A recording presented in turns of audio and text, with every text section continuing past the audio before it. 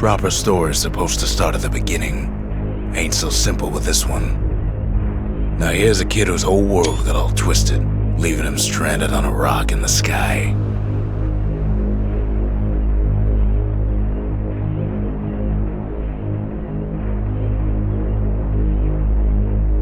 He gets up, sets off for the Bastion, where everyone agreed to go in case of trouble. Ground forms up under his feet as if pointing the way. He don't stop to wonder why. Finds his lifelong friend just lying in the road.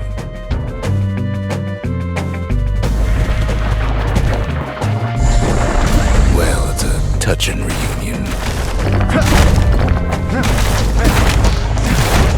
He sees what's left of the rippling walls, years of work undone in an instant, in the calamity.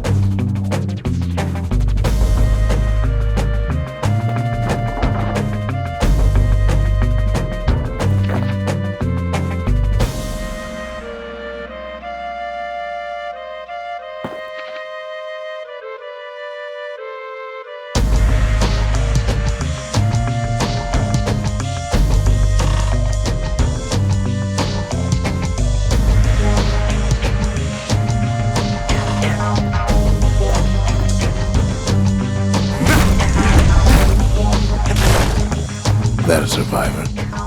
No, ma'am. It's a gas fella, forced out from underground. Kid pops him good. Fella got a piece of him, though.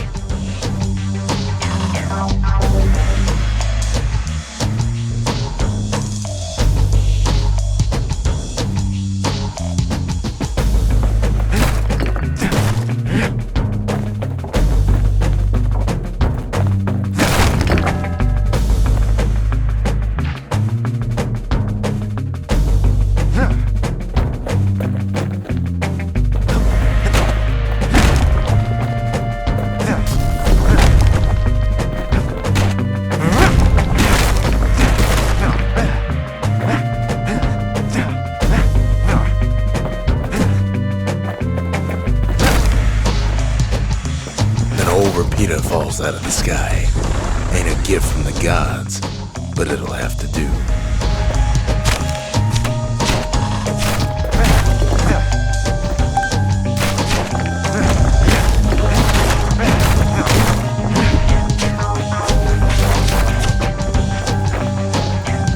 Kid's worked up quite a thirst by now, so that fountain looks real inviting.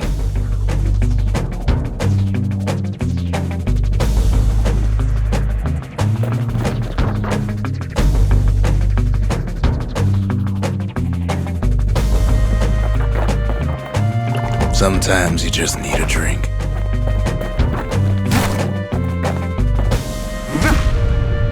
A school of squirts tunnels up around them. Must have fled here from the mines.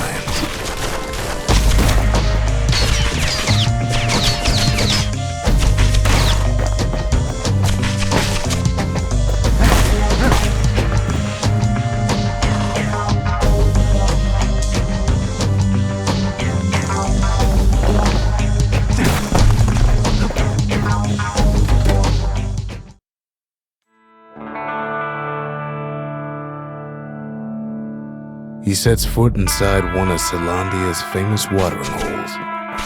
Inside's old Rondi, the bartender. The calamity got him before his drinking did. Rondi always wanted his ashes scattered here.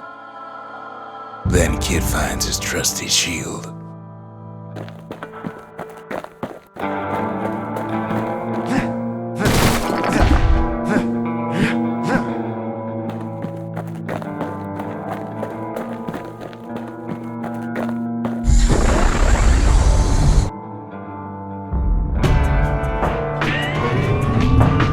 security takes him for a petty thief.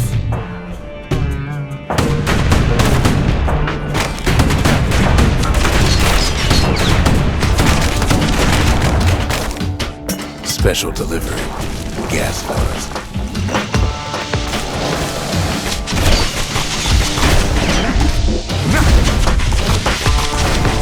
Windbags start turning up for last call.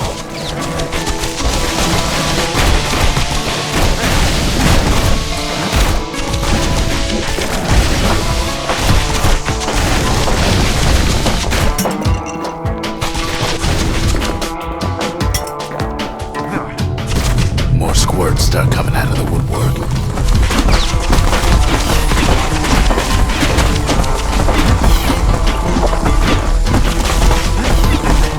Big old fella pops out in front of the kid, then windbags are playing for keeps.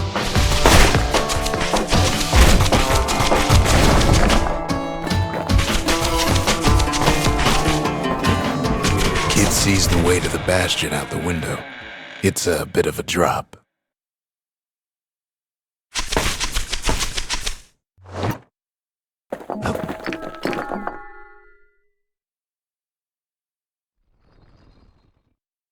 He gets a good look at things on his way down. He lands on top of a breaker's bow, and it ain't broke.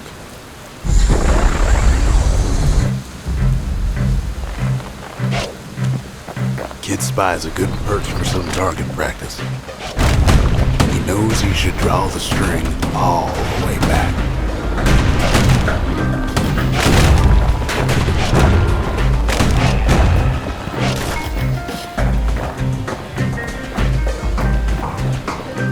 The kid pockets a memento from a breaker, once the fastest men in the land.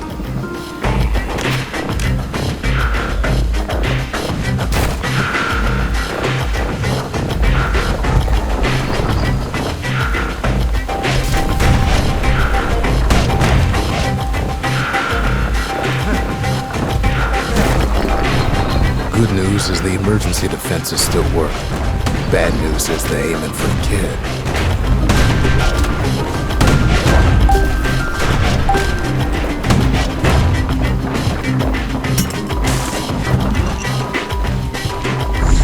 Picks up a few pointers from a dusty old tome.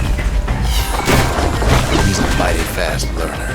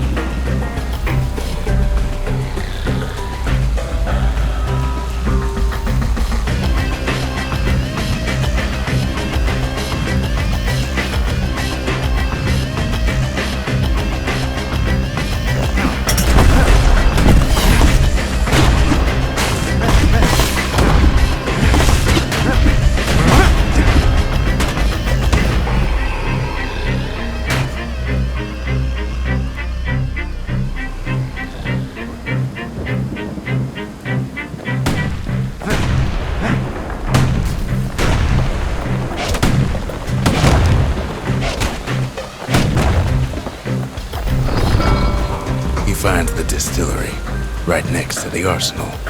Tough part of town.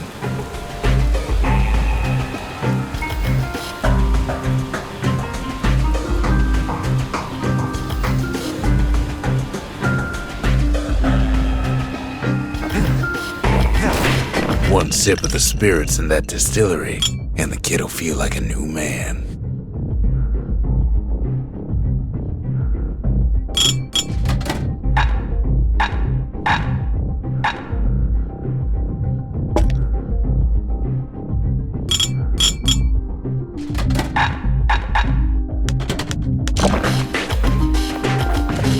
The arsenal's where the kid can pick the best tools for the job.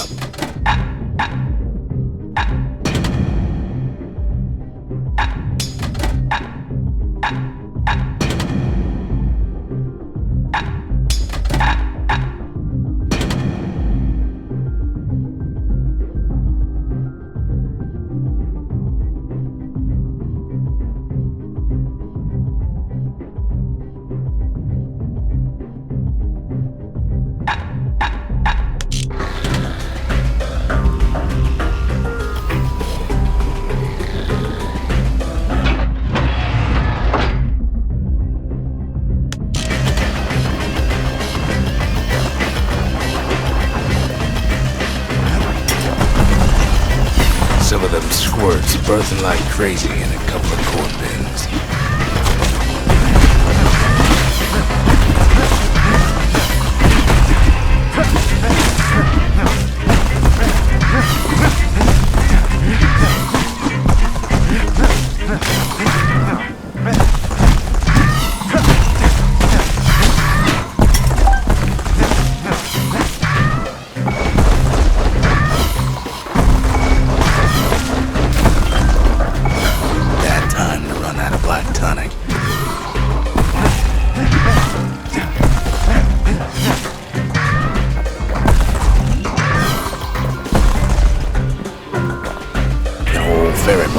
Sends the kid on his way.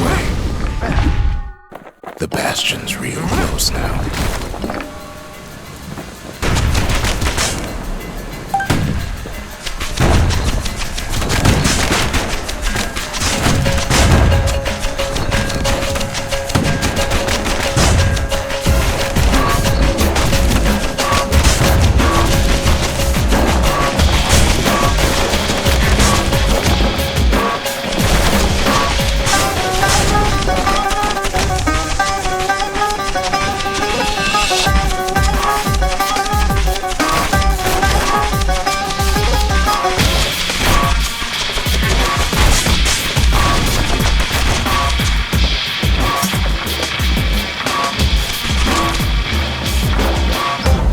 Takes a chunk of alloy. Smell of barley and spoiled blueberries fills the air. Scumbags. Kid maybe shouldn't have done what he just did.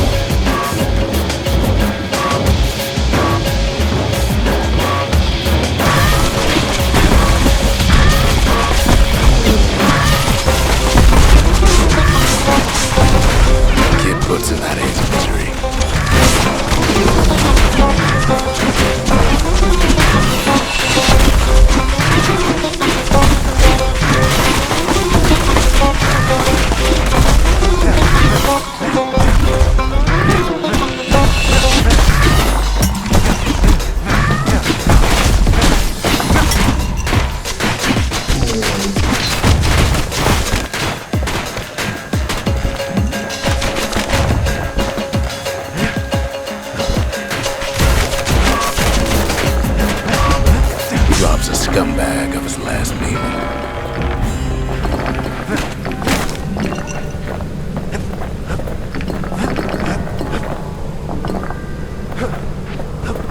He finds the core to the Wharf District. He steals the city's heart. Might as well.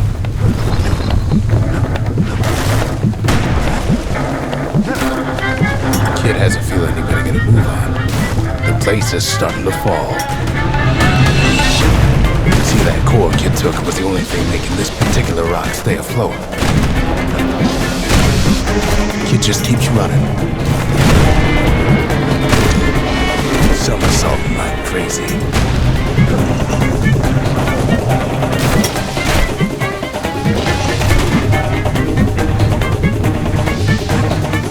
At last, the Skyway's in sight. Whisks him where he needs to go. Now the kid sees something stranger still. His mind races.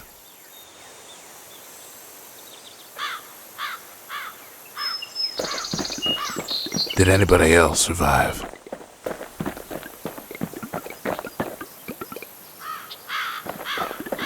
Sure enough, he finds another. He finds me. We talk for a spell. All I tell him is to set that core of his on the monument there, then watch.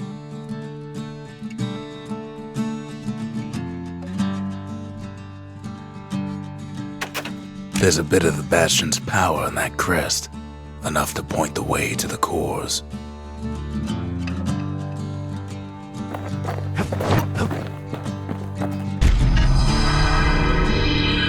And just like that, the Bastion comes alive. Starts growing again, growing stronger. Kid's gotta put its power to good use. Now the Bastion can send him even farther into the wild unknown.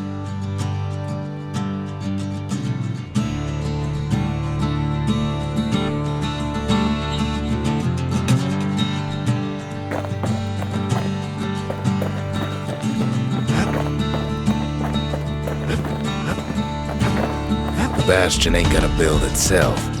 Well, not entirely.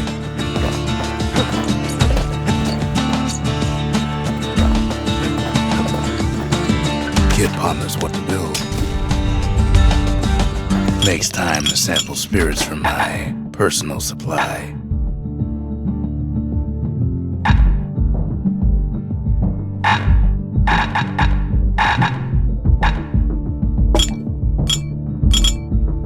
Fetching fizz is like a mouthful of nails, but the benefits are worth it.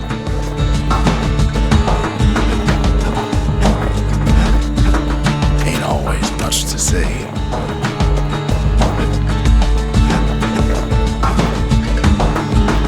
Kid don't know what's out there waiting for him. The Skyway. Now the kid can ride the wind to distant lands.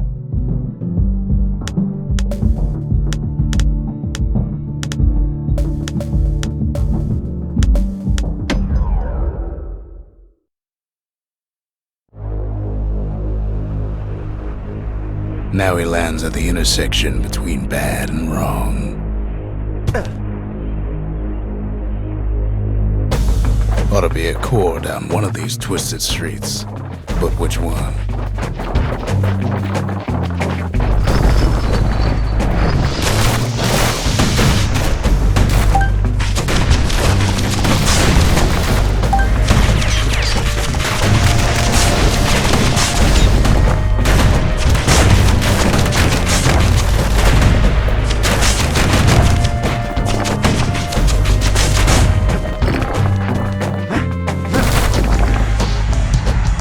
Gas fellas all dress alike. Kids wondering the same thing.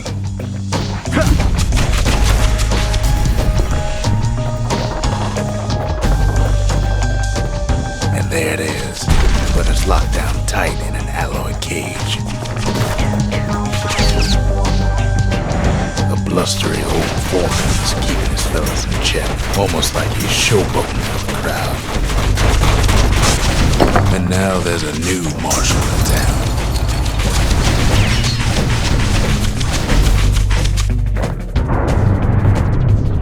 He hears the whole place groan, but it's too tough to fall. Might as well check the other side streets before leaving this hole.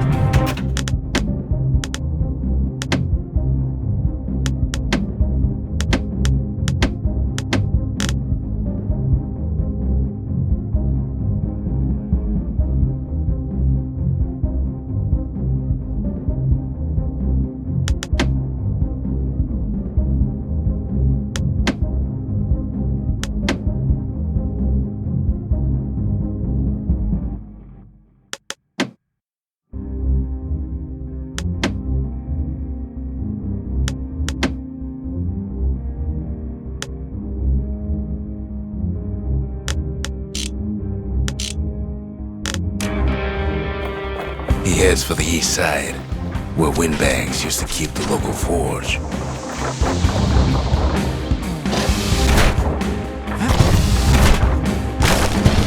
Somehow that old forge is still standing.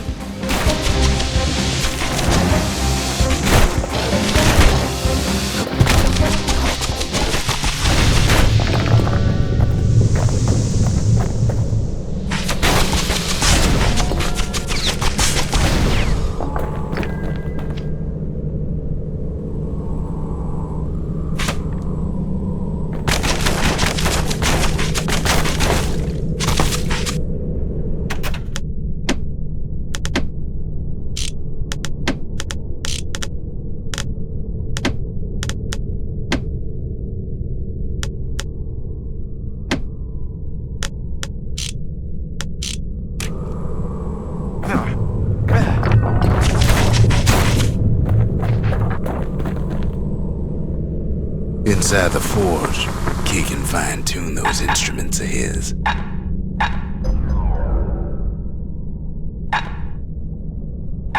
Kid's lifelong friends looking fit to keep on fighting.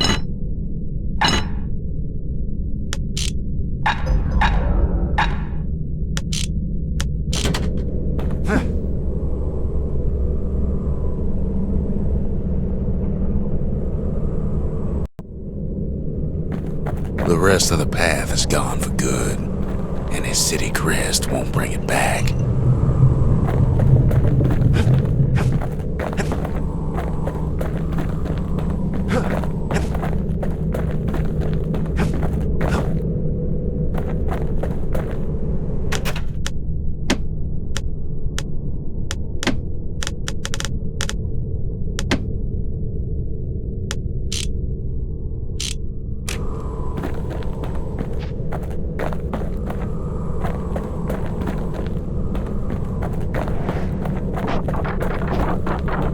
Odd place to find the likes of Percy the Snitch.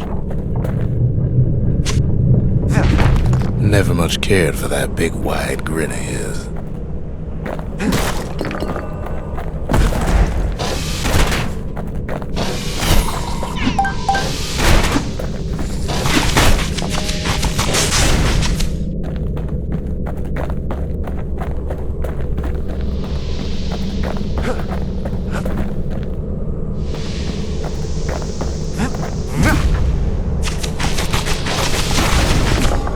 He heads for the biggest dump in town, Scumbag Alley.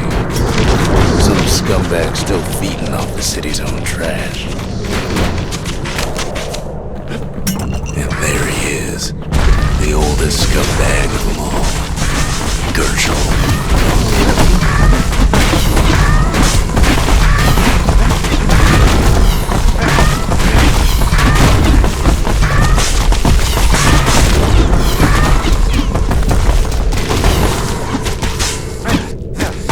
Shame old Gershel can't float like when he was a young fella.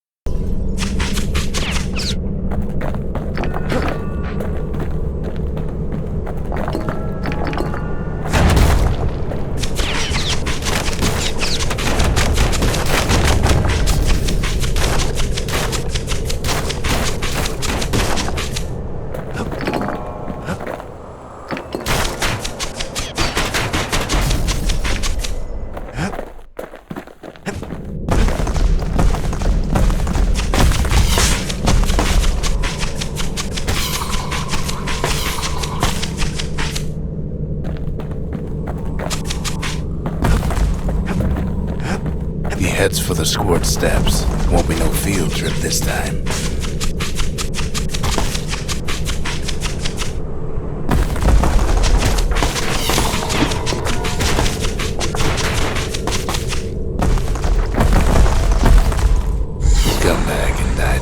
just about anything. Except for this. It's quick for slicing and light enough to throw. Kid's ready to go, and his ticket out's right where he started.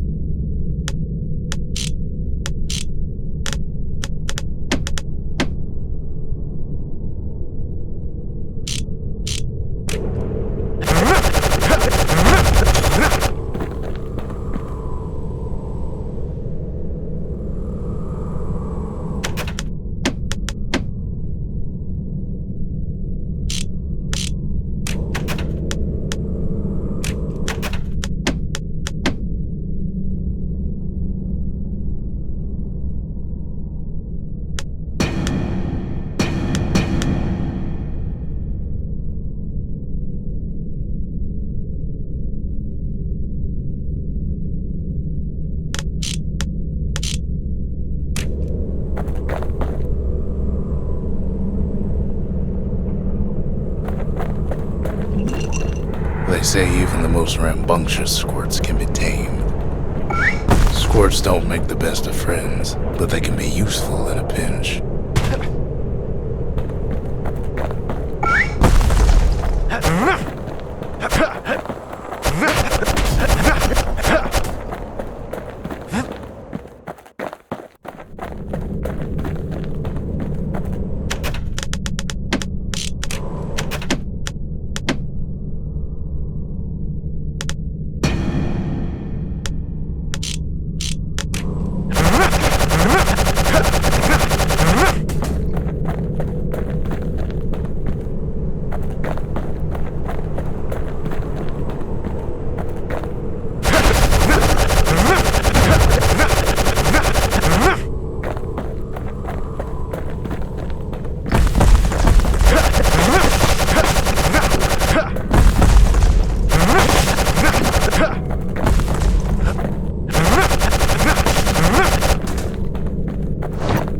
Them squirts just don't know when to quit.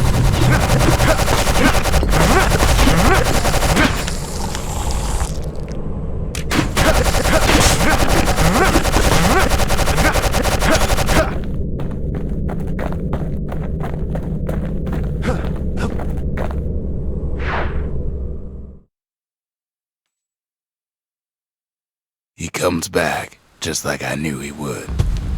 The core hums in his pack. The monument's calling for it.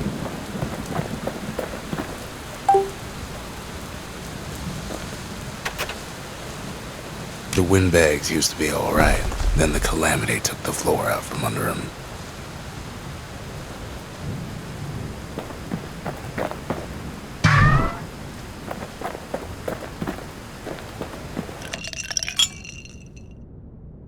Dread rum's brewed from swamp weeds, so its effect is as bold as its flavor. Kid ain't finished here yet. Kid does it again. Only fair he decides what we build next.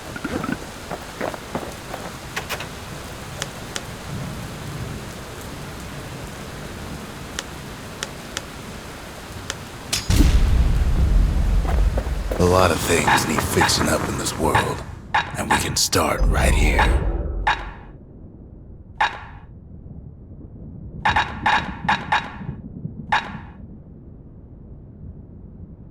The little Zolwood oil and that blade shines like a light.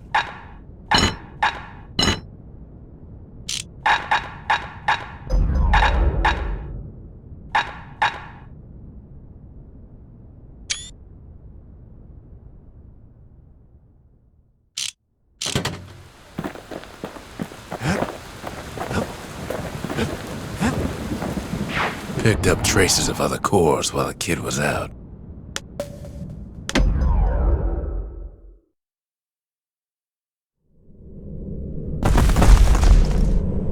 In better days, the melting pot was sealed tighter than the skin on a squirt.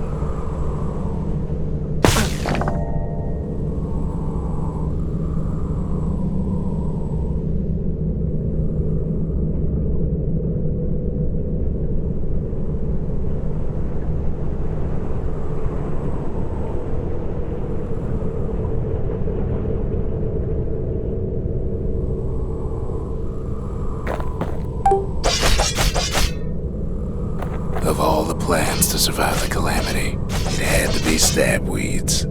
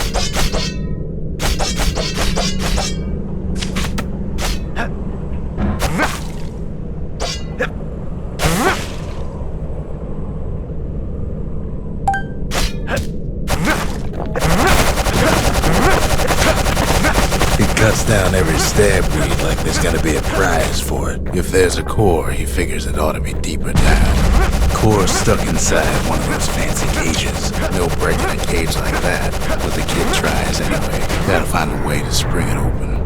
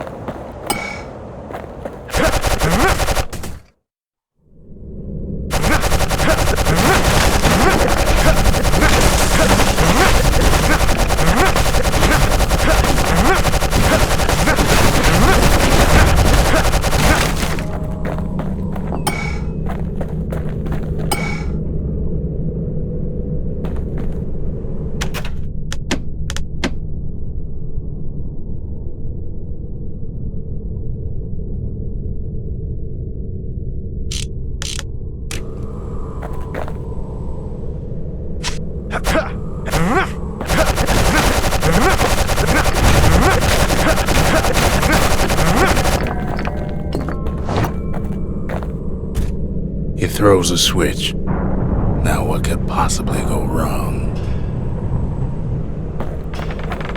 Quite a bit, as it turns out. The cage starts lifting from the core ever so slow. All Kid can do is wait. Shipments start falling in.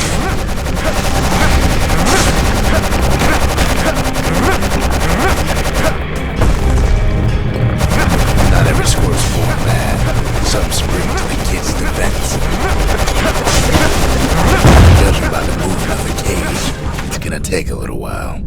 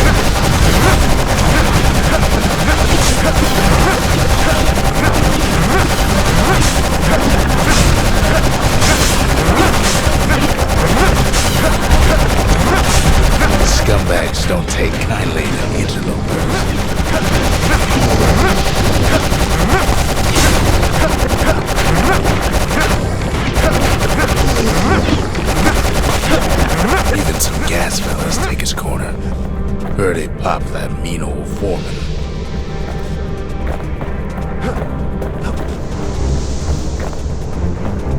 At this rate, maybe 5 more minutes, maybe 30, hard to tell.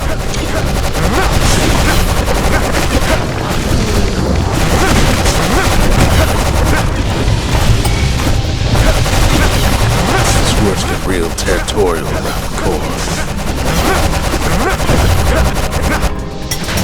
Then a shipment of free samples shows up.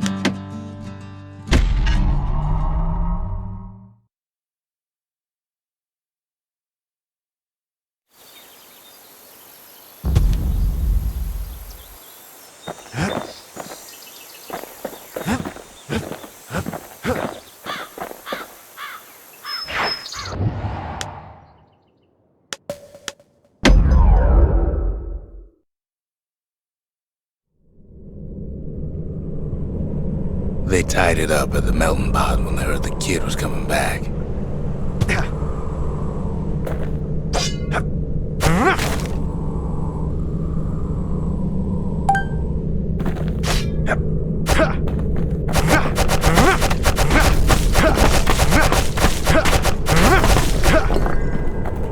If there's a core, he figures it ought to be deeper down. Core's stuck inside one of those fancy cages.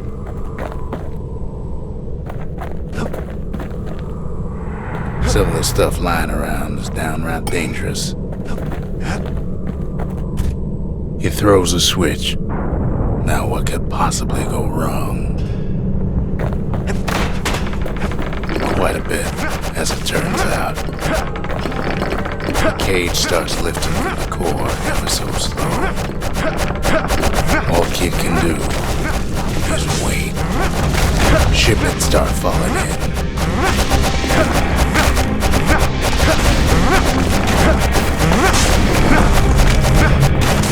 Not every squirt's born bad. Some spring to the kid's defense. Judging by the movement of the cage, it's gonna take a little while.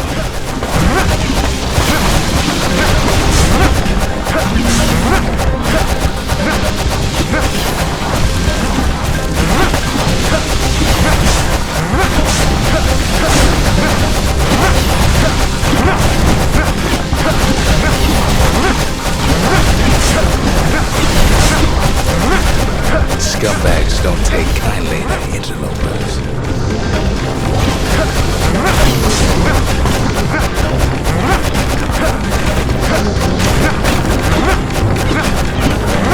Even some gas fellas take his corner.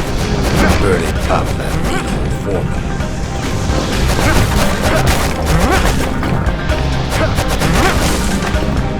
At this rate, maybe 5 more minutes, maybe 30. Hard to tell.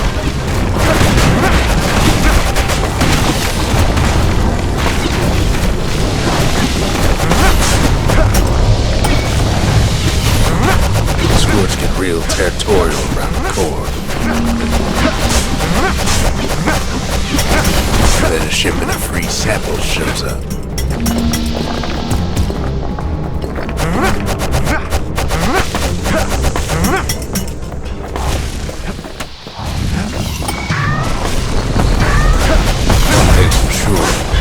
Cage is awful heavy.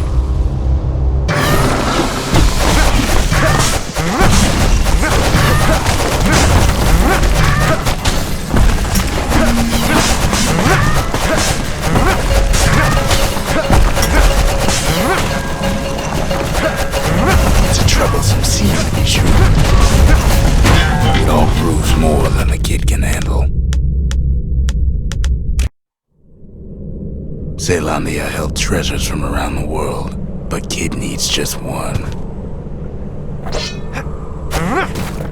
Of all the plans to survive the calamity, it had to be stabweeds. If there's a core, he figures it ought to be deeper down.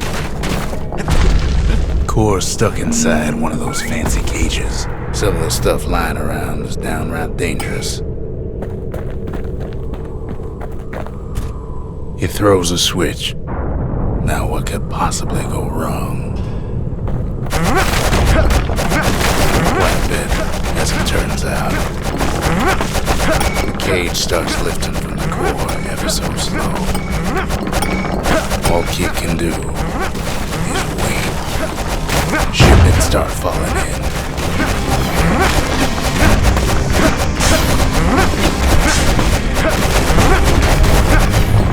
Not every squirt's born bad. Some spring to the Kid's defense.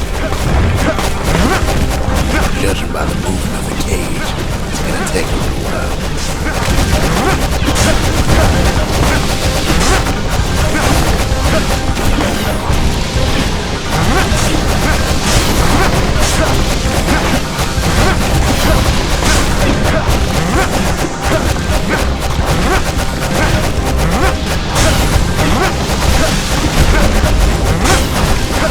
Scumbags don't take kindly to interlopers.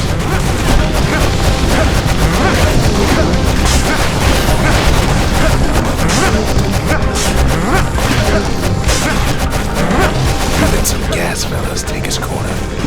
Heard him pop that evil foreman.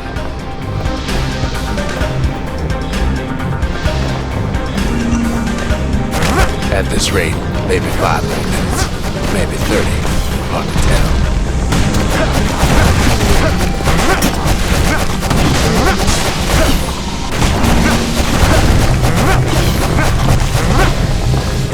Squirts get real territorial around the core. Then a shipment of free samples shows up. It ain't all bad, as the Kid finds some spices from the motherland, tax-free.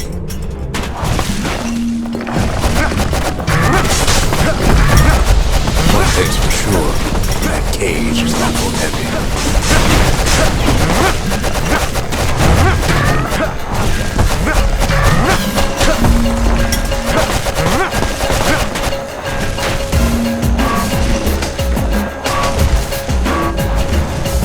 It's a troublesome scene to be sure.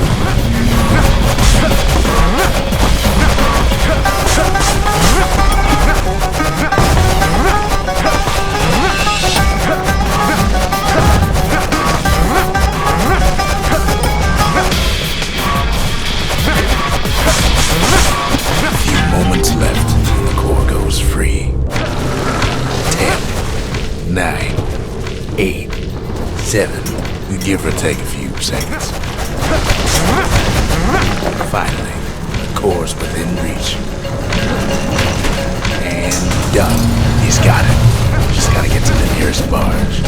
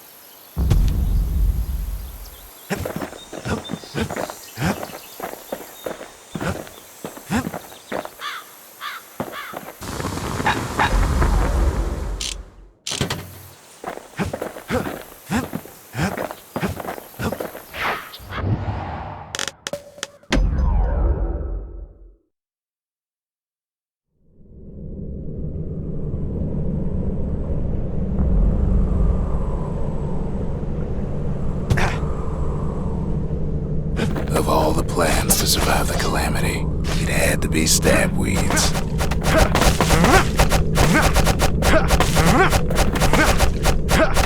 If there's a core, he figures it ought to be deeper down. Core stuck inside one of those fancy cages. He throws a switch. Now what could possibly go wrong? Quite a bit, as it turns out. The cage starts lifting from the core ever so slow. All Kid can do is wait. Shipments start falling in.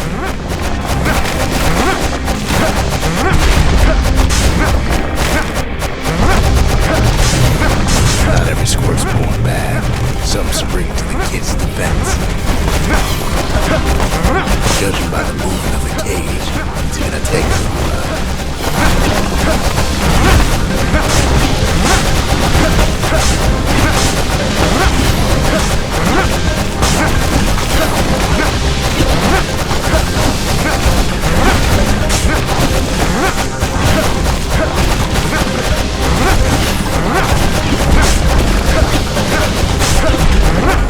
Scumbags don't take kindly to interlopers.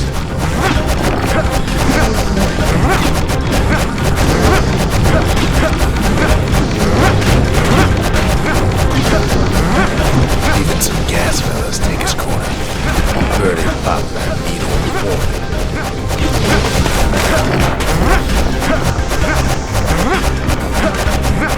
At this rate, maybe 5 more minutes, maybe 30, hard to tell.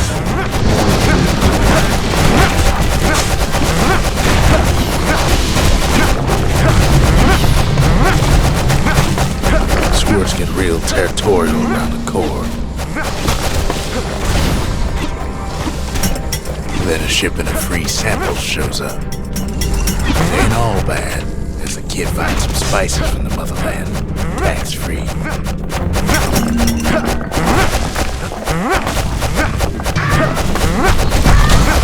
One thing's for sure, that cage is awful heavy.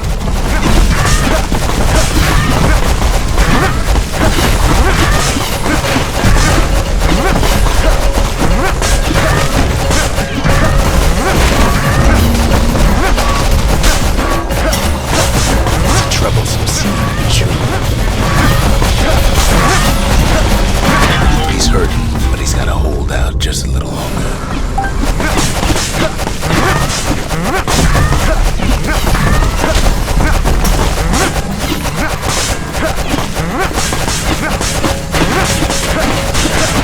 A few moments left. The core goes free.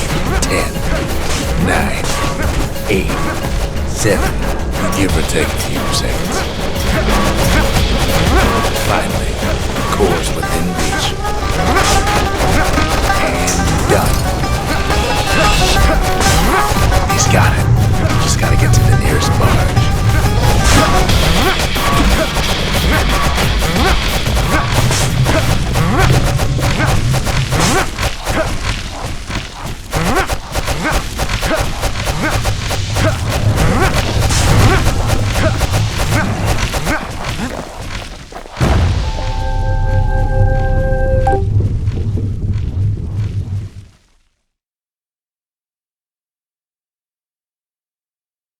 I still remember the look on his face after that one.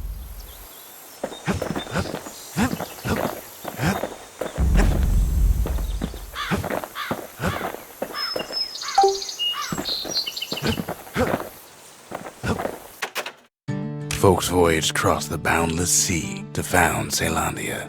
It was good living here for a while.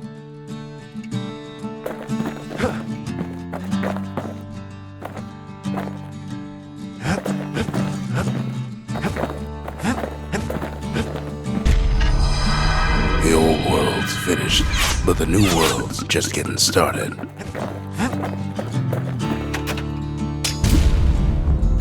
The Bastion's a place of peace, but we can hold our own if we have to.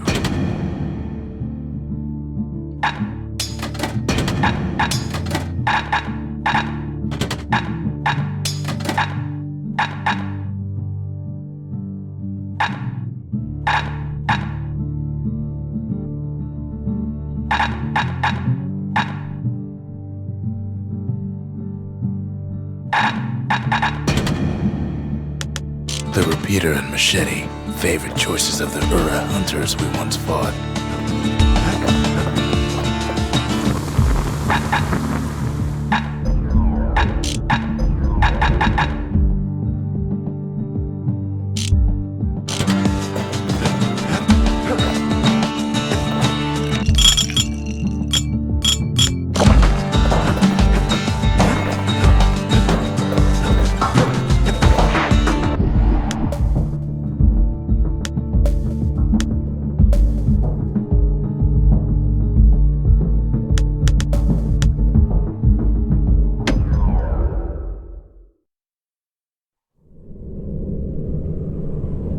Windbag Ranch was built for gathering squirt extract in copious supply.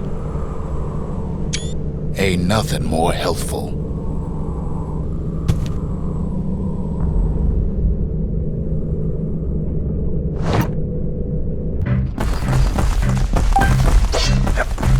Slippery little devils.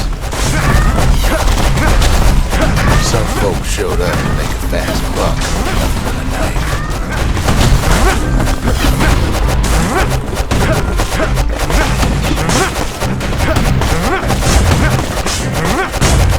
Other folks came to treat their lower hands.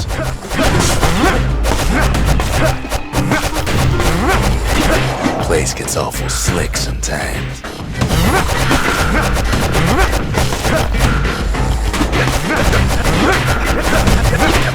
Still others use the place to test their finest blades.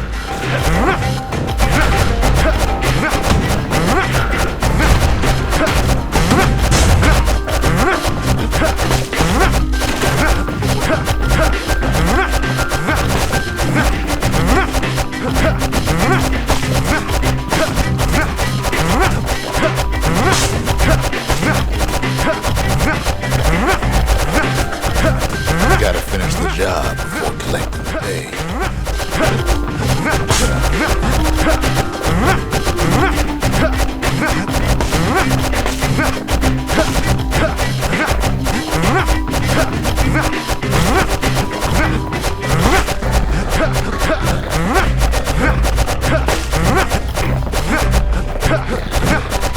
Kid cuts all of them down soon enough.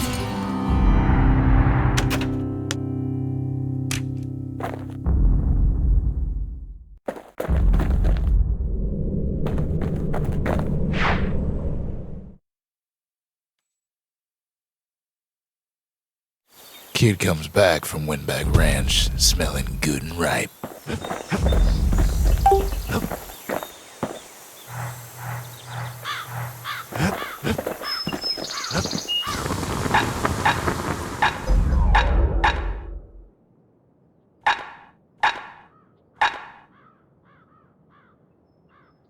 War machetes are so quick, you gotta keep a good grip on them.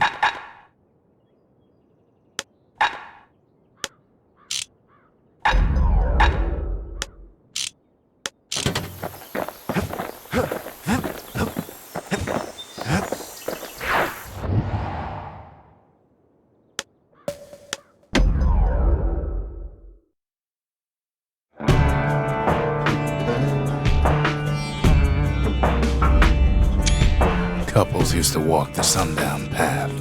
Kid ain't here for pleasure, though.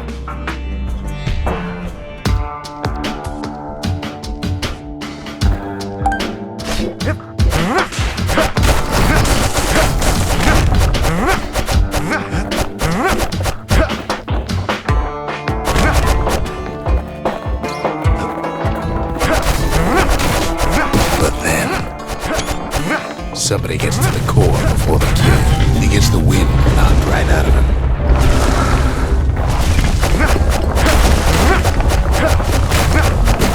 Floor starts giving way on the lightest step. A single panic squirt could bring the whole place down. Fragments of the old world lay in the sky.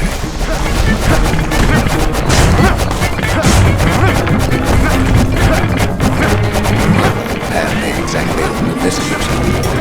Security's all fired up. See, the path was intended for invasion. strolling and such.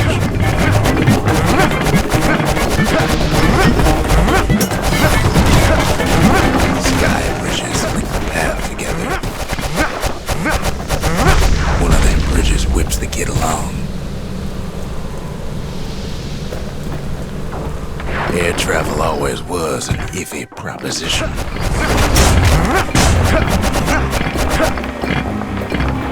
But Calamity changed everything, even when the wind blows.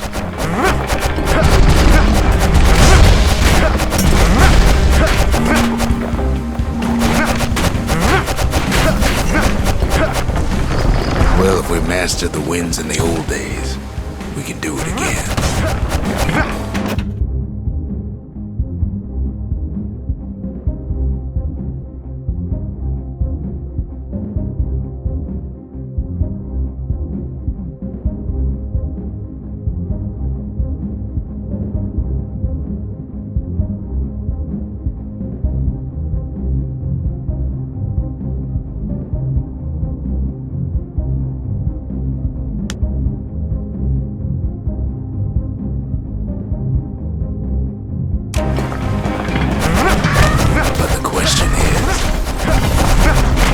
Who else could have taken the core?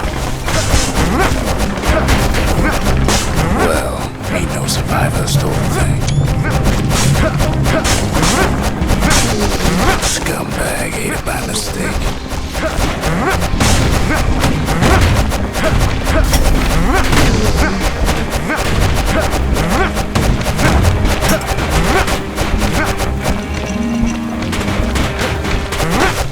Tough break. Unlike the kid, that core ain't coming back. No, they used to ship live munitions down the path.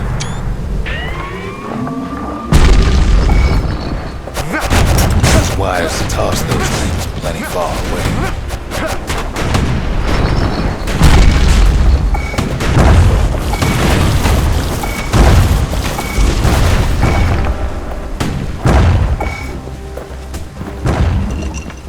Even gas fellas need some shut-eye from time to time.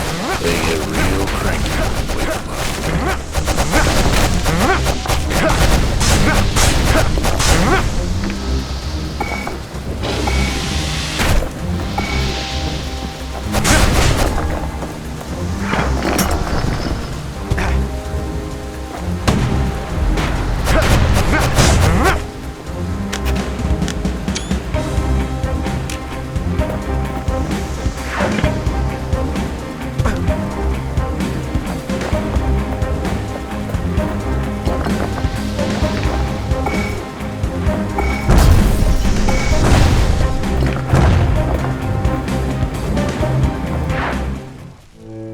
In all this toil, Kid keeps coming back to an overwhelming question.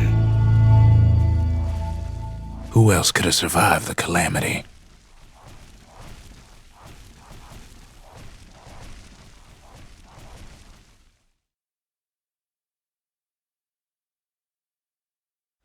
So he didn't find the core that time, but that ain't about to stop us.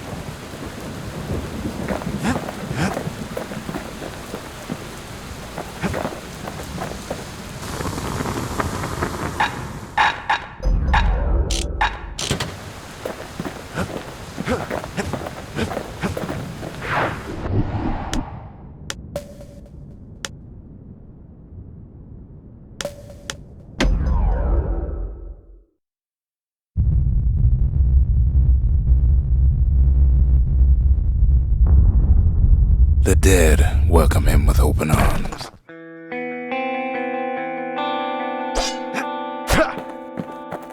The calamity took everybody after all.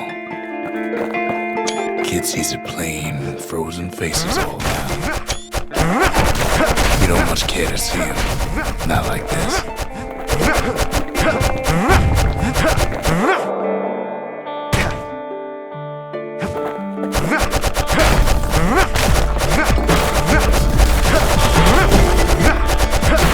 These folks never saw the calamity coming, but someone did. Someone close.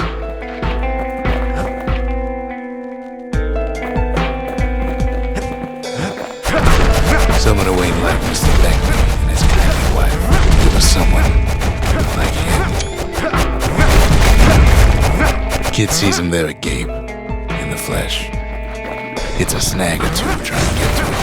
He ain't about to stop, no matter what.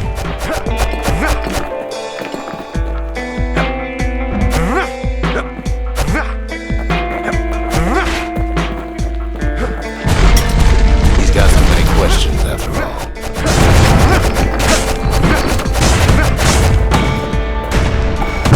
Just ain't got time for answers. The Thunder brothers didn't make it. They never saw what it was like beyond the walls. Nordy, the bird boy, didn't make it.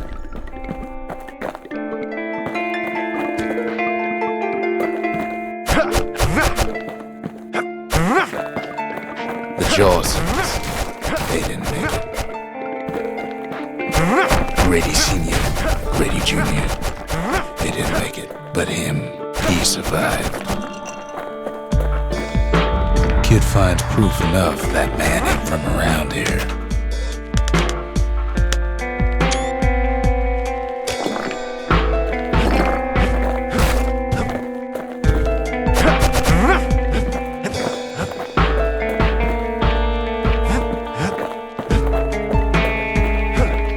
Just think, without that man, we wouldn't be here right now, would we?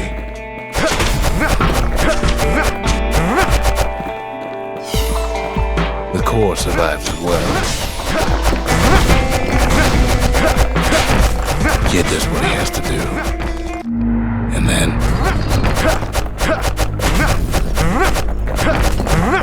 what do you say to a man who's seen too much? Kid hasn't a clue, but he says this: we have to go. Please.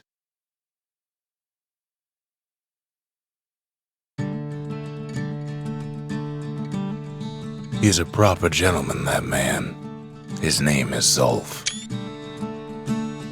No hiding he's an Ura. Folks like him ain't never been a common sight in Caelondia. He's relieved to see a living face or two.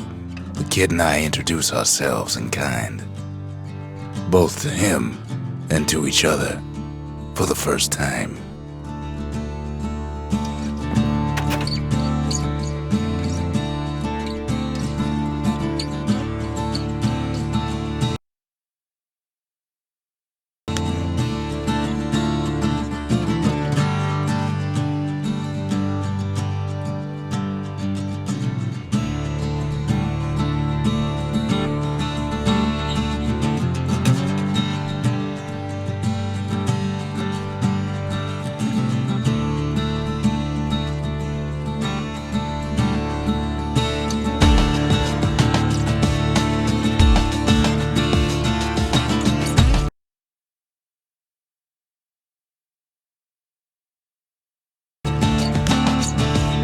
For Zolf, Caelondia was like his second home.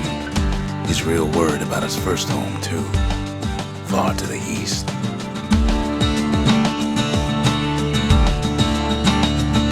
He was born in the Tazzle terminals. The Ura sent him on a mission of peace to our city, and he's lived here ever since. We fought the Ura decades ago, but that was then. Things are different between us now.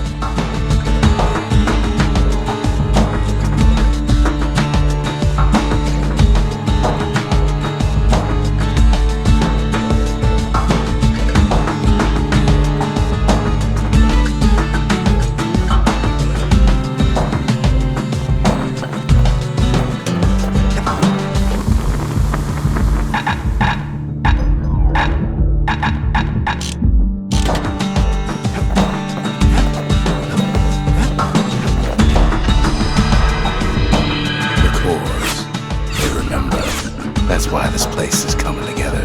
That's why things are gonna be alright. Well, look what we have here.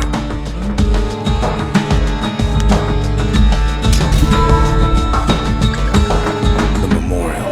Here a kid can pay respect to the old world and earn it in kind.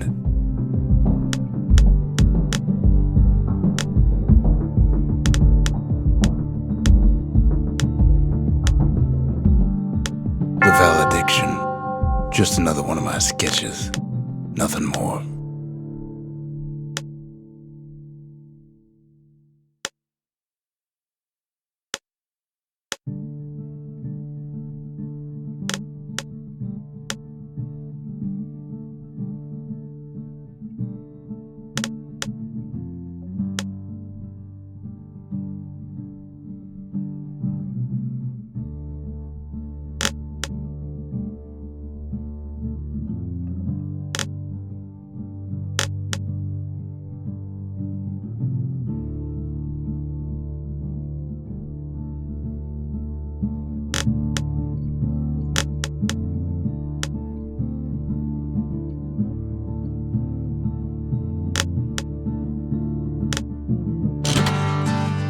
Words can't express what happened, but they're all I got. We tracked down a couple more cores near the edge of the city.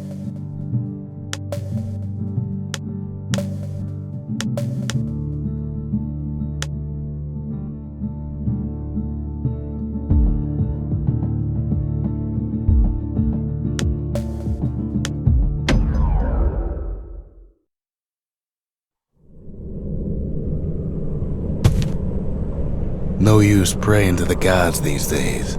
No time for it either. Kid says a little prayer anyway. Couldn't hurt, right? Pith Orchard. Place is a dead end in more ways than one. Folks used to make pilgrimage here to pay their respects to Pith, the bull. Well, the gods are long gone now. And the orchard core is long gone too. Seems Pith ain't much of a watchdog. Kid gives that old bull what's coming to him.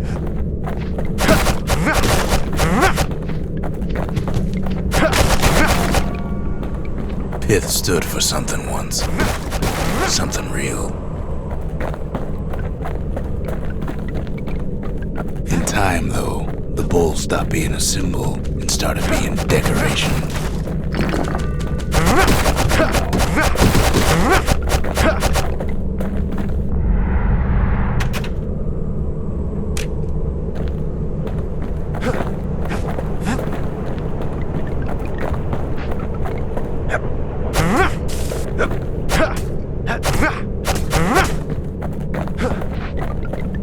Pith makes a decent scarecrow at least.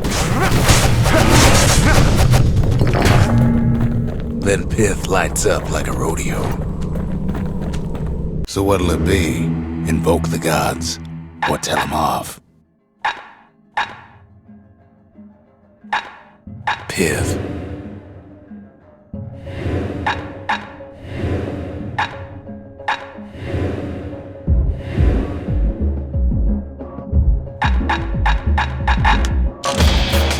Kid decides to press his luck.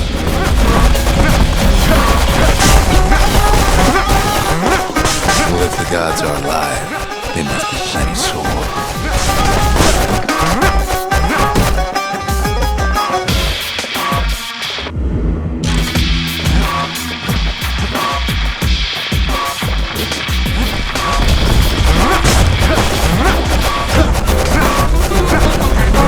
Kid ain't never seen windbags that quick. Maybe old Pith got scared.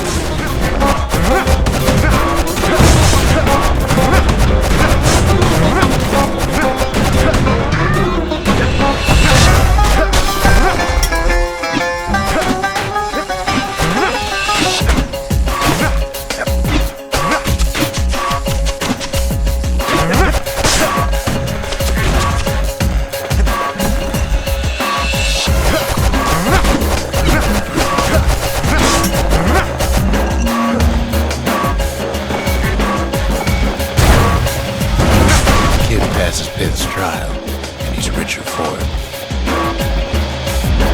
The gods don't care about trinkets, but the kid ain't no god.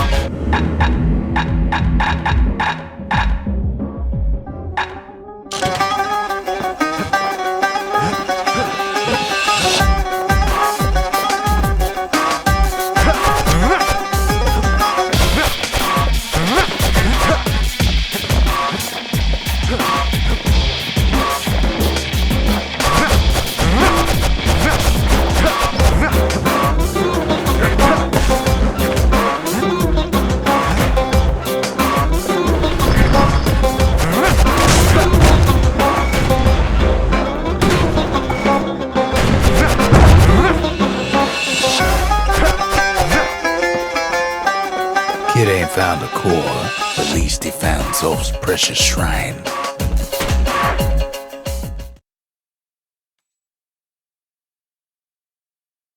Now we can build a shrine of our own, though I got some alternatives in mind.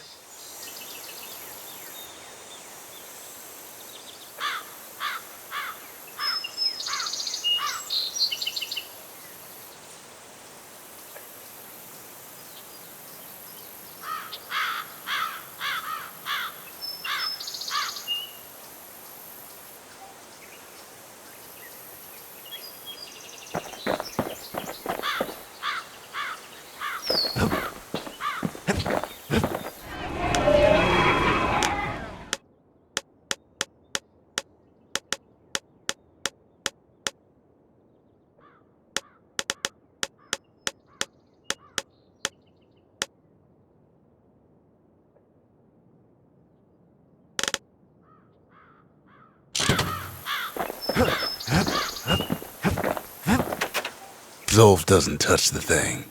Says the god of commotion is no children's toy.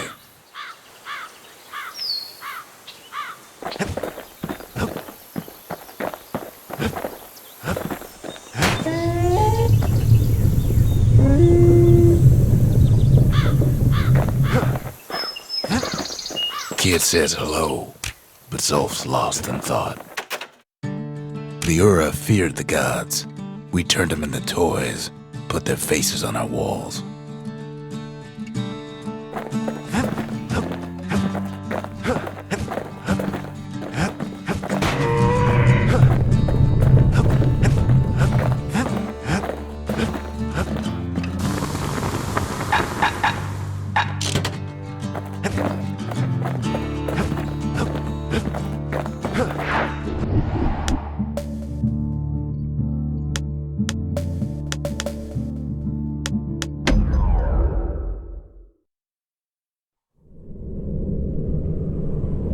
Always time for juice and squirts, they used to say.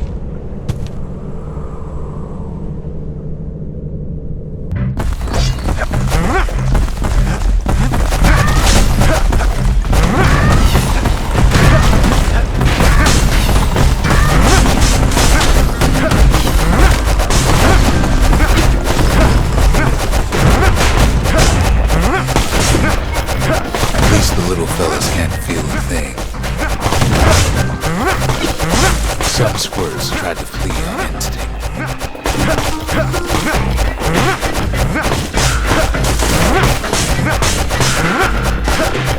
Best to put them away first, before they rile up the others.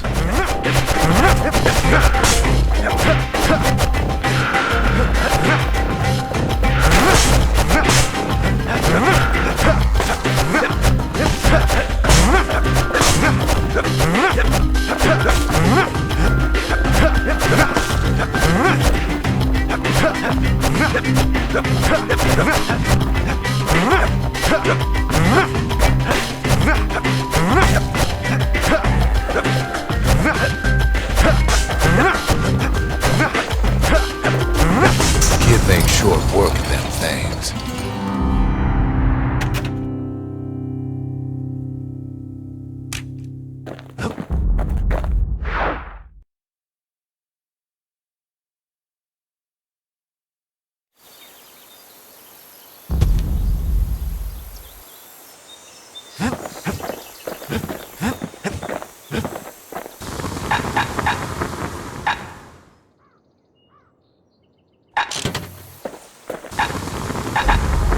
With a good length of meat-gut, that bow's like new again.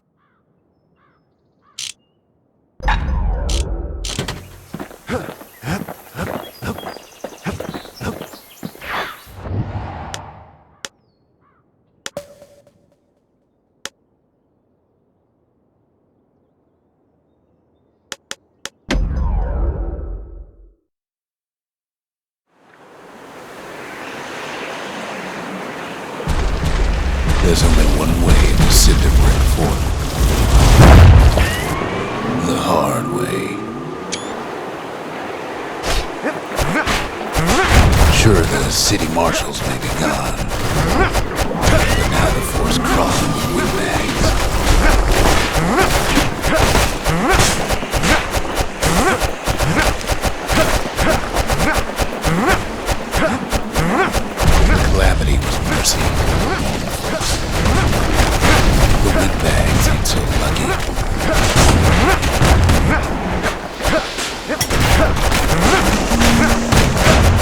They've been left to freeze or starve or face the kid.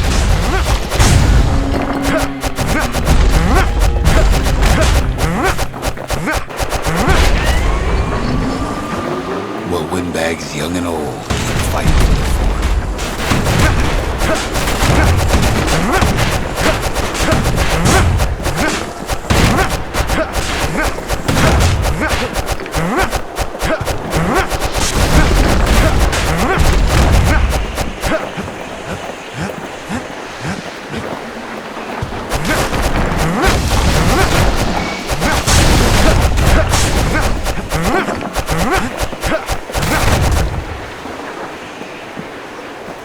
At least the marshals left the kid a pardon gift. Something the windbags just can't handle. Something that'll punch clean through their greasy hides.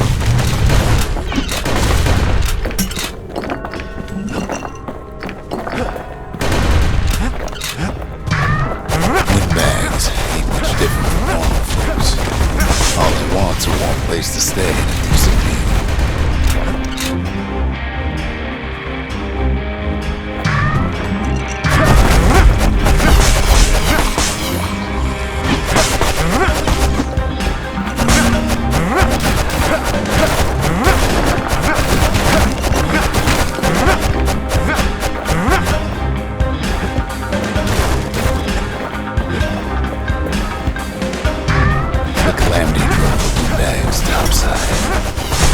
A lot of them wound up here in this very fort.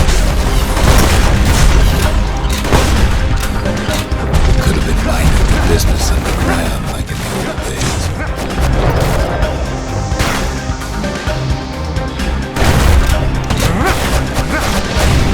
Windbags can't use the marshal supplies, but the kid sure can.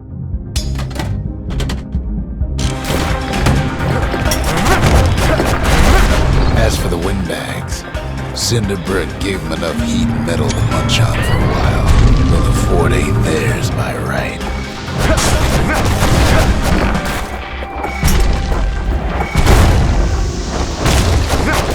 So many of those sorry things hold up inside that old fort.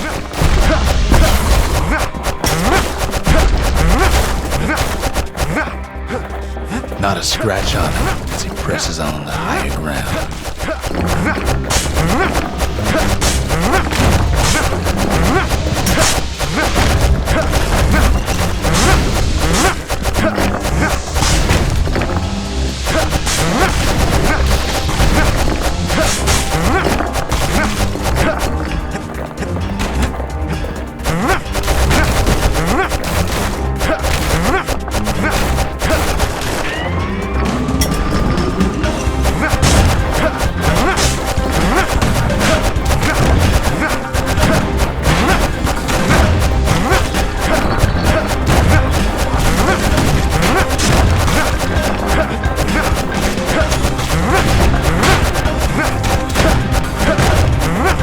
Stash of grenades is there for when things get even worse.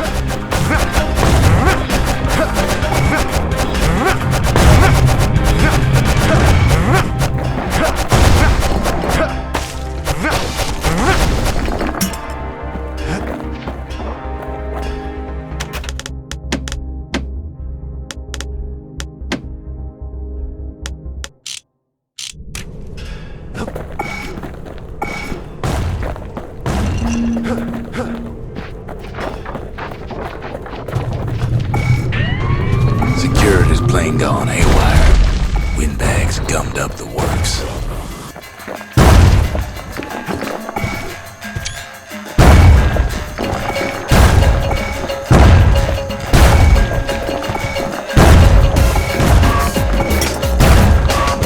Kid ain't afraid of getting burned.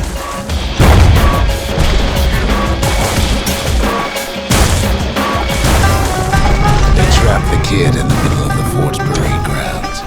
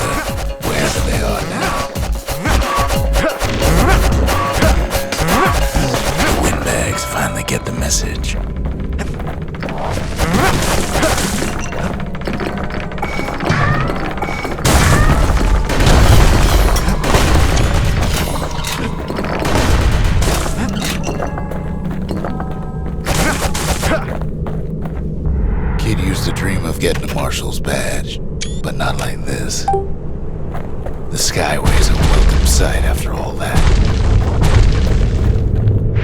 And now ain't nothing left for nobody down at Cinderbrick Fort.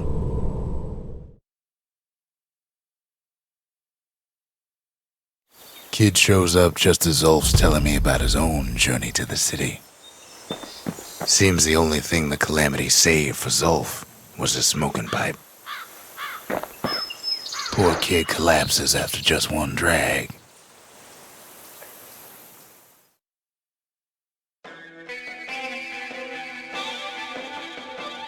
The past.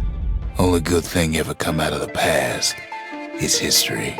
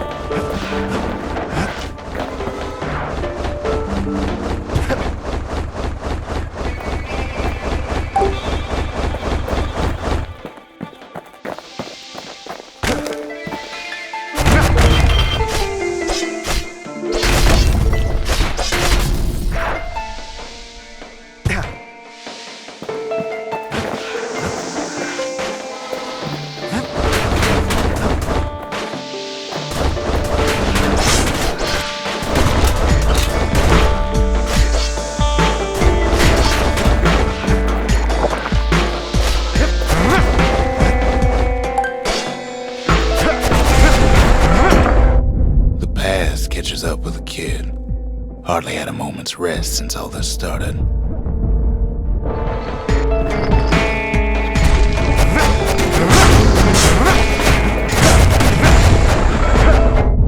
Fair to say he's led a hard life, supposing what he says in his sleep ain't no lie.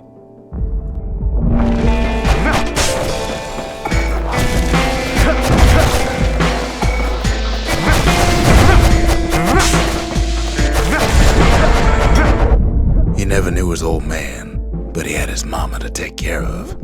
Frail thing with pure white hair like his.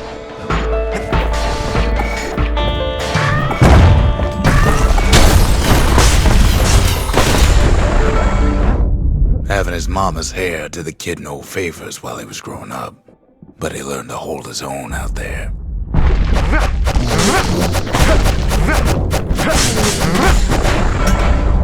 School ain't working out, so the kid signs up for a turn on the rippling walls.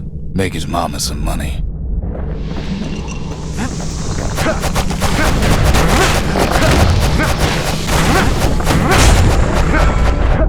Thanks to folks like the kid, the walls kept Ceylondia safe from whatever's out there. The elements, the Ura, you name it.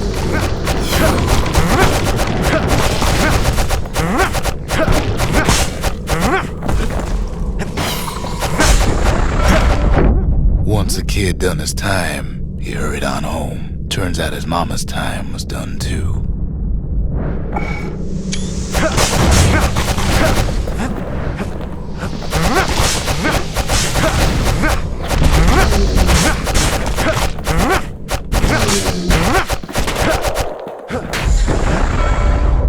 The city had nothing for him.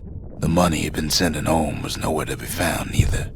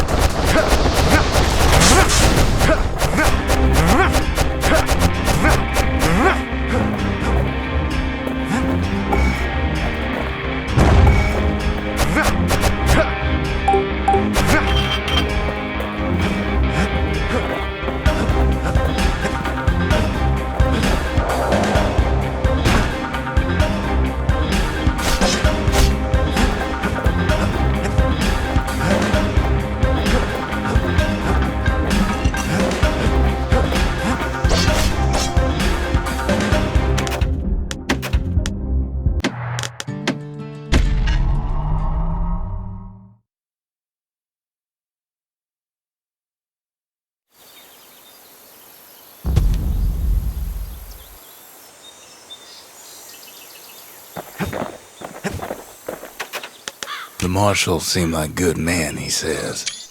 They treated him with dignity.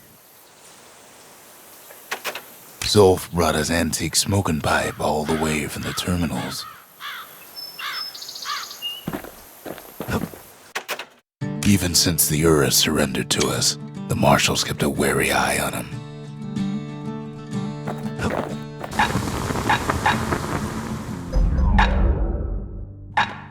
You want to tune a scrap musket, you start with the barrel.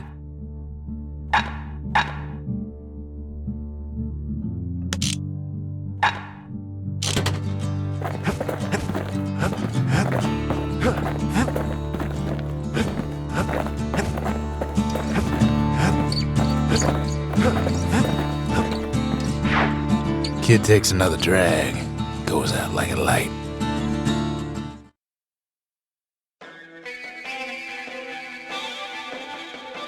There's something you should know about the kid, but let me take it from the top.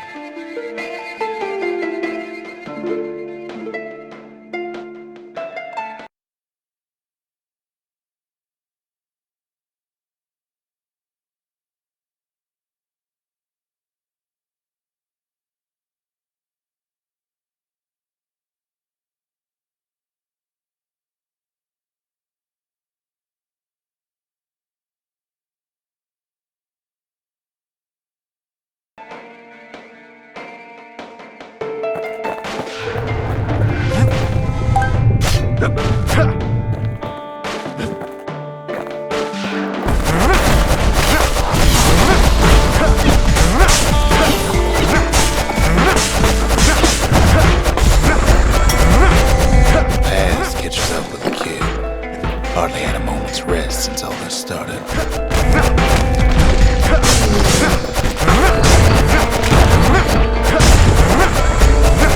Fair to say he's led a hard life, supposing what he says in his sleep ain't no lie.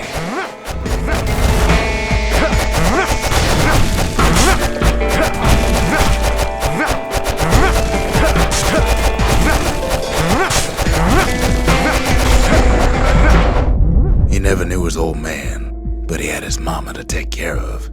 Frail thing with pure white hair like his.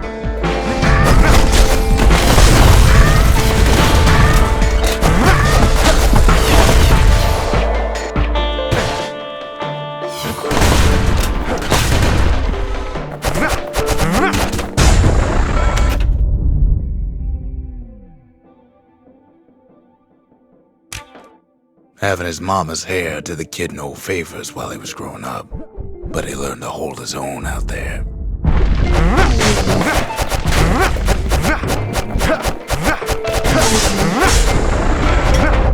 School ain't working out, so the kid signs up for a turn on the rippling walls.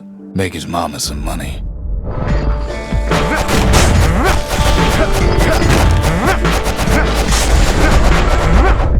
Thanks to folks like the kid, the walls kept Ceylondia safe from whatever's out there. The elements, the Ura, you name it.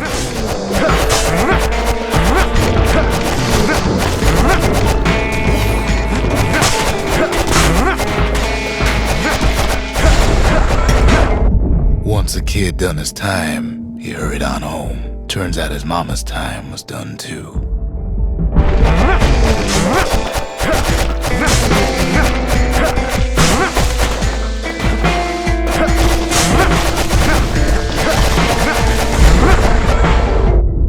city had nothing for him. The money he'd been sending home was nowhere to be found either.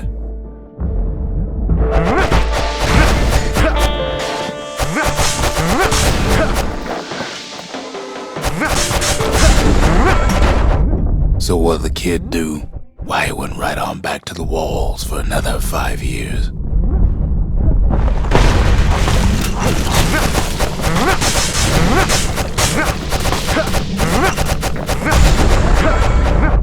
In the history of Caelondia, nobody's ever volunteered for a second shift on the walls.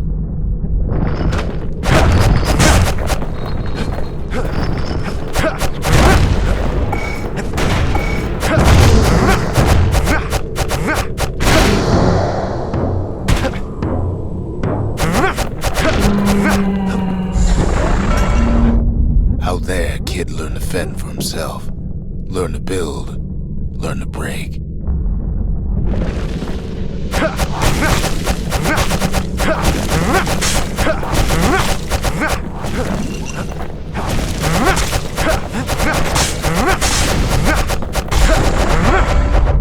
In time, the kid earned good standing with the marshals. They trusted him to scout out farther than anybody.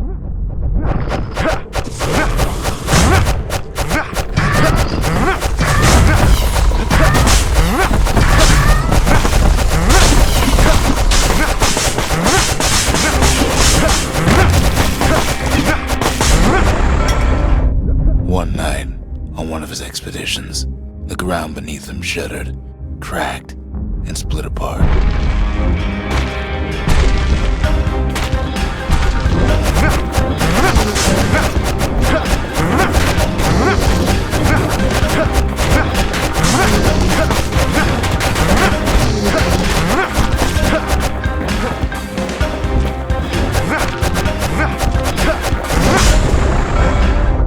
He saw nothing where the world used to be.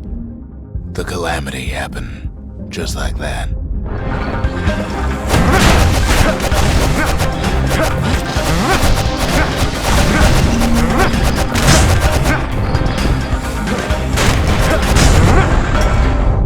All the kid had to work with was his hammer and the clothes on his back.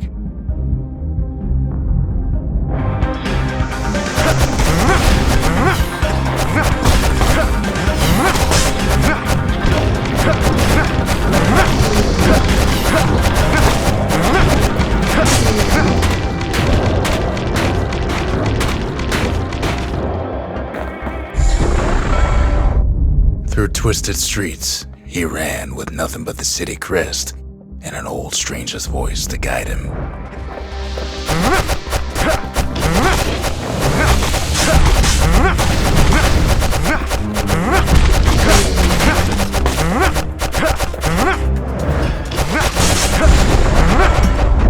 Well, he finally arrived at Caelondia's vaunted safe haven. He and no one else.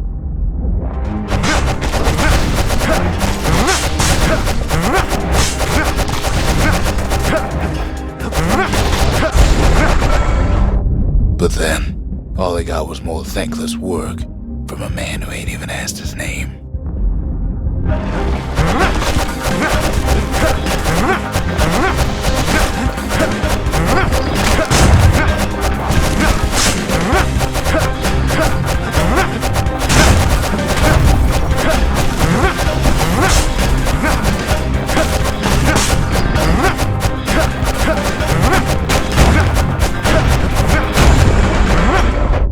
Sure, I may be the one who dreamt up the walls and the Bastion, but the kid made them real, not me.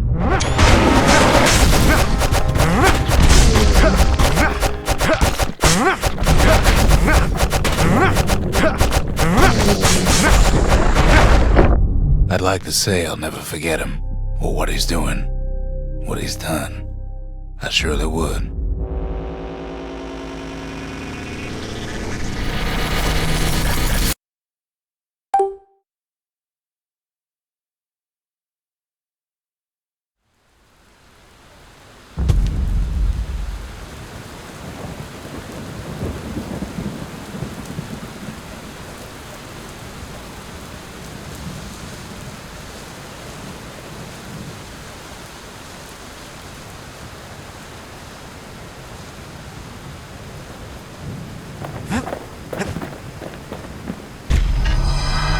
Soul's travels ain't much compared to what the kids had to go through for all this.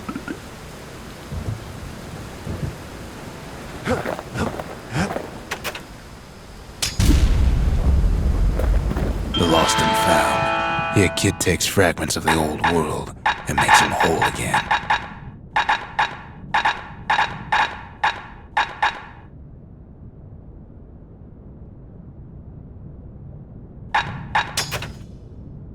All it takes is some fragments, and the Bastion makes it good as new.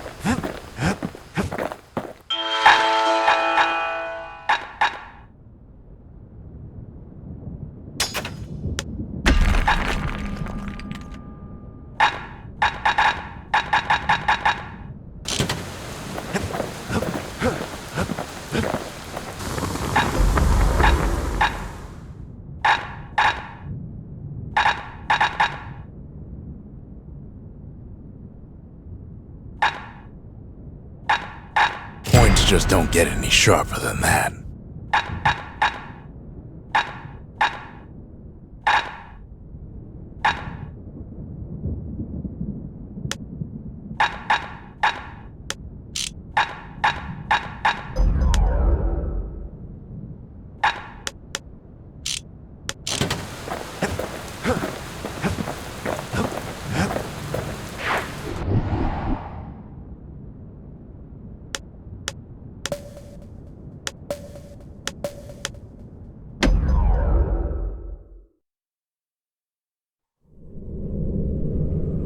The accused always got a fair shake in Zealandia.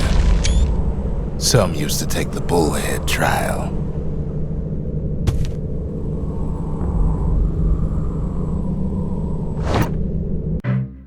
Survive the trial without taking a scratch, you'd walk away a free man.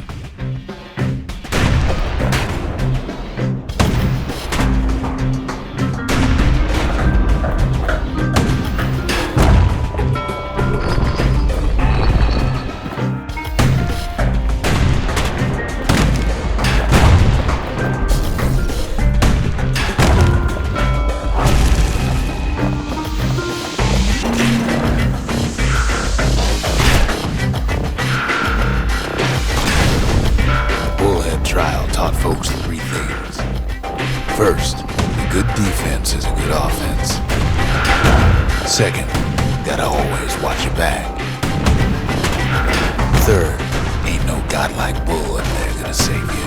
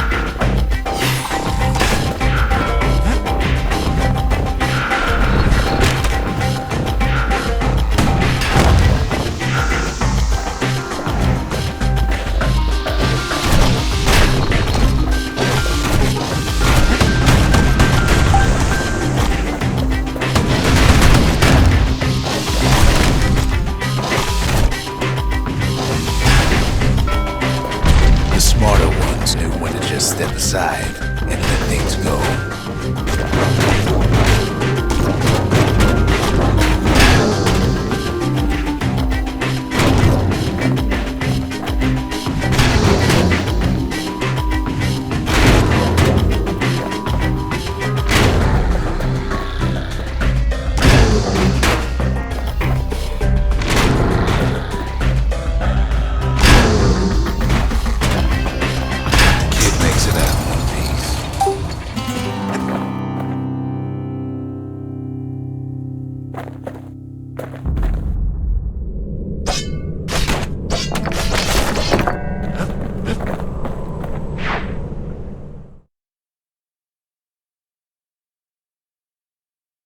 Well, the kid always wanted to compete in the bullhead trial.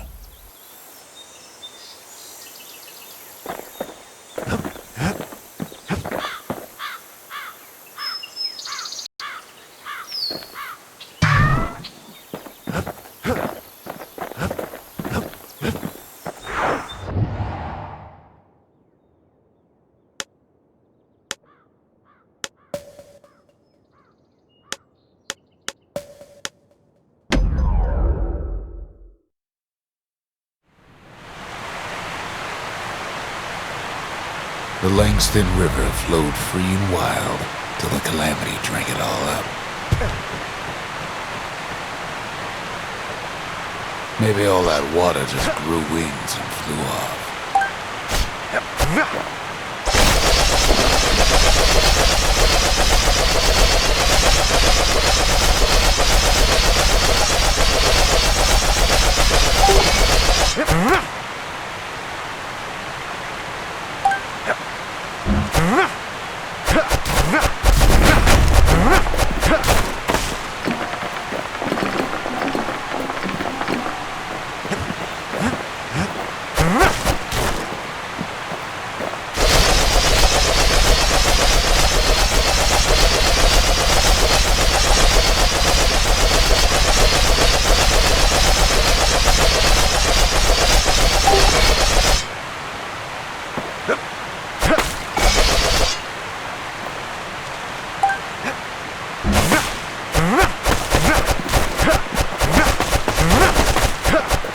Riverbanks swarming with windbags. They're so bent on finding the core they hardly notice the kid. Lucky for him, a certain famous ferry barge is still afloat. She sends some squirts crying home as she leaves port. Maybe Nellie knows the way to the core. Maybe she can slip right past all the clamor on the coast. Or maybe not. A security skiff pulls up portside. Nellie's just another windbag to those guns. Just then, the windbags notice what she's sailing.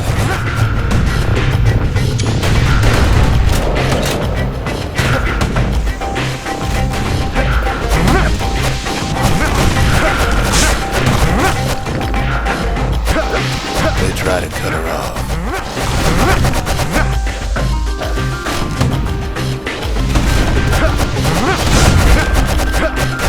They try to slow her down.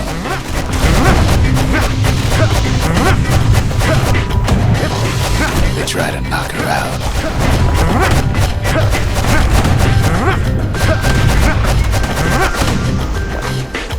Well, Weepin' Nellie tries harder. Try as she might, though, she hits a snag. Kid's gotta help her get untangled. Favors for favors.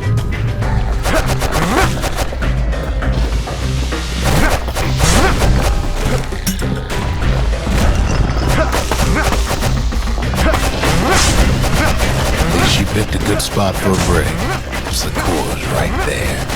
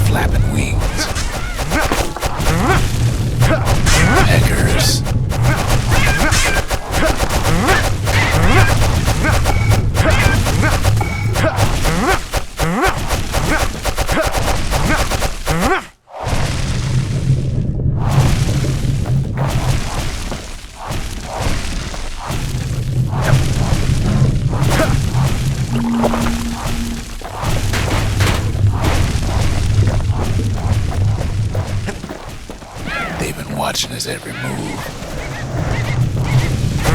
They had their own eye on the core. But why? Well, Kid ain't got time to think it over just yet. He finds weak Nellie raring to go. Turns out she's got a special surprise when the water's getting rough. She's gonna need a little help with all them peckers. Crafty things think they're king of the roost now. The rest of us only wish we could fly in times like these.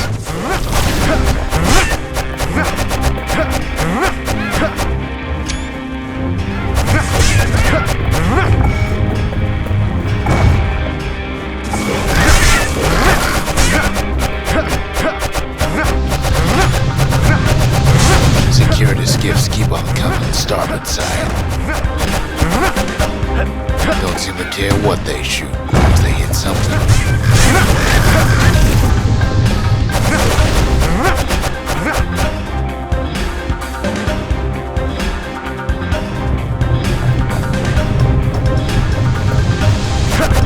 Windbags are getting even better out here. They aim to smash Whipping Nellie to splinters. Well, it all proves too much for poor Nellie.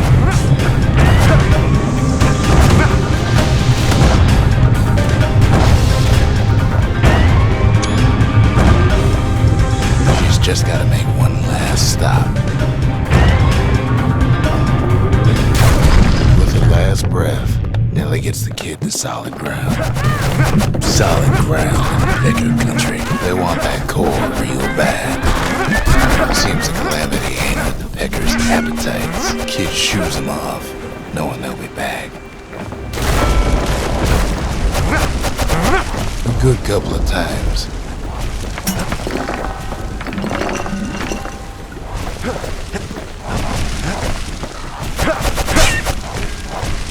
Now, listen close. You should remember this next part.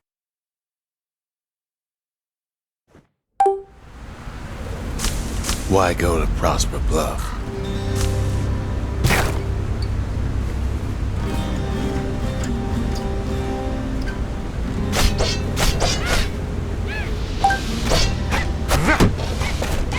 Used to take an enterprising man, or plain old fool, venture out that far.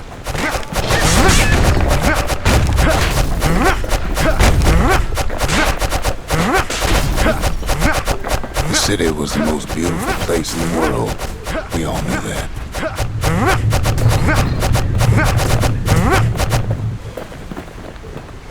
But on the other hand, some folks just yearn to see the things they're told they can't. And that's why you go to Prosper Bluff, ain't it?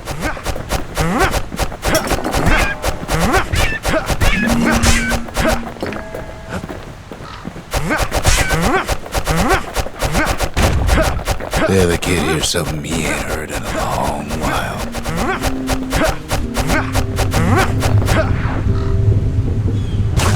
How's it go again?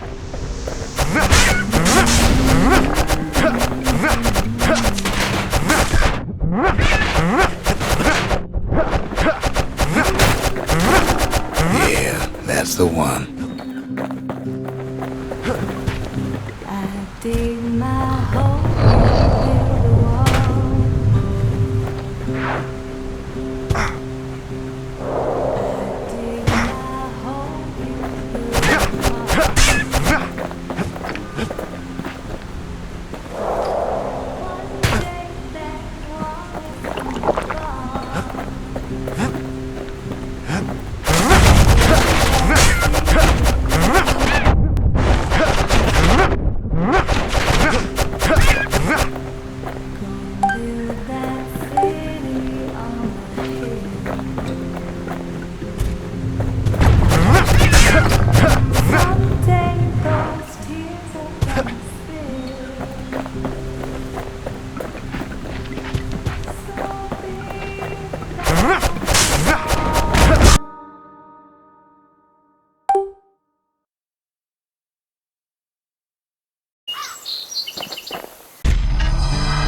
Kid's surprised when I tell him there's only one core left.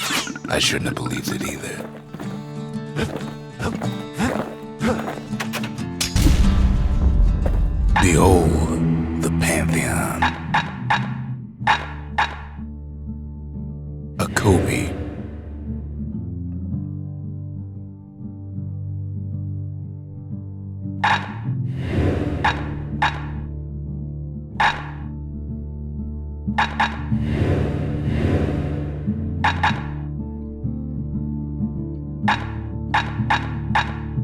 The gods never liked competing for people's affections.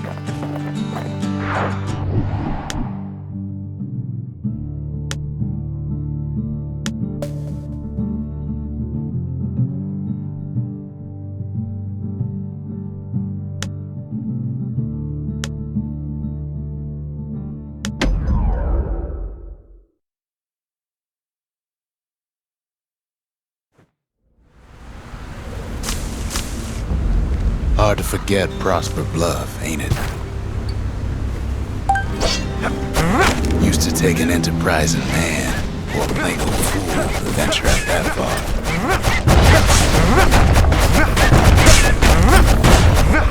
The city was the most beautiful place in the world. We all knew that.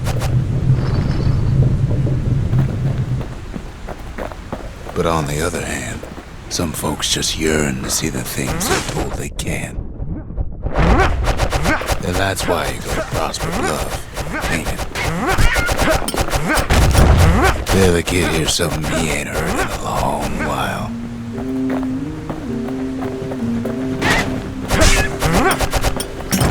How's it go again?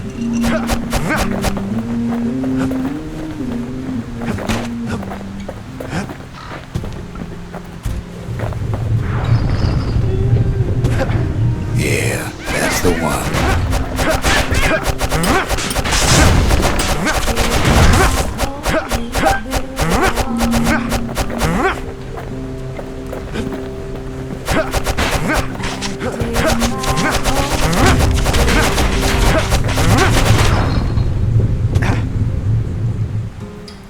One day that was gone.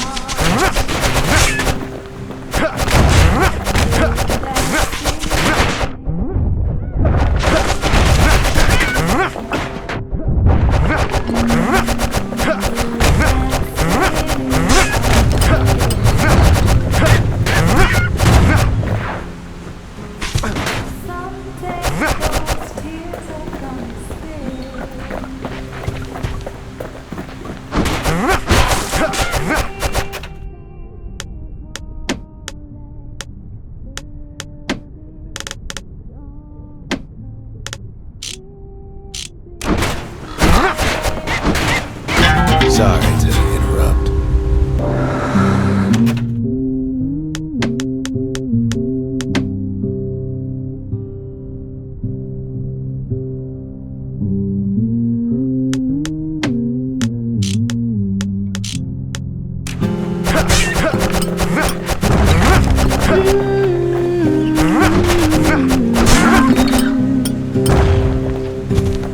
I dig my hole, you build a wall. I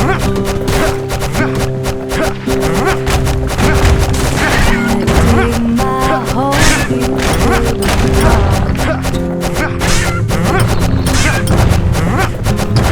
One day that wall is gonna fall.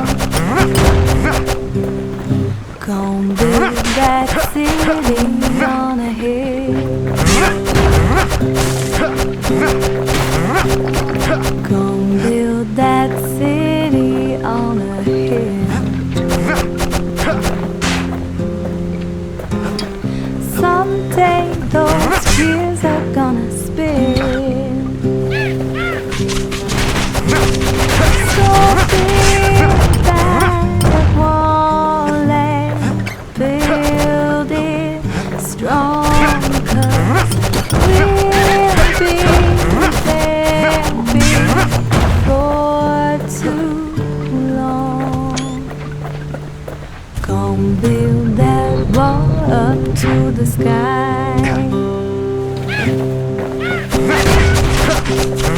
Gonna build that wall up to the sky.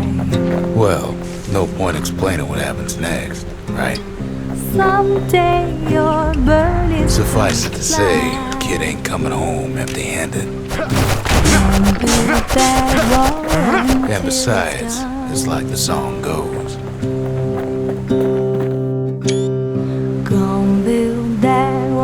until it's done. They'll be here before too long.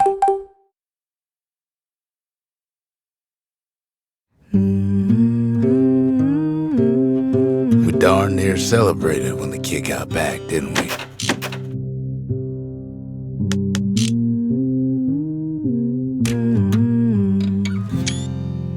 Zolf never thought he'd see a fellow or again. We become fast friends. Calamity has that effect on people. My hole, you build a wall. But there was more to be done. There was one last core to find.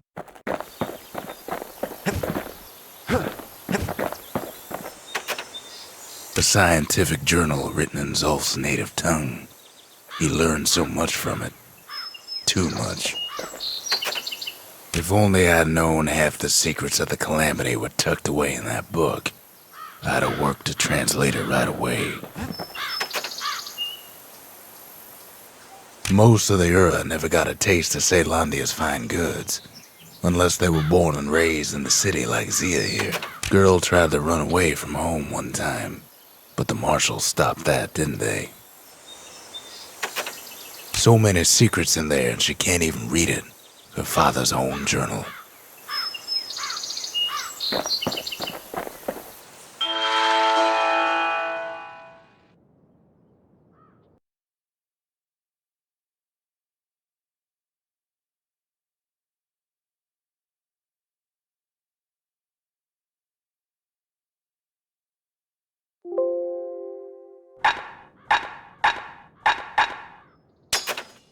Finders keepers.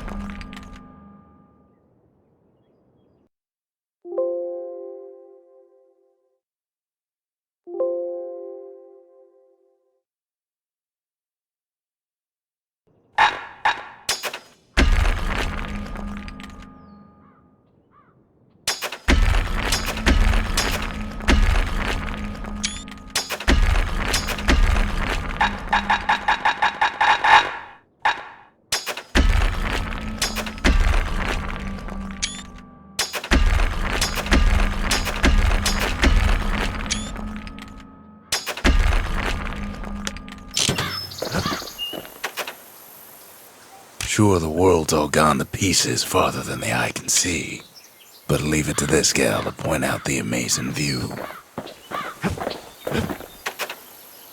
I try to let the kid down gently. This is the Bastion, all right, except no one else showed up. We all lost loved ones in the Calamity, he says. I don't know how I'm gonna go on without mine. Zolf offers to help me plot the skyways for the kid. At least the Calamity hasn't touched the stars, he says. We could always see the stars. We just never could reach them, no matter how high we built.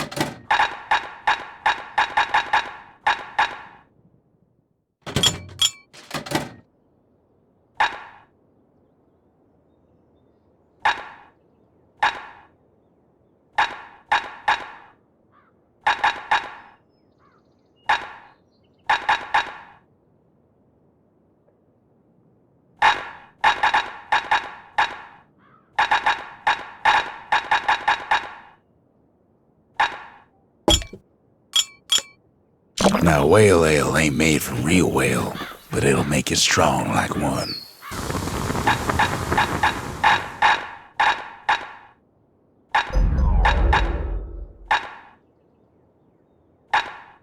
Turns out those old bones still have some spark in them. That ought to make those fangs sink in nice and deep. Kid packs a special surprise in every one of those arrows.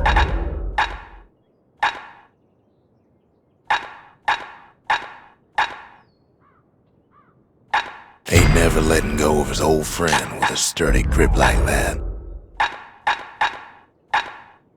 The marshals learned to pack those shells full of fire.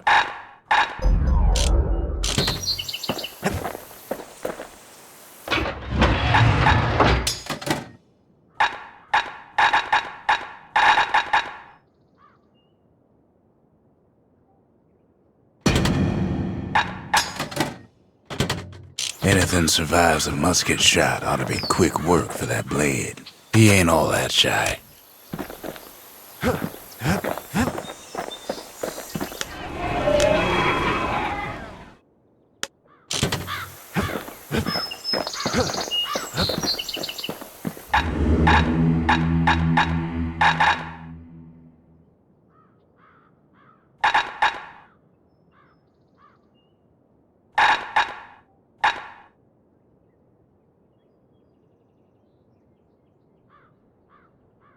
Javel Hensa.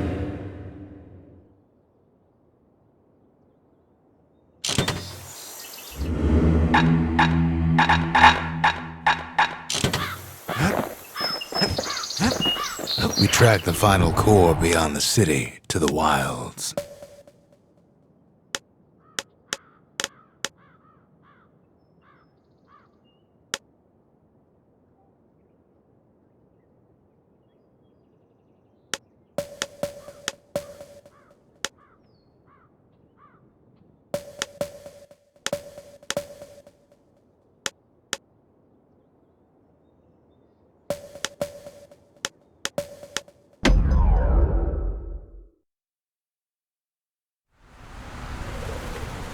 The wild unknown.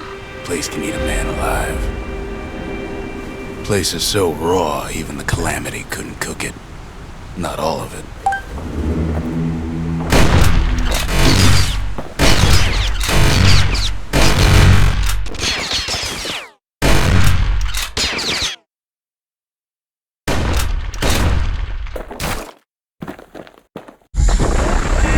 Know what's better than having a slinger pistol in a fight? Having two.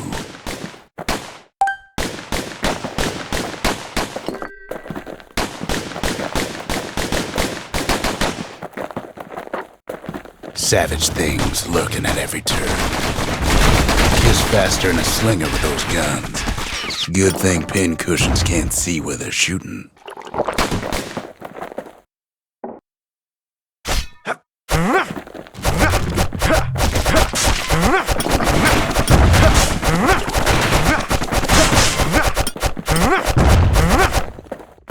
Pecker's got the core, like they're building a bastion of their own.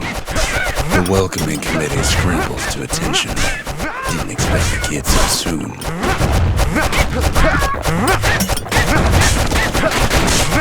They shouldn't have let their guard down. Getting that core was one thing. Getting out's gonna be another. He digs his way out of the clearing, but the wilds won't let him go without a fight.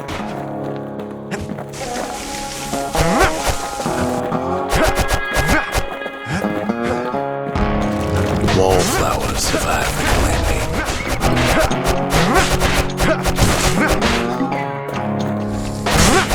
It toughened them up.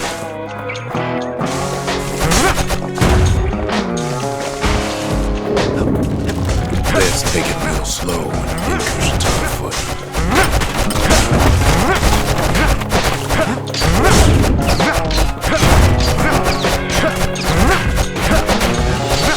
A handful of windbag shipments made it out this far.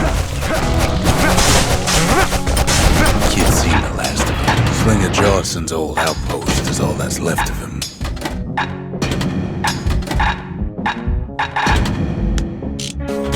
Kid sticks to his old standbys.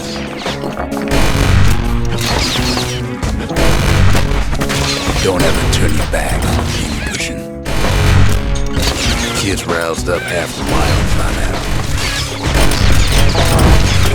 Kid gets the feeling he's being watched.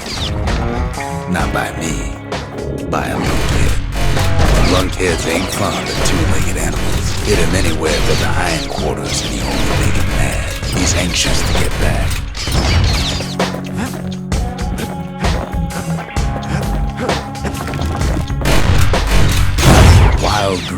pineapple's about the only good thing out here.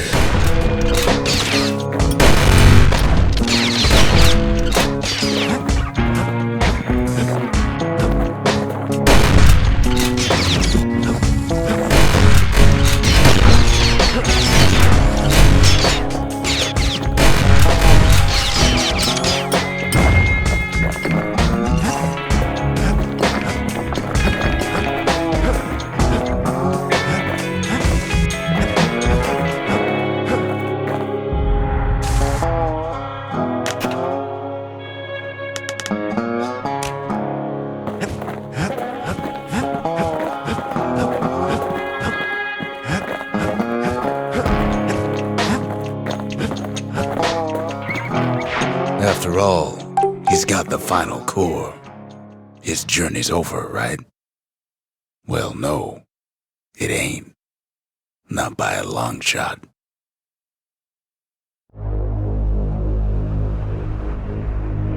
Kid knows something's up when we ain't there to give a warm welcome. See, Zolf and I were just wrapping up a heated discussion. Zolf can barely muster the words. The calamity failed, he says, but I will not. And with that, Zolf leaves us here, alone.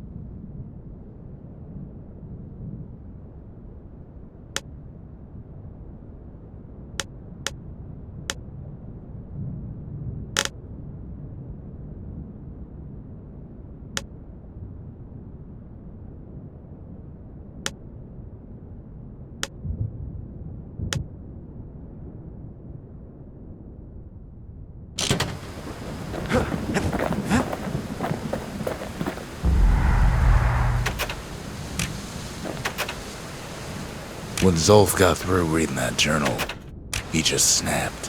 Started smashing up the monument till I tried to stop him. Zolf cursed the city, cursed the Bastion, cursed me, said he was going home.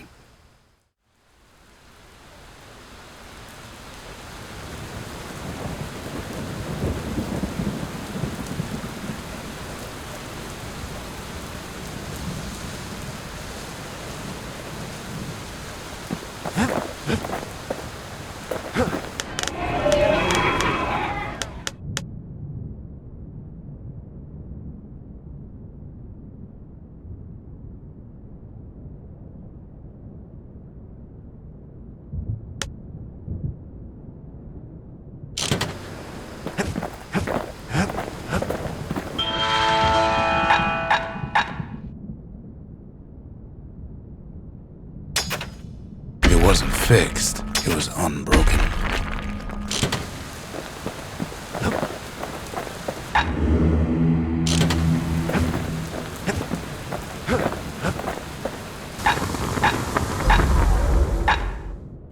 Takes a lot of moving pieces to make a dependable sidearm.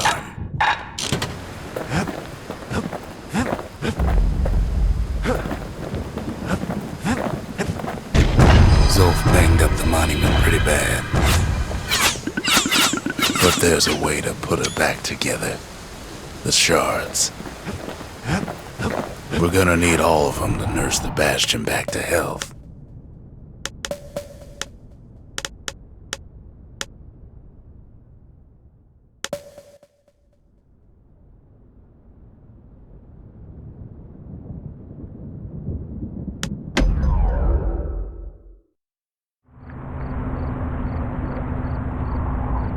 After Zolf's little episode, Kid sets off in search of shards. First stop, Jawson Bog. You'll get lost in that bog, I told the kid, and I won't be able to guide you back. Well, I let him go. What else could I do? What could any of us do? Zolf put us in a real bind. Hurt the Bastion bad.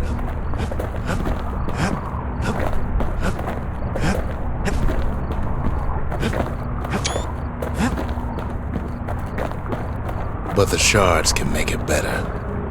They're like smaller doses of the core's medicine. Shame the only place to fill that prescription is out here in the wilds. This place is intoxicating.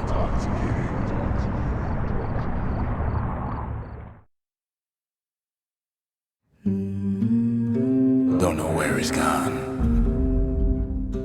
Might be gone for good for all I know.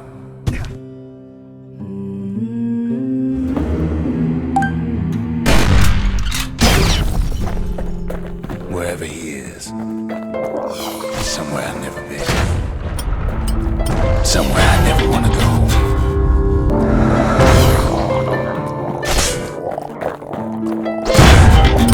There is no way out. Don't know where he's gone. Might be gone for good for all I know. Wherever he is, somewhere I've never been. Somewhere I never want to go.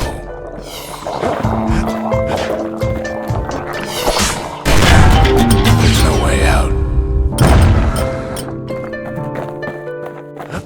Kid can't fall, no matter how hard he tries.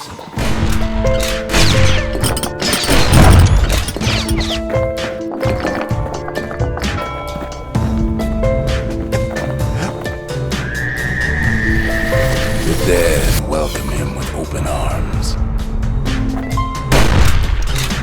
Kid pops him good. That a survivor? No, ma'am. It's a lonesome ghost of a gas fella.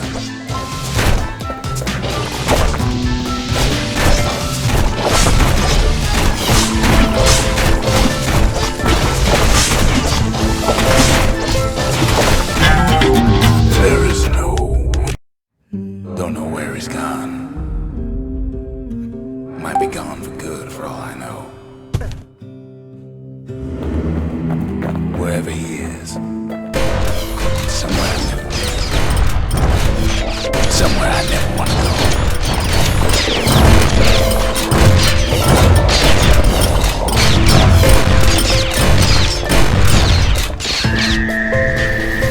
The dead welcome him with open arms. Kid pops him good. That a survivor? No, ma'am. It's a lonesome ghost of a gas fella.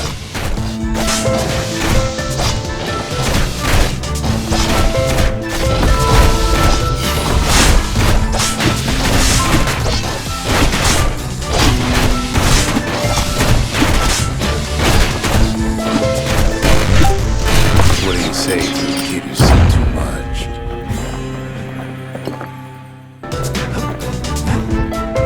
I'm Zolf, pleased to make your acquaintance. Now the kid sees something stranger still. Did anybody else survive? Sure enough, he finds peckers, lunkheads, wallflowers, pincushions, pineapples, swamp weeds, ankle gators.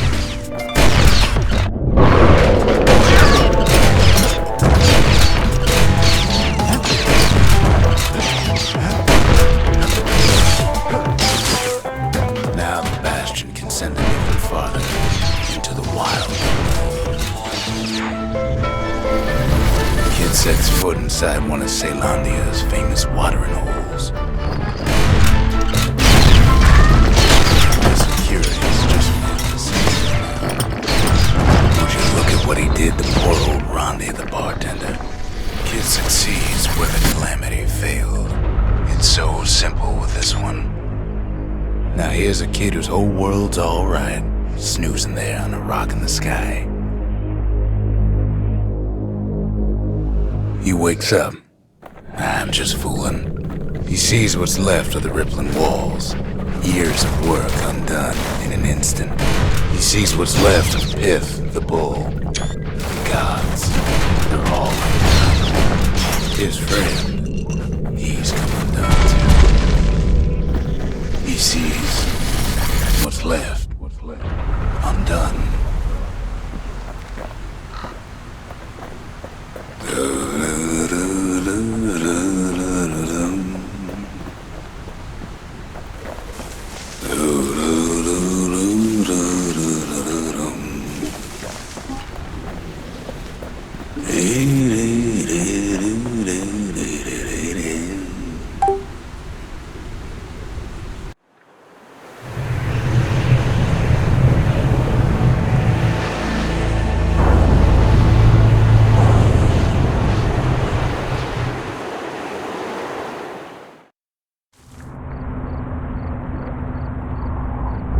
Thought we'd lost him, but he finally comes to.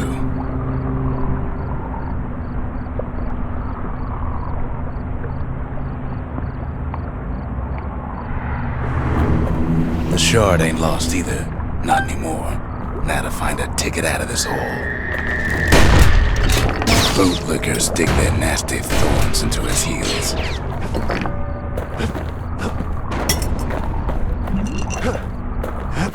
Ever heard of a lung blossom?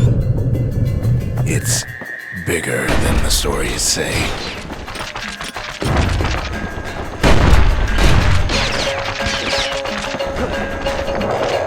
Hard to get a sure footing in the bar.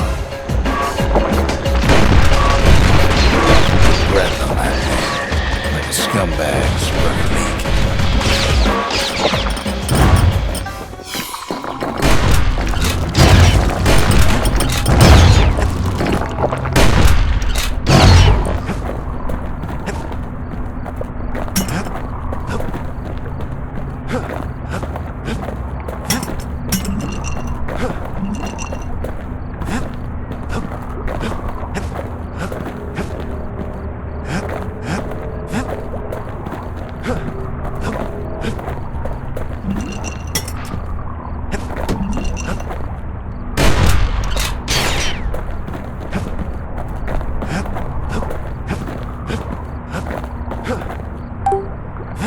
Mother only knows what happened in the bog. Kid never much cared to speak of it.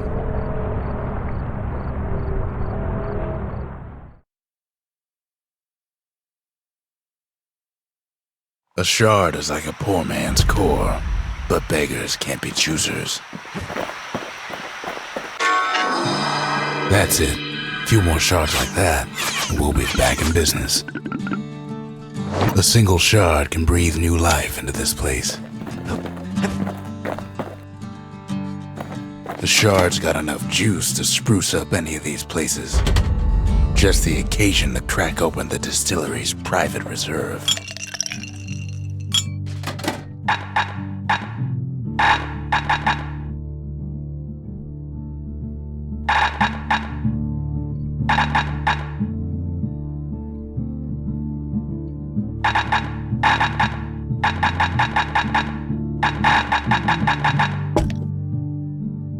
Live wine so rich, they say it's brought men back from the brink for one last taste. The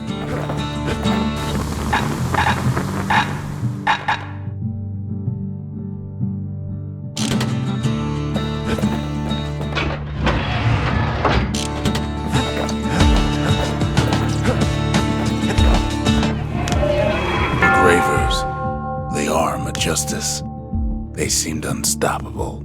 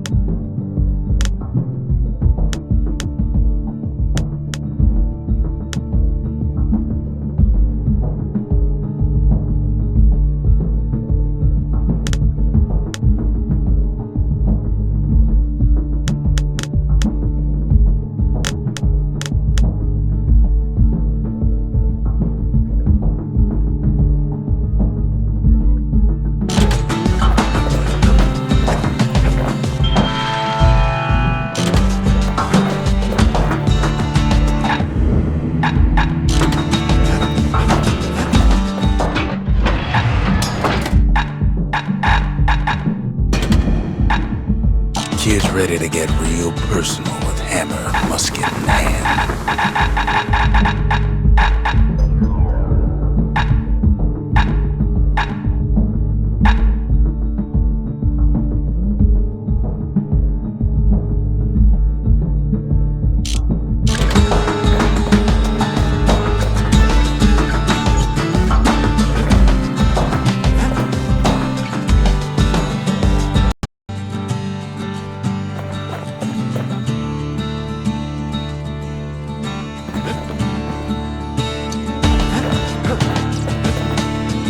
The city tried to use the shards to stake out the wilds. So much for that plan.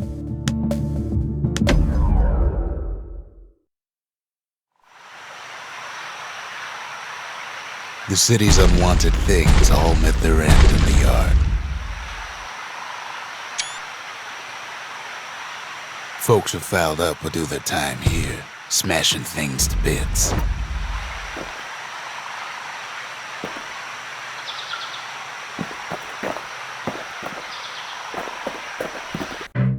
The quicker they worked, the sooner they could go.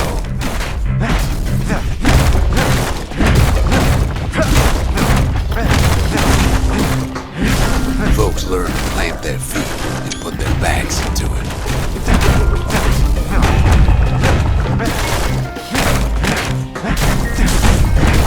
Others would plot a course to navigate that sea of junk.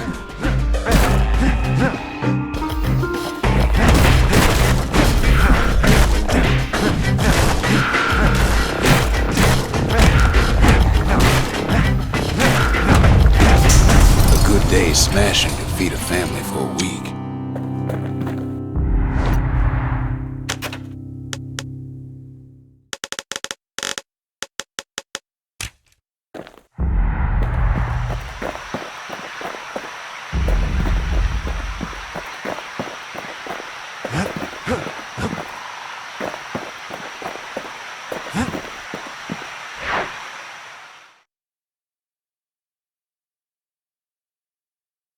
Ever want to just smash things for a while? You know where to go.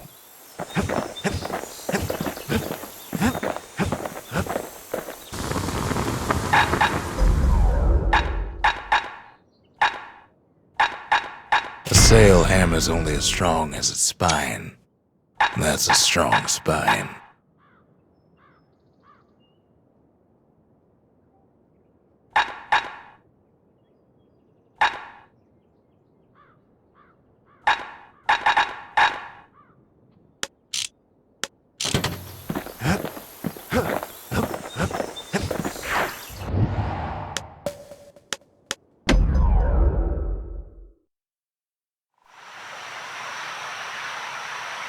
Kid pays another visit to the scrapyard for old time's sake.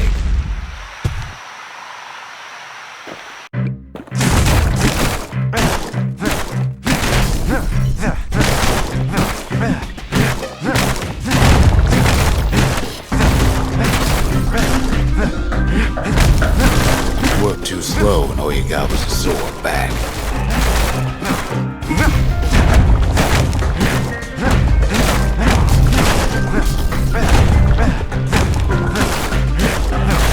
Some folks invested their earnings to forge even better hammers.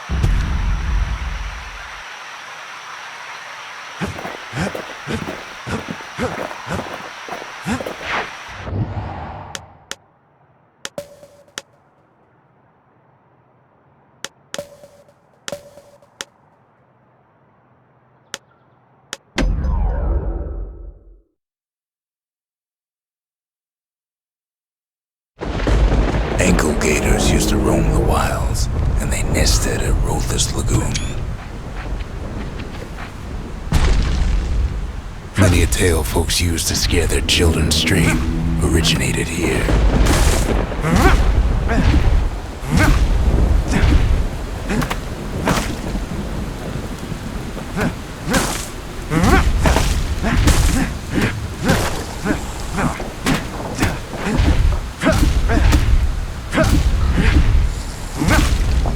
All kinds of beasts what don't know up from down, still lurking about.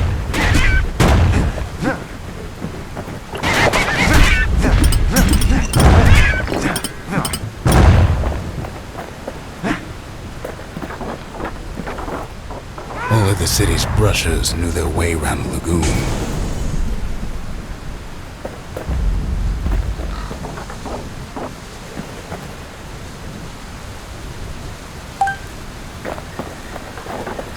These beasts, they don't like company.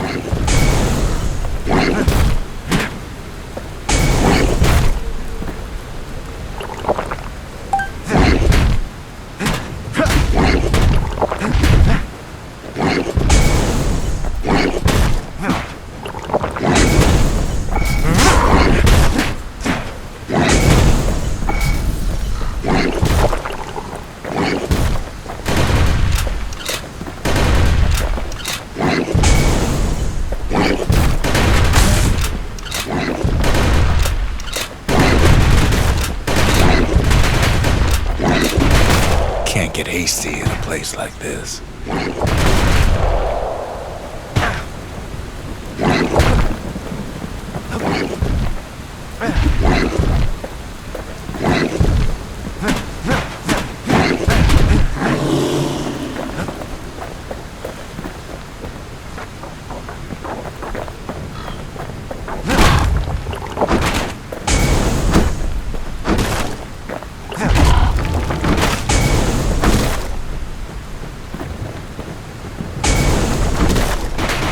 Even the brushers learned to fear this place.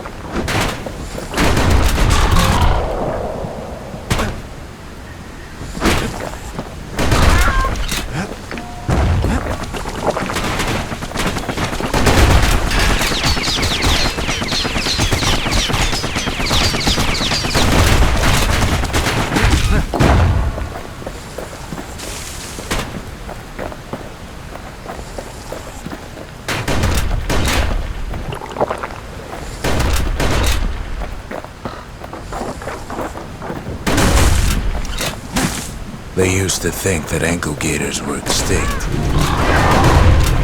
Well, they ain't. One of them's been living in the tall grass. They called her Queen Anne.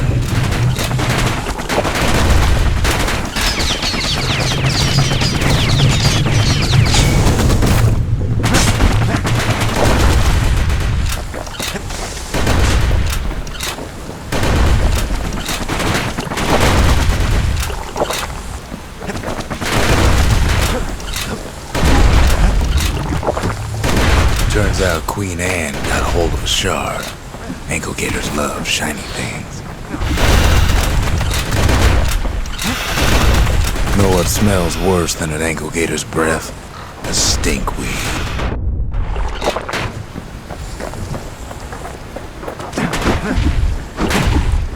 Ain't time for pecker hunting, but the kid can't resist.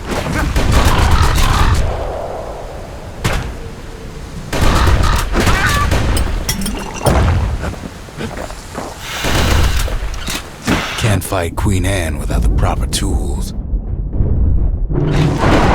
They say you can't hurt an ankle gator unless it's raining. And it ain't raining. The brushers use their pikes to keep their distance around here. Now the kid can do the same.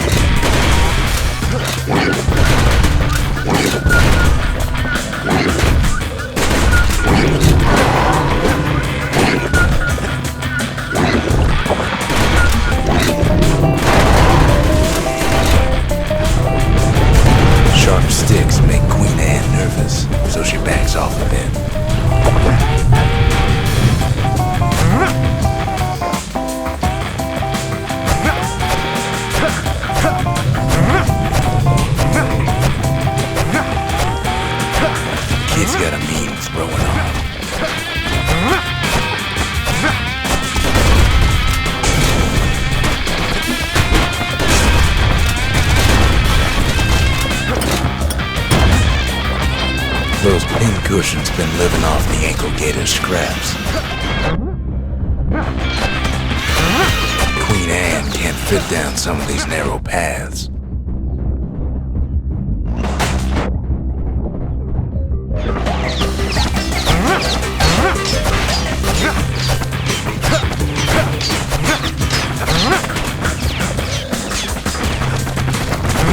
Queenie leads the kid into some kind of twisted trap.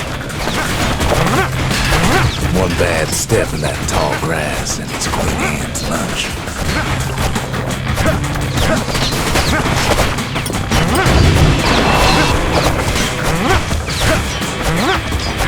Still no sign of the shard.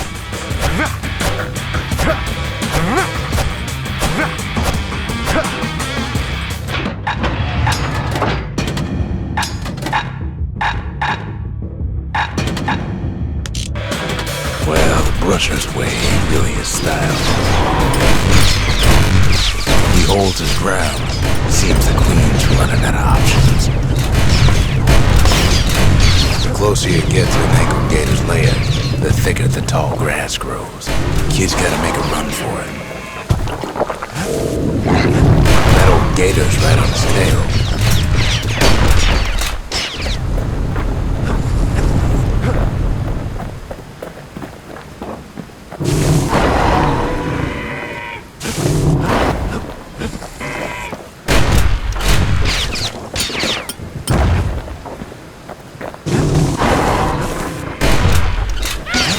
Queenie must have scared a bunch of peckers out of hiding.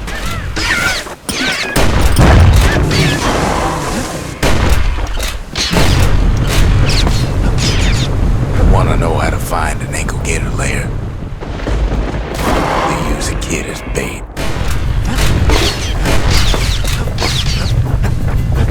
The shard's sitting in plain view. Now she's coming for him. She's got nowhere else to go.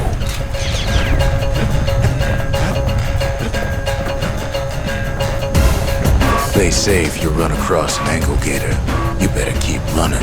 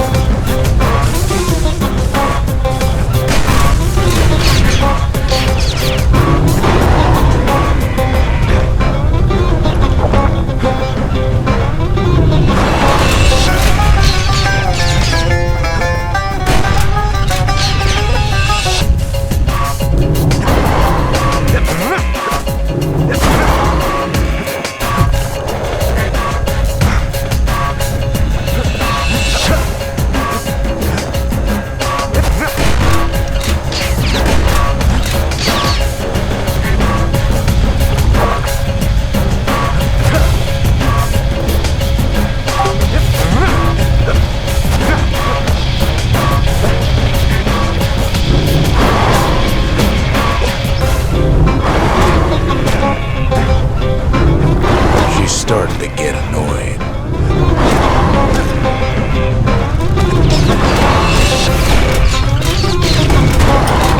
And now he's made her mad.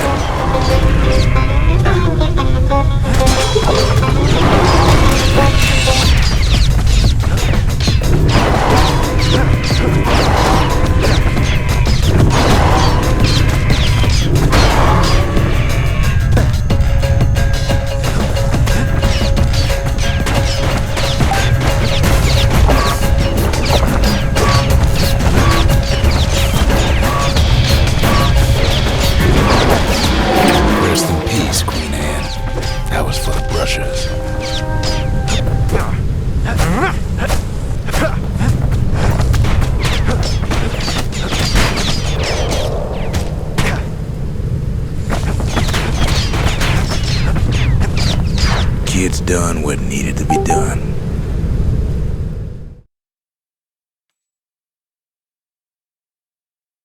Queen Anne's reign is over.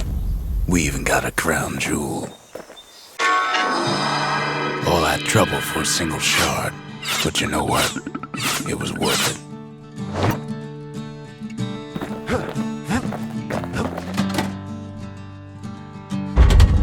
Ain't saying much, but that's the greatest forge in all the city.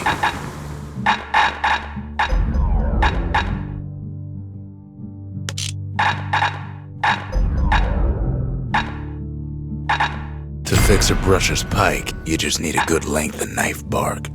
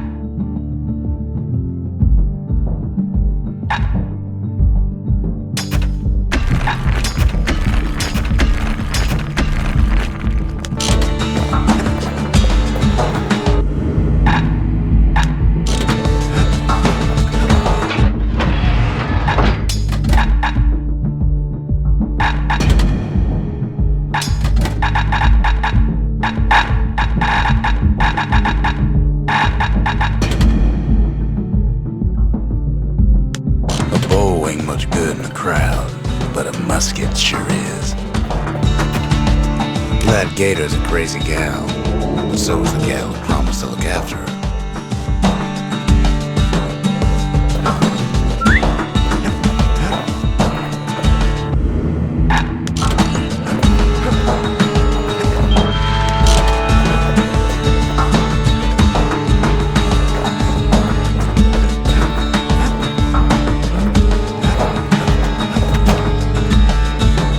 Said Queen Anne was just a folktale.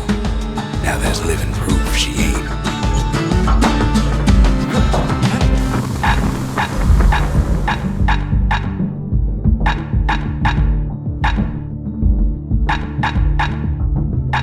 Now he can shoot that fang repeater all day long. Don't want that thing leaving your hands until you decide it's time.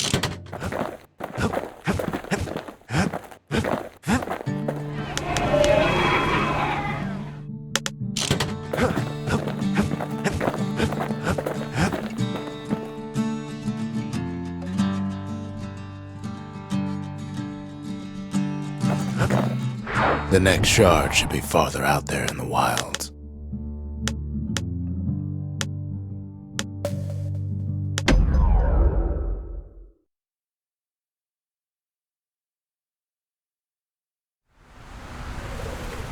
Know how Caelondia became the richest city in the world? 2 words. Point Lemaine. If the wilds could ever be tamed, it was gonna happen right here.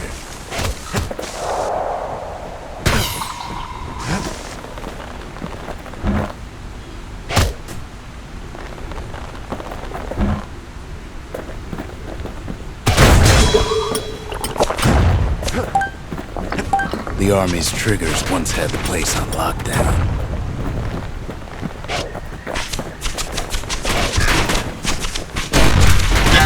Caelondia lost many good men on the rail.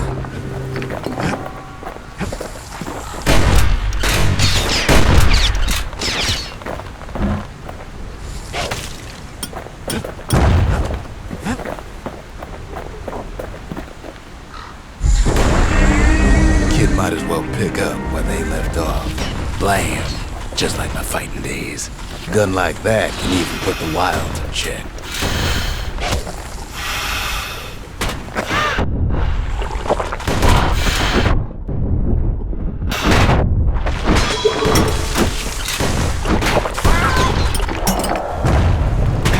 Point Lemaine seen better days for sure, but it ain't done.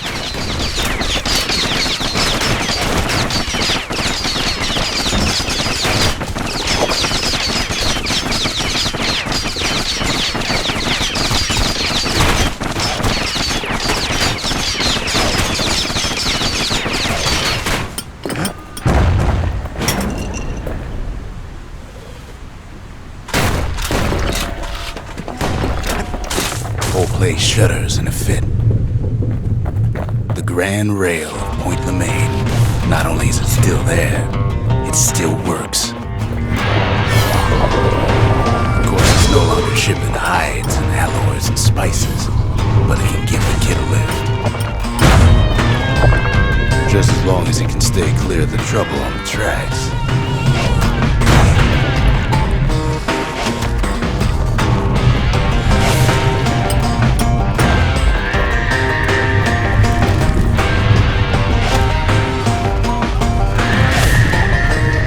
Rails all grown over with things of calamity chewed up and spat out. Things eager to take back their turf.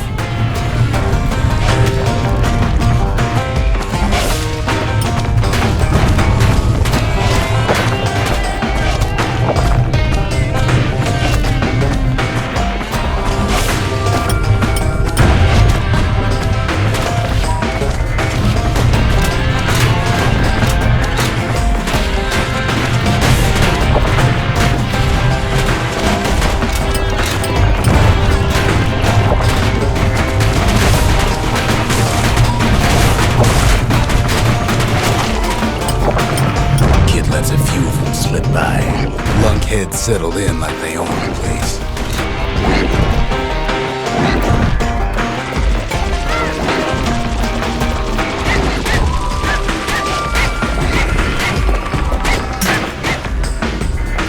Lunkheads ain't known for their grace.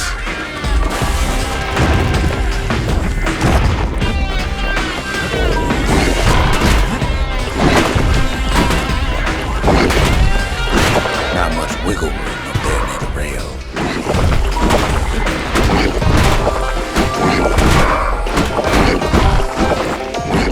Of course, the Grand Rails seen much more fighting in bygone times. Near on 50 years ago, first shots fired in the Ura-Selandian War. It was right here that Zulf's Ura forefathers decided to mix it up. Okay, so maybe we didn't get their sign-off on the whole Grand Rail thing. That was bad. The rail must have shook the earth to the bone after those dens of theirs. Well, the rail won't last much longer now that the kid took the shard. It's still got one good run in store for it. All the rotten wood get on the rails, turn it into swamp weed central.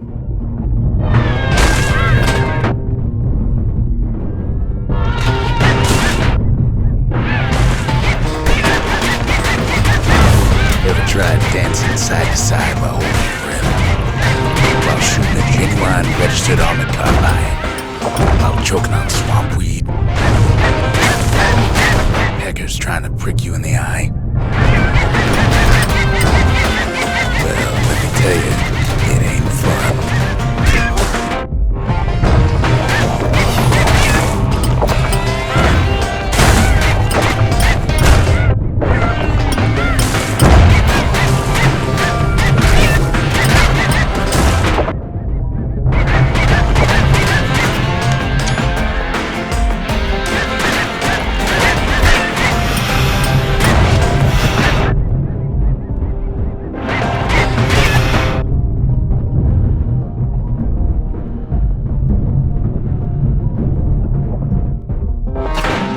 But then, at last, is the end of the line.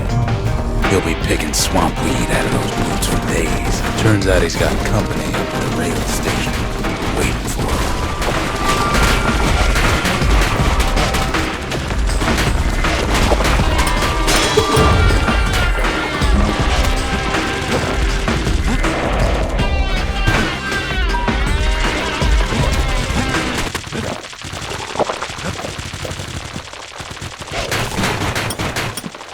Not just another wallflower or pincushion, mind you.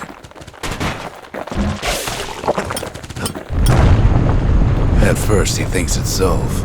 Turns out he's wrong. This is for you, says the man. Then wham!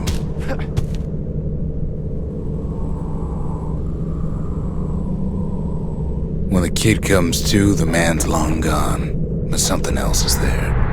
The only words kid recognizes on that parchment are for Zia. Well, what's a kid to do? He took the shard, he took the hit, and he took that note.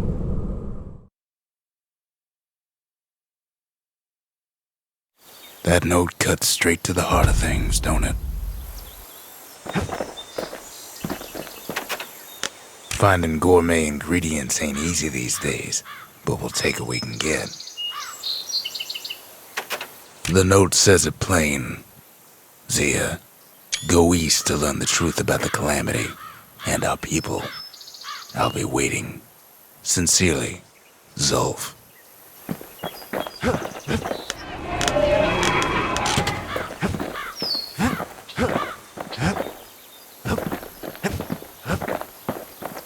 Zulf's messenger was one of his people.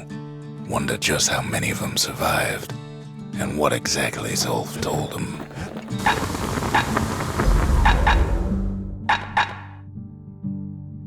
That's the way to make every shot count.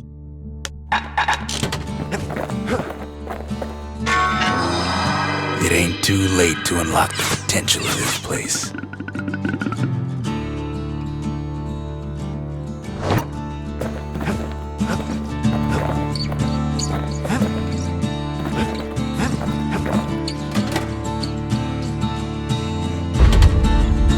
Awful big lost and found under the circumstances.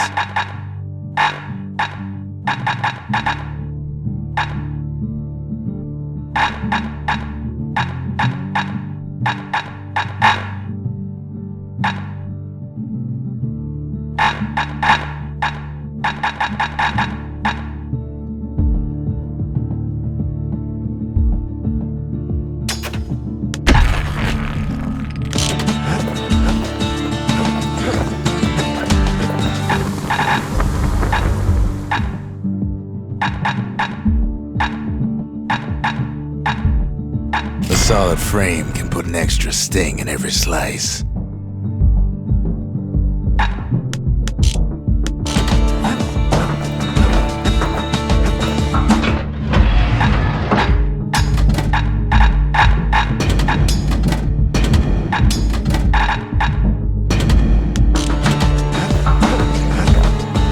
The shards are getting harder to find.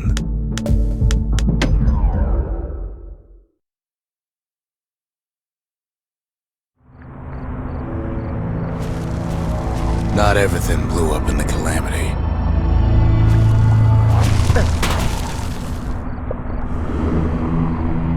Why Colford Cauldron here blew up way ahead of its time.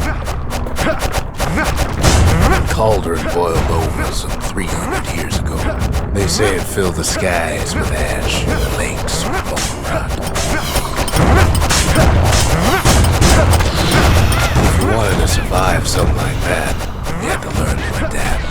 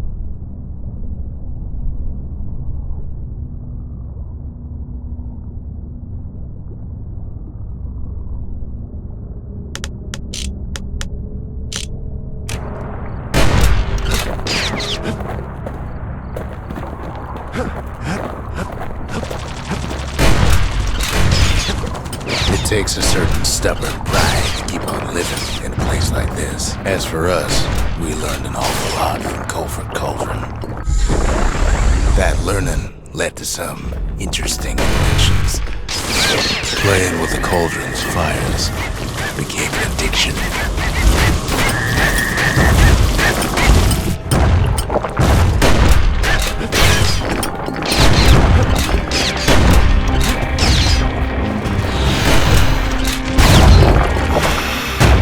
Can't fault our people for their natural curiosity.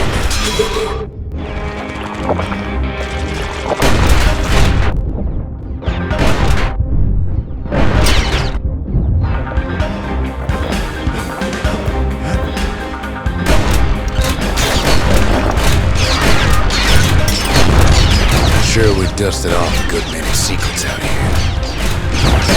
But we discovered other things we're better off not knowing. Taste the air so hot it sticks to your lungs.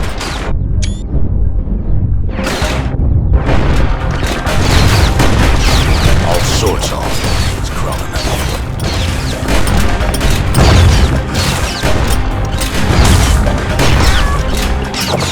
Never thought we'd find so much life in all that ash. The more ash we swept aside, the more life we found.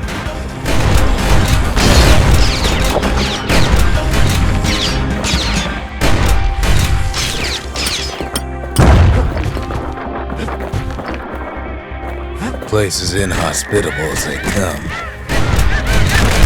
But still we pressed on.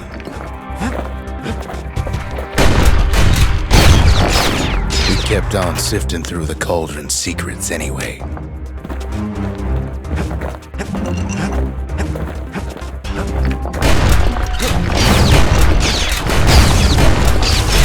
After all, when we looked down inside Culford Cauldron,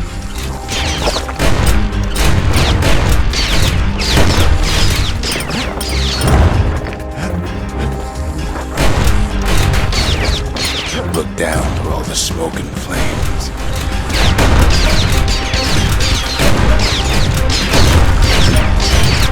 saw in there the heart of the world, the heart now laid bare by calamity. We had to have it. As for the kid, he just has to get that shard out of there. Too bad taking that thing woke up every last stink eye from here to Johnson Bog.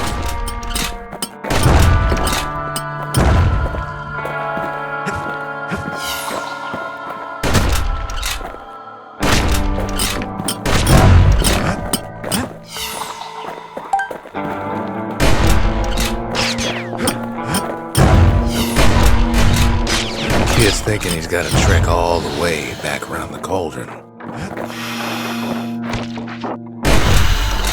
Sure, it ain't the most convenient path.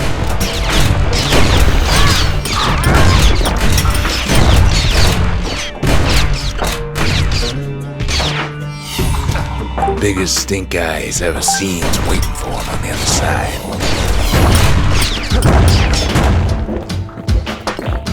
And where there's one stink eye, there's always more. The cauldron's tenants all gather up to bid the kid a fond farewell. The kid don't shed any tears.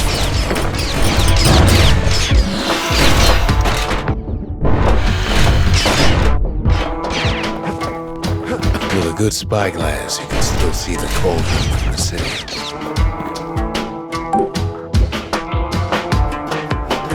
But all the fires died out. There's nothing left of it.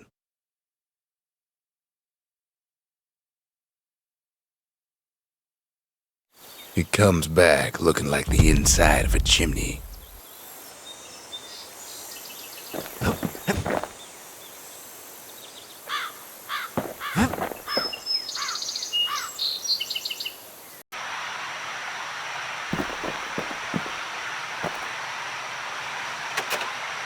We're all a little short on friends these days, so that's a welcome sight.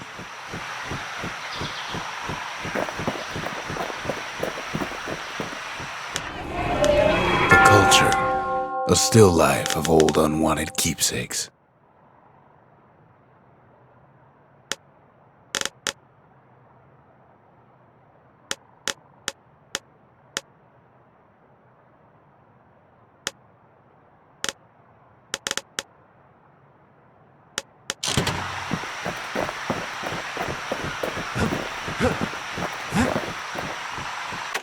They said the wild could never be tamed.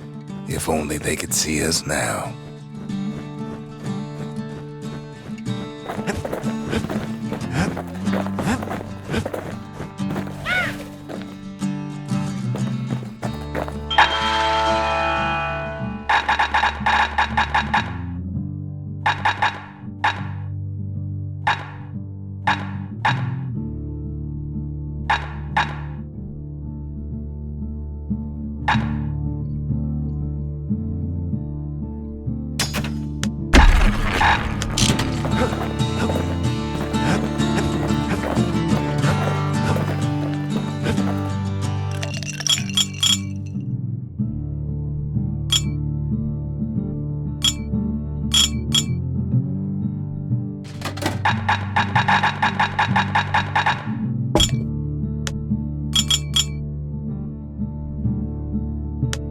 Jade's so sour it'll perk you right out when you're feeling low.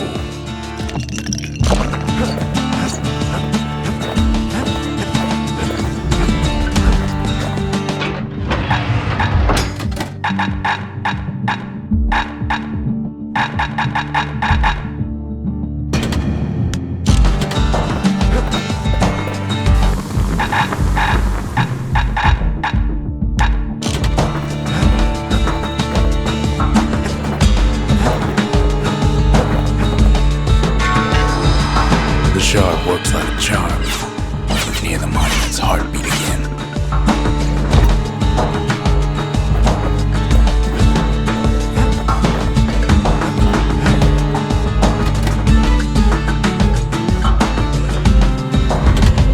The arsenal's complete in case we need protection.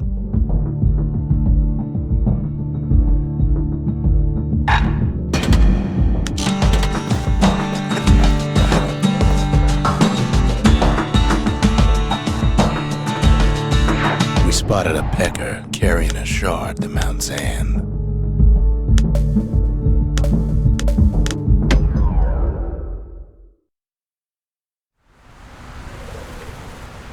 Caelandia's army only took the best, and the best of them trained on Trigger Hill.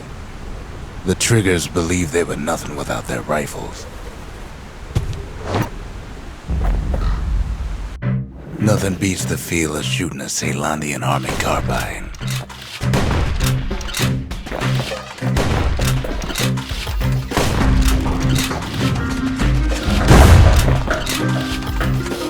Sometimes you had to take care to steady your shot. The Triggers had clearance to modify their guns however they chose. Some felt the course was too easy, so the Triggers spiced things up a bit.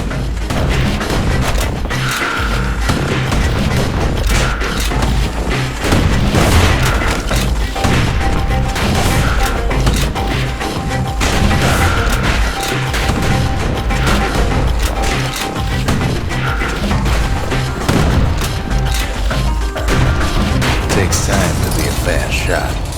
Go figure.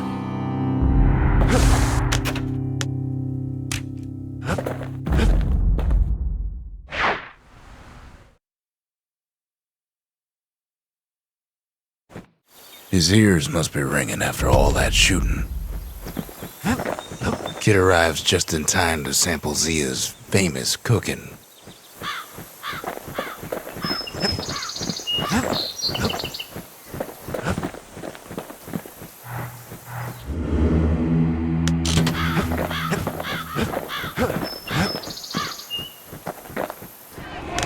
The Triggers, my brothers, bravest men I ever knew. I've asked a lot of the kid, but this is something he's done on his own. He wolfs down too much too fast, and it all goes to his head.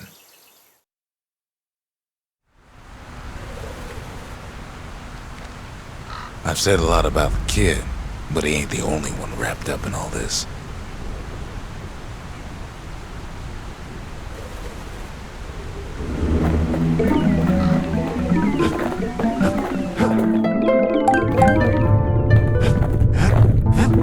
What's he thinking? Well, let me see if I got this straight. I only heard it once.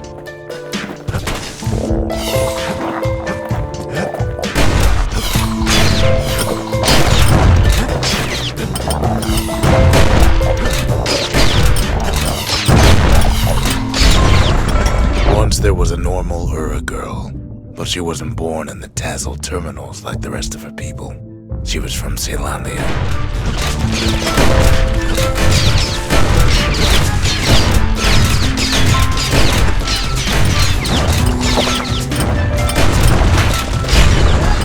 Her folks were orphaned in the war, taken in and raised inside the city, on condition they would never return to the terminals.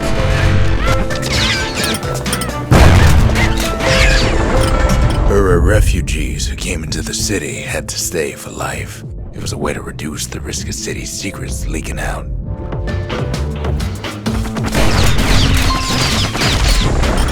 The mama passed away from birthing complications, leaving the girl trapped inside that city with no one but her father.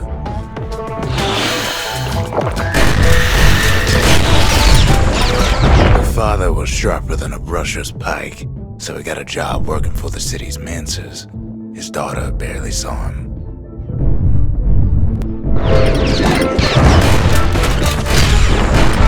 Her father told her nothing of her Ura heritage. He told her nothing of the mancers. It's for your own good, he said.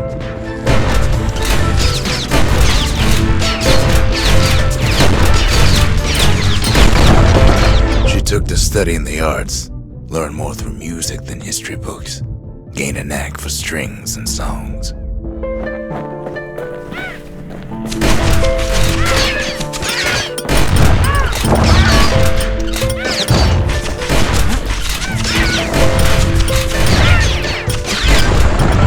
At first, she tried to be like other girls, but her classmates spread word that her father was an Ura trader, selling out the city.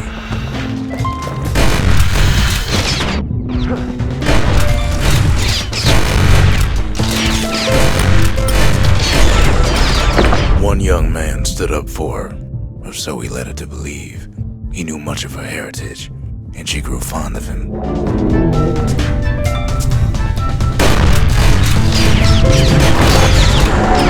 The young man convinced her to take him to her family den to meet her father. Spoke of how he wanted to meet a man from the terminals.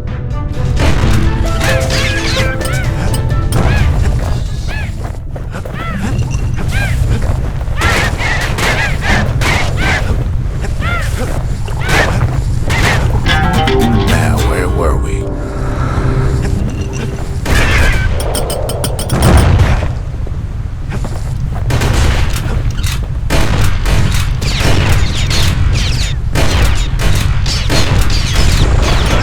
The young man greeted her father in the Ura's native language.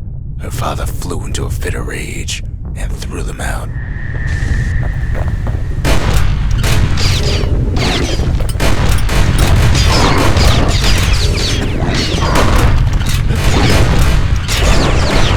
The young man never told her that the Ura's native language is not to be used by foreigners. To do so is a terrible insult.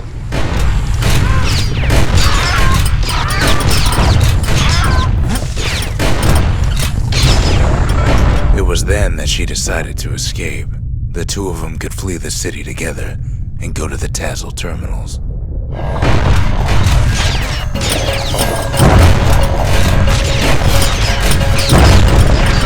They would hide inside a garbage bin until it got ingested by a scumbag, then let him slosh on out of the city for disposal.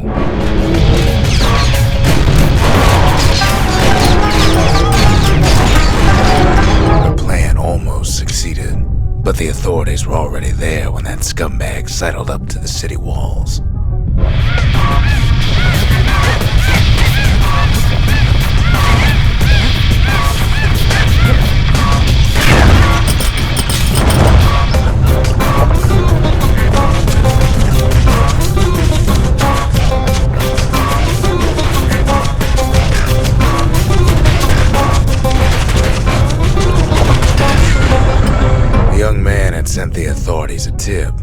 Told him her father was using her to sell secrets to the Tassel terminals.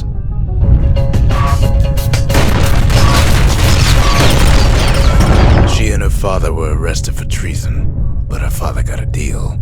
Returned to work for the Mansers, and she'd go free.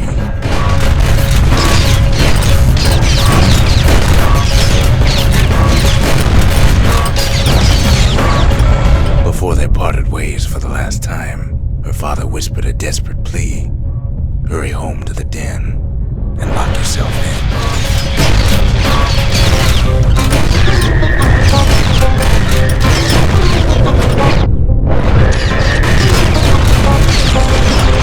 She did as she was told, and deep down underground inside that den, she found a journal written in her father's hand.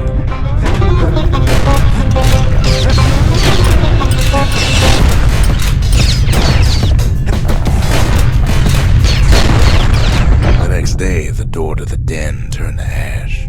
The girl came up for air, and she saw the calamity all around her.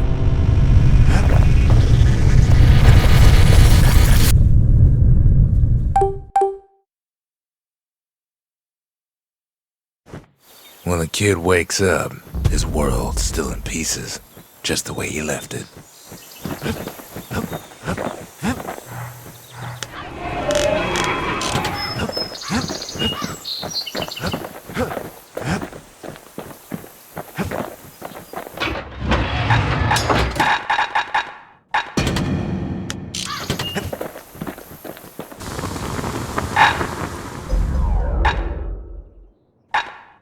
He put some finishing touches on the business end of that thing.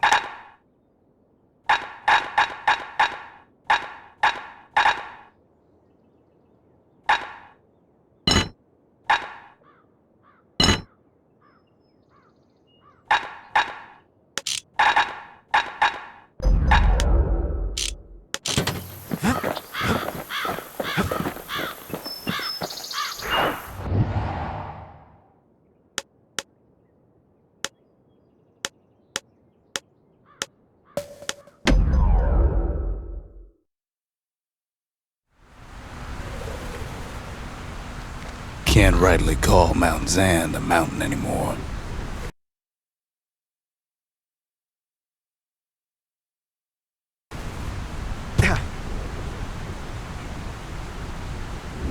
There's no more mountains now. There's no place left for the beasts of the wild to go.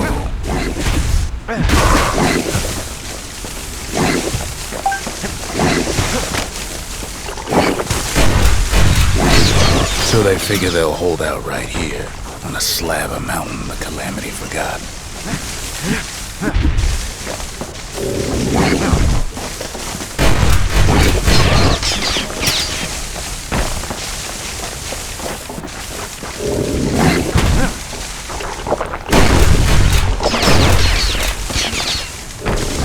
Good thing for those beasts the Calamity saved leftovers.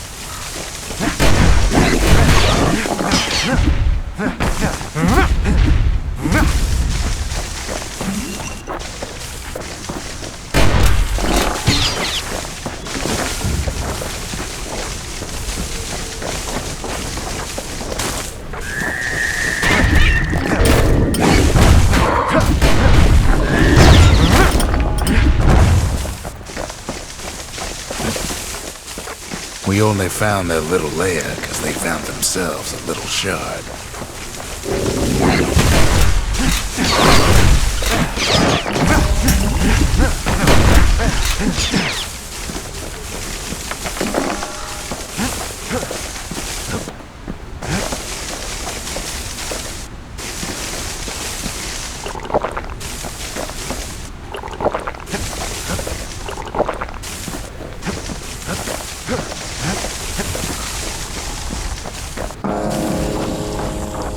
Creatures of the wild, they've been building a bastion of their own.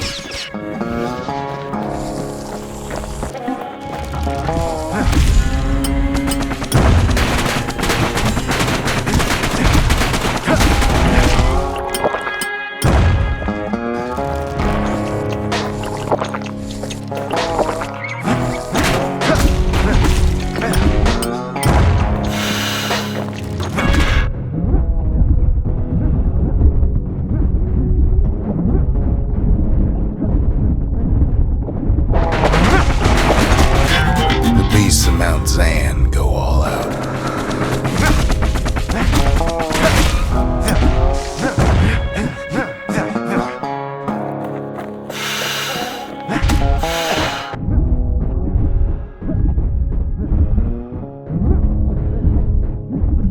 Best thing we can do for those beasts right now is put them down quick and clean. Besides, we have to take back what's ours, even if the beasts of the wilds won't like it.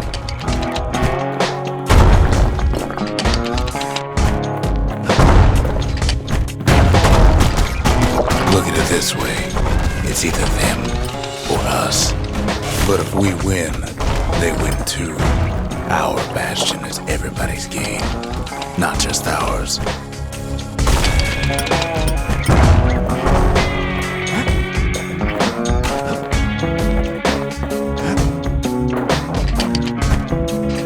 Takes a lot of convincing, and our mortars have to do the talking.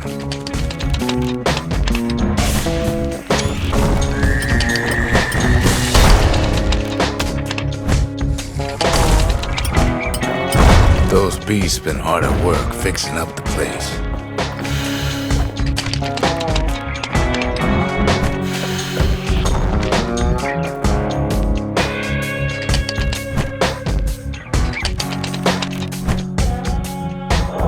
It's a delicate situation.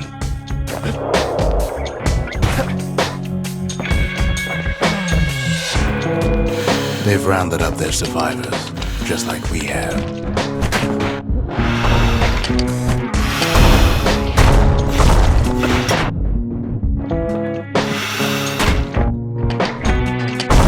They've been searching for cores and shards, just like we have.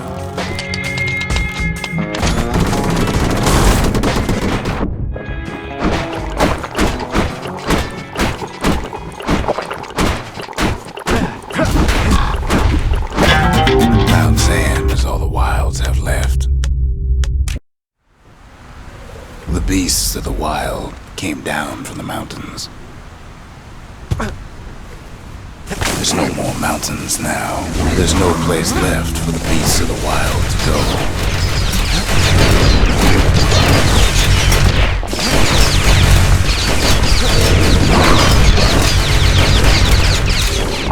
Good thing for those beasts the Calamity saved leftovers. We only found their little lair because they found themselves a little shard.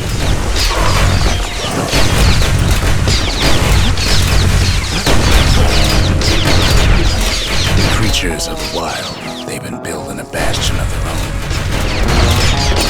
But they ain't yet prepared for any company.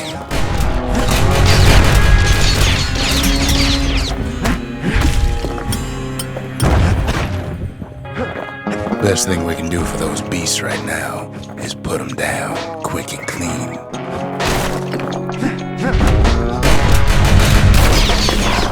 Besides, we have to take back what's ours, even if the beasts of the wilds won't like it.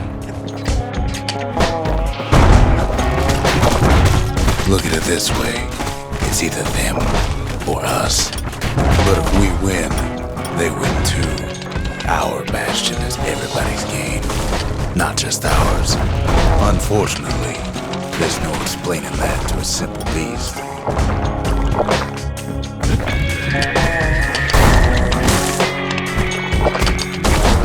Those beasts been hard at work fixing up the place.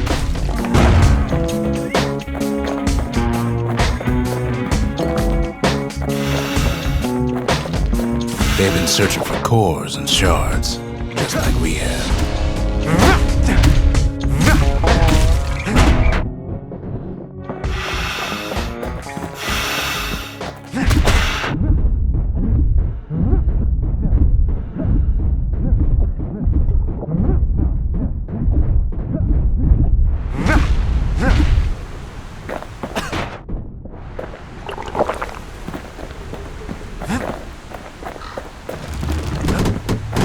Maybe they've thought about turning back, just like we have.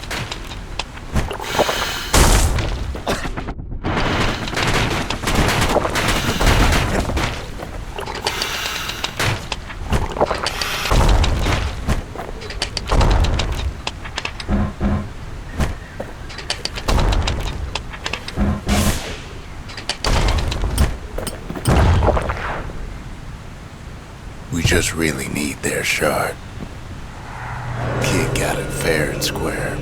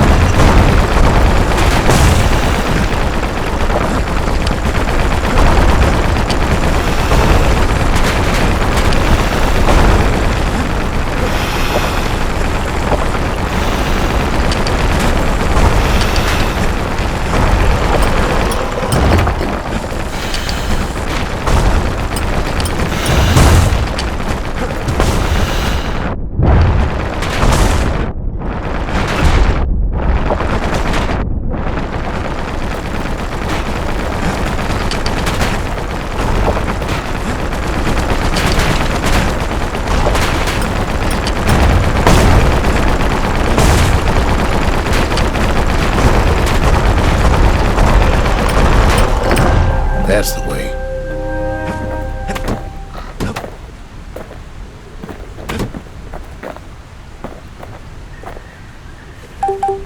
He's done what's best for him, don't you worry. Don't you worry.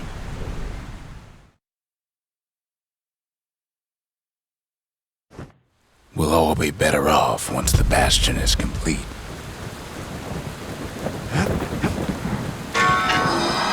The monument's getting better. Zolf sure did a number on it, though.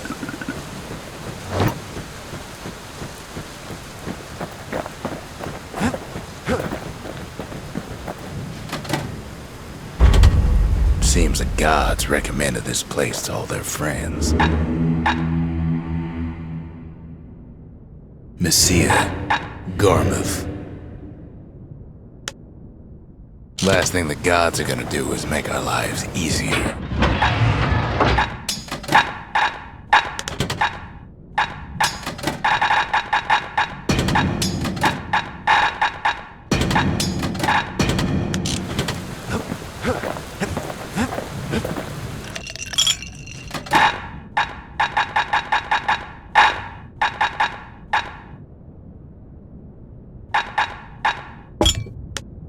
Live wine so rich, they say it's brought men back from the brink for one last taste.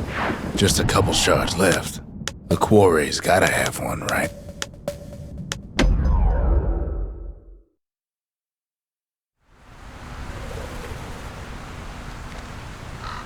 Imagine everything you'd need to build a city like Zealandia. It takes hard work and planning, and it also takes Bastion quarry. The Ura tunnels beneath the quarry must have softened the blow of the calamity. Why would the Ura put up with those pests? Same goes for its natives, rattletails. The quarry came with a lifetime supply of windbags. Windbags smaller than the naked eye can see are nested in the rocks. Not only are these rocks a source of life, we found that the oldest ones remember things.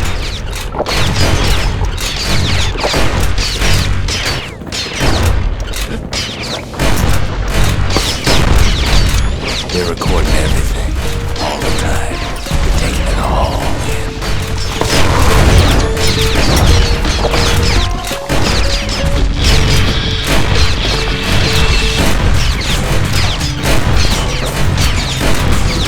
Quarry free from pests turned out to be a problem. Windbags tended to the rocks, so we had to keep the rattletails at bay.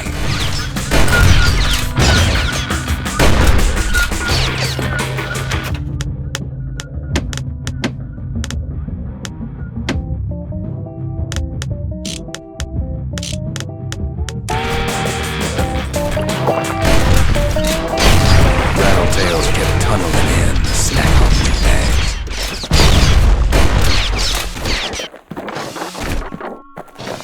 Even stink eyes started taking root in here.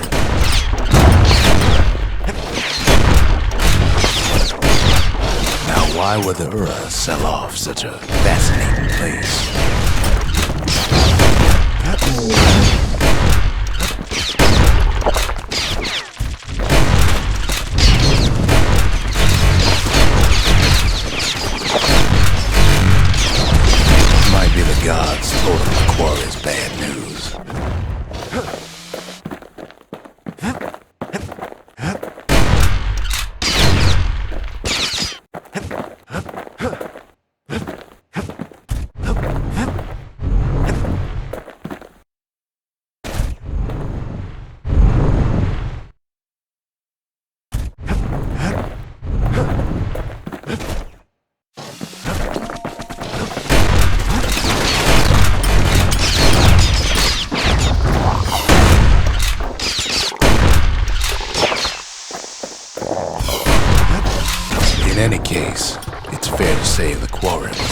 descend.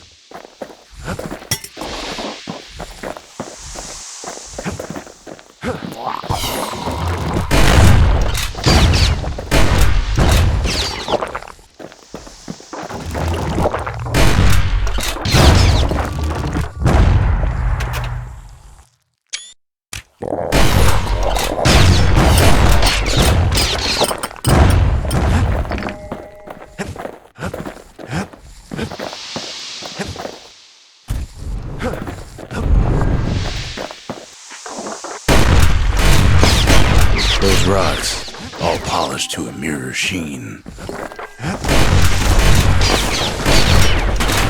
largest ones, you know as cores.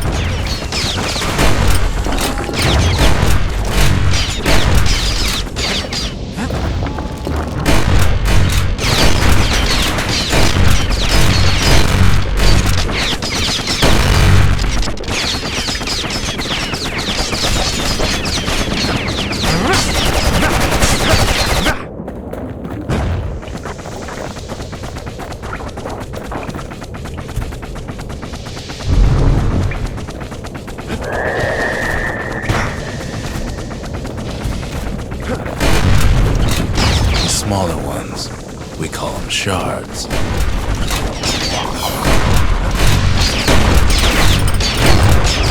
The shards got a fraction of a core's power, enough to fuel a voyage to the motherland.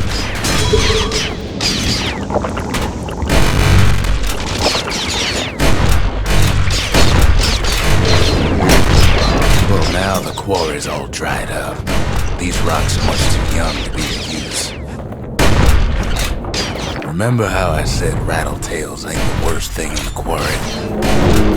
That honor goes to a beast we took to Colin, Sir Lunky. We never could get stubborn old Lunky to leave the quarry alone. Massive things stomped many of our boys. We just couldn't get rid of him. Then the kid hears a voice calling from down the hall. Are you alright? It says.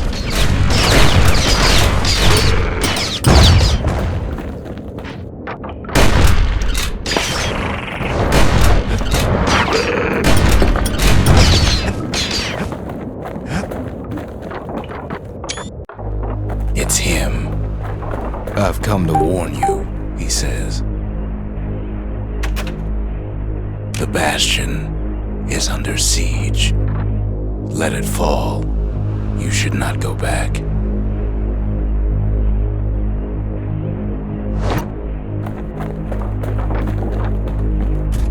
Kid hears him, but he ain't about to be deterred. If that's the way it is, he says, then I won't stop you. Because my countrymen will.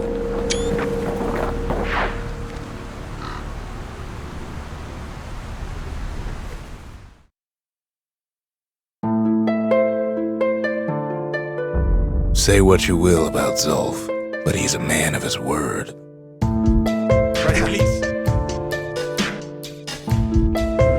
His countrymen don't much care for pleasantries, though.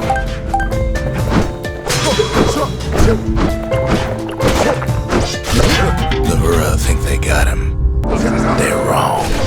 Zulf showed them the way here, and here they came to take revenge. They got inside the Bastion and shut the door. Kid's gotta go in through the back. I should have told him sooner about all this.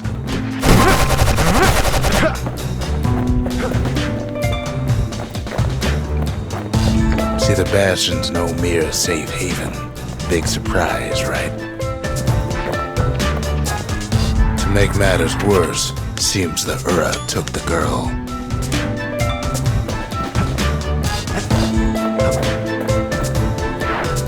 Unfortunately, they broke in, and they started digging their hole.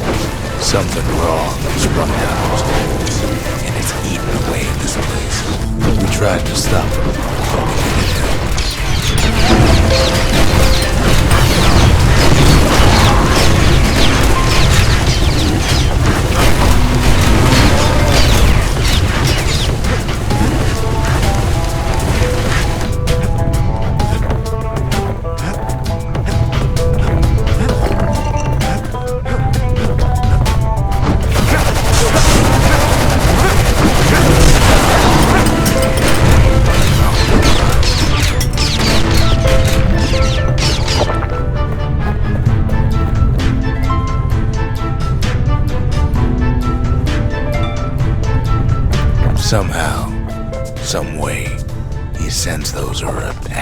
Problem is, it didn't matter.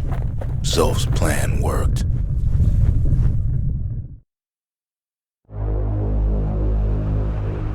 We find each other as the dust settles. Then I tell him why the Ura came. To get us back. For the calamity.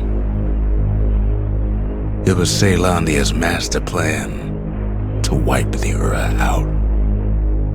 But part of that plan backfired, didn't it? If only Zolf knew the whole story. What were we to think? They must have got her, taken her back to her rightful home. The shards can put this disease in remission, but there's only one cure. We need to finish what we started.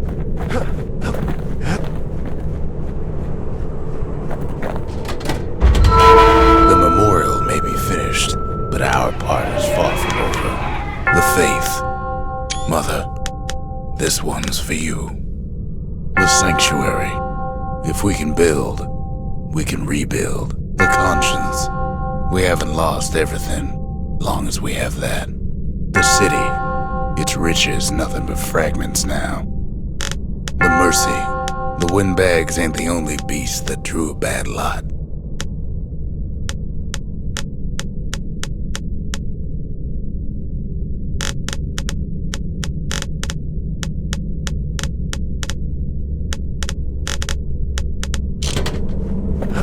Now all we need is one last shard.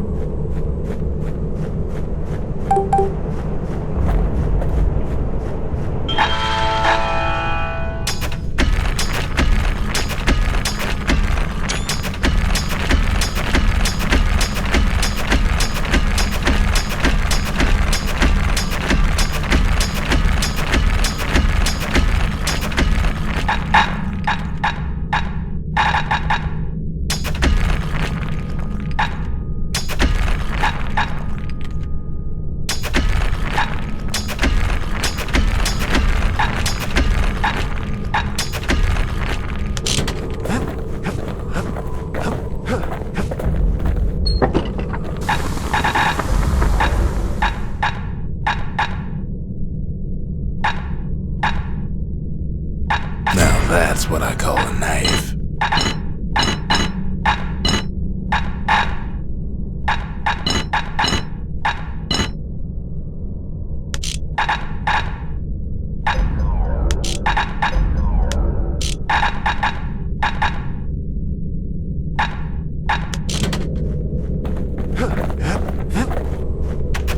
Suppose it's true a little song can put things in perspective.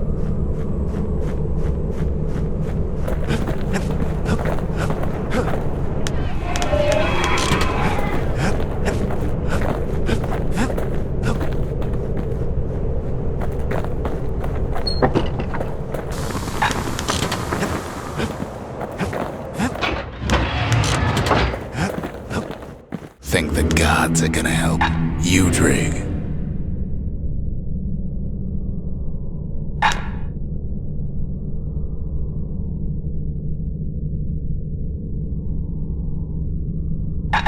Lemaine.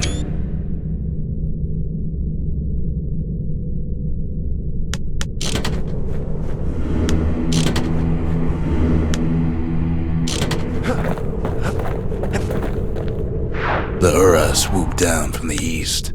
At least now we know the way.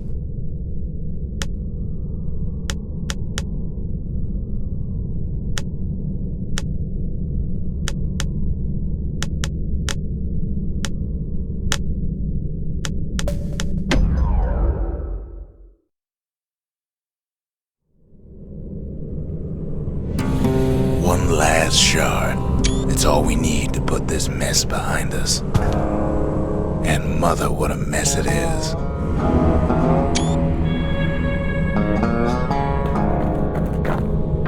A mess like that could have only been made by hand.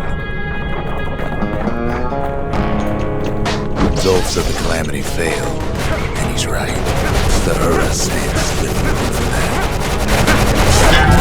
You can't turn back now.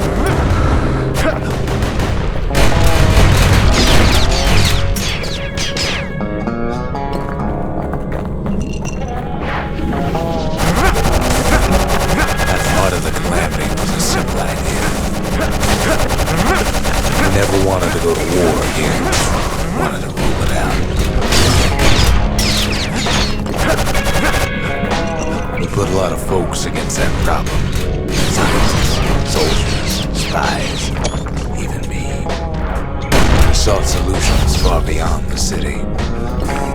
Travel near as far as the kid's going right now.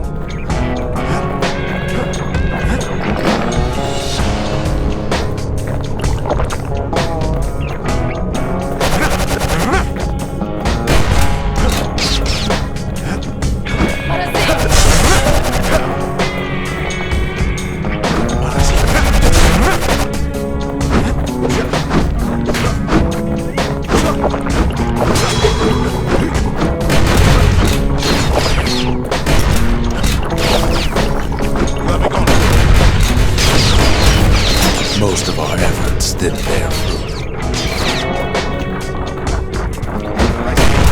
Then there was a breakthrough, but it didn't come from one of our people.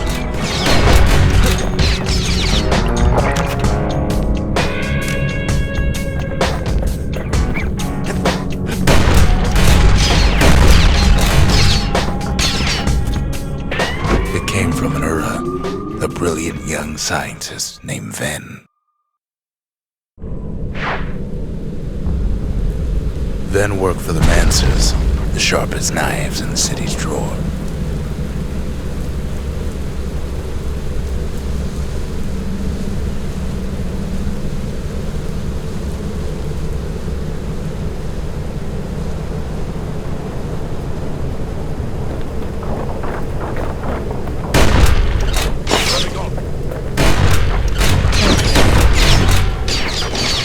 With his help, the Mancers devised a way to seal the Ura tunnel shut in a flash.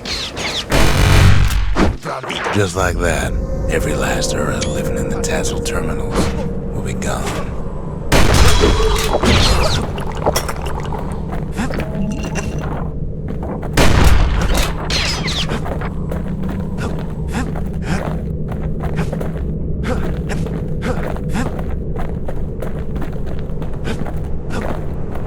This discovery was never to be used, they said, except as a last resort.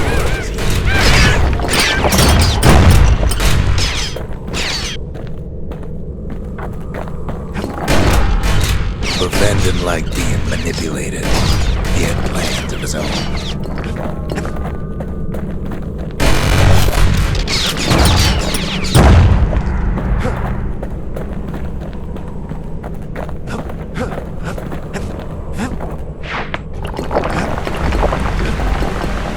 Sabotage the Mancers' little science project, set it to blow up in their faces.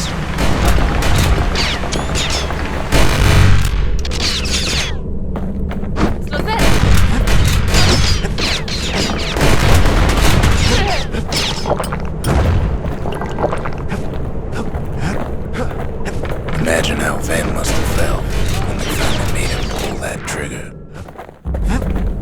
But remember, the Bastion can fix everything. We just need that shard.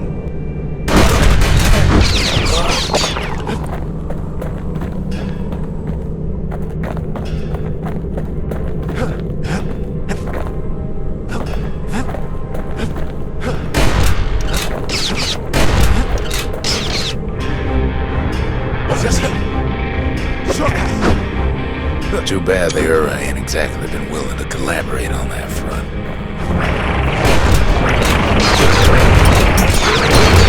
For now, the kid had little choice but to pick up where the Calamity left off.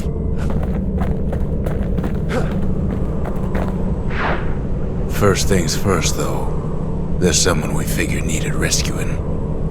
See ya.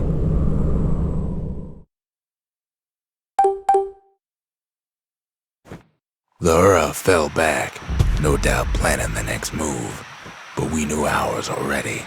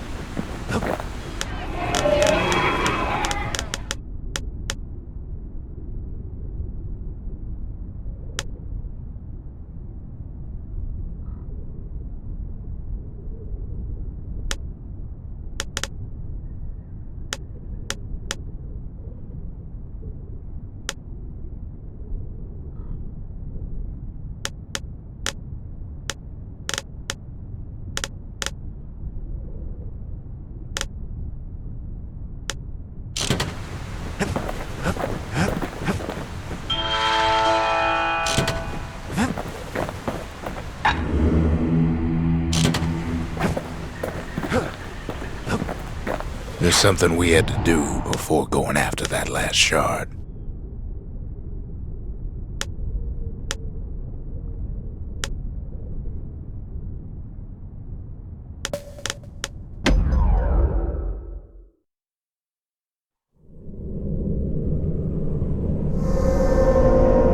Well, now it's personal, ain't it?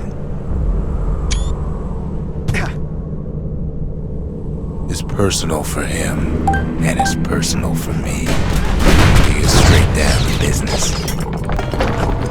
It's not the time to get reckless. He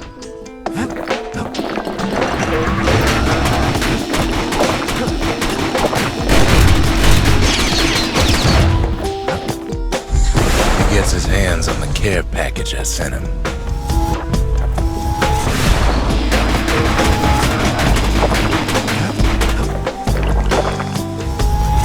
It's a little something I've been fixing up in my spare time.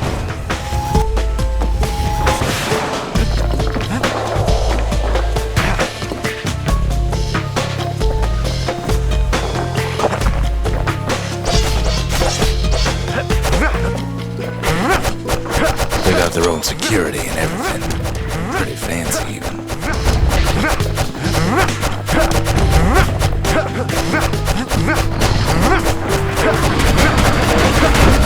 Still, they ain't used to having visitors around.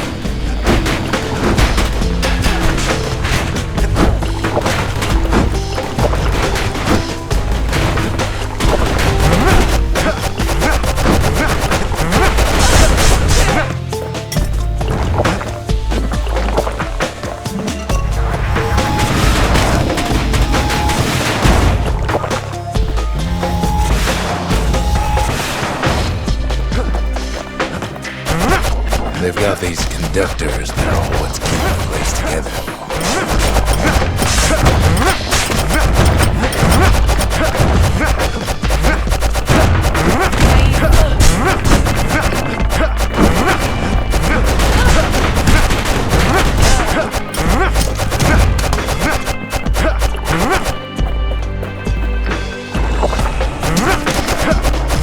Those rocks are like tumors, the same kind the earth planted in Bastion.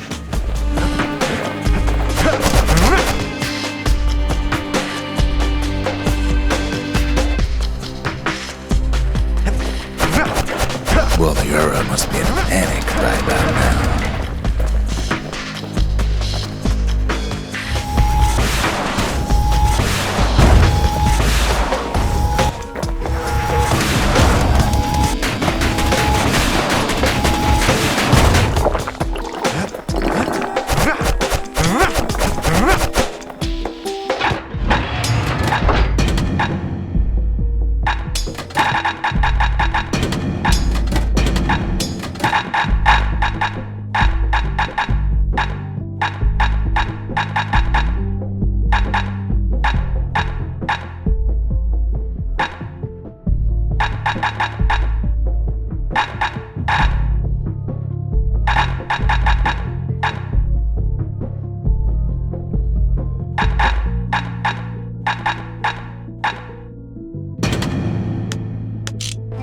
Kid's done using the Calamity's power for now, but the Ura ain't finished.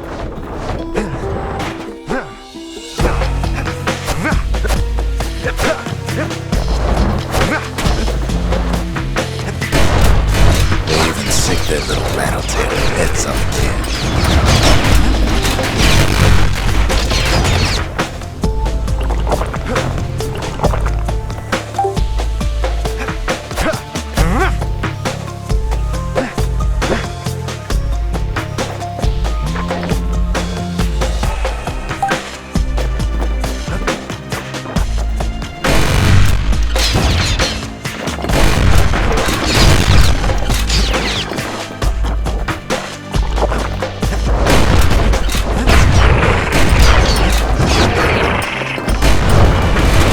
Turns their greed tenfold.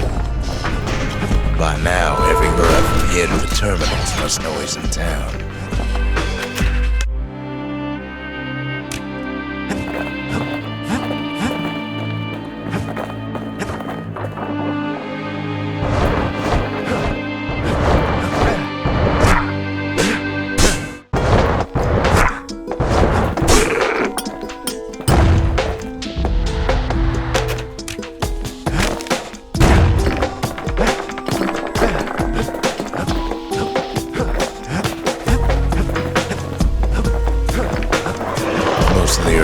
conductors are squared away in the middle of the harbor. The Ura keep hanging on to that barricade. After all, their homeland's not much farther.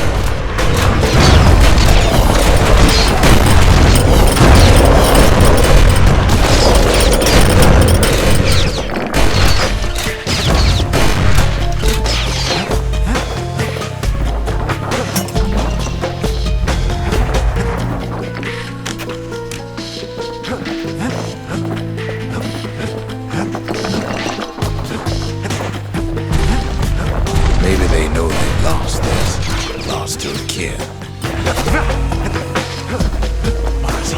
Some of them are downright bewildered by what's happening.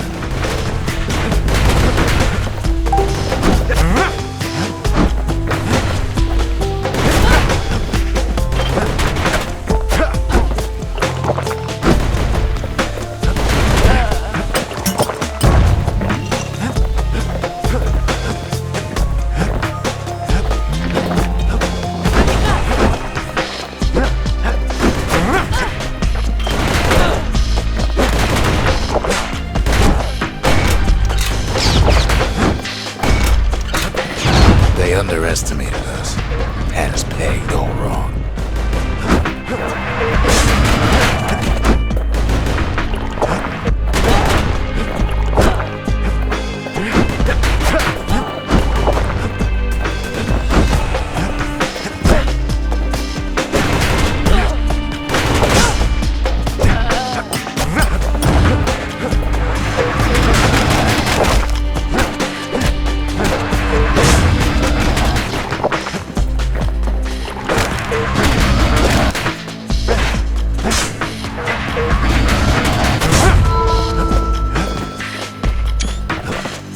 Yes, our people caused the calamity, but here we are trying to fix it. That makes us different from our people now, don't it?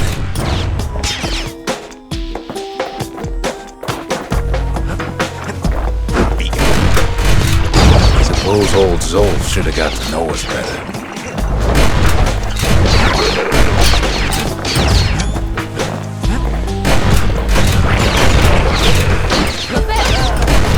Zolf, the Ura, they have every reason to be angry. Beyond angry.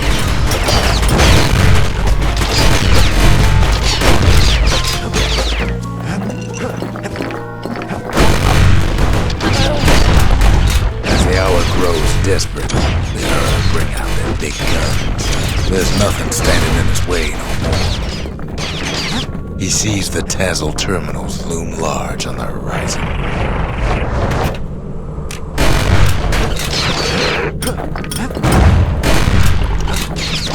Way out there on the edge of the world, that's where he finally finds you. But it ain't like Prosper Bluff this time. Ain't nothing for this gal to sing about now.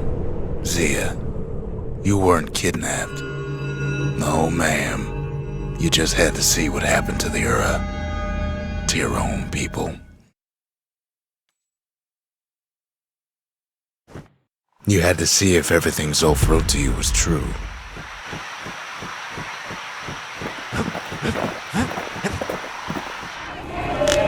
The brushers, they moved in shadows, but the calamity found them. The country, she's all to pieces now, but still looking good.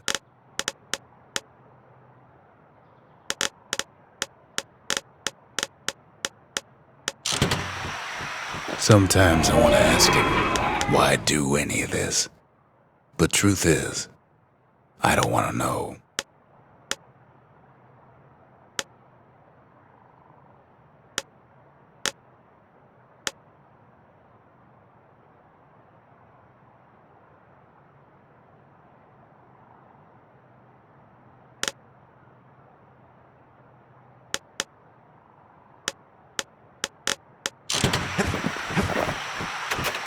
Fixed that thing right up, didn't we? Made these goings-on a little livelier. Sure you didn't drop that twangy thing on purpose? Just to see if he'd go after you? They lost everything, didn't they? But they just keep on fighting like that's gonna bring it all back.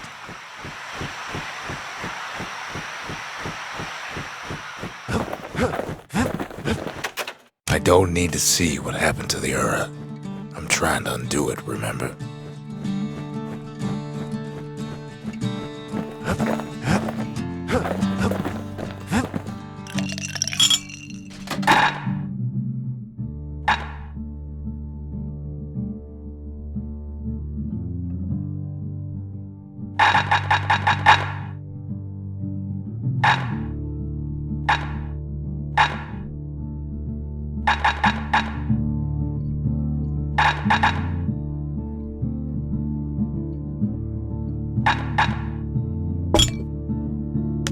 Bold brandy is thicker than paint. Makes your skin feel as tough as knife bark.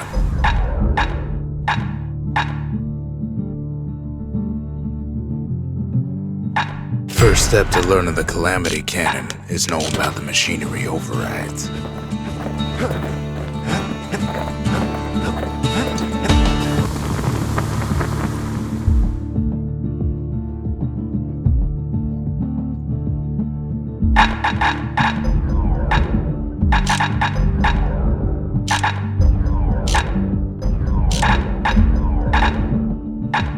At least it won't get cold around here with that thing around.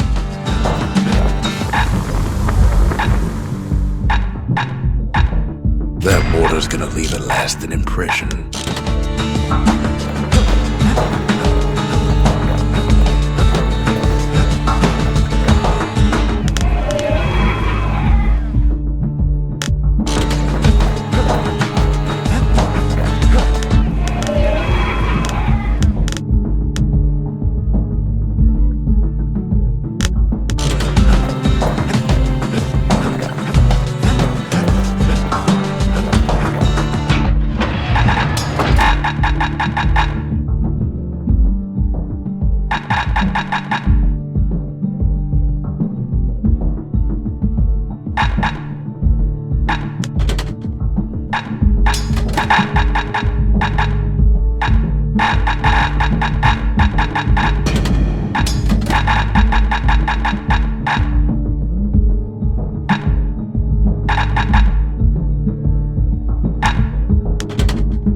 Nothing subtle about those guns, but maybe that's the point.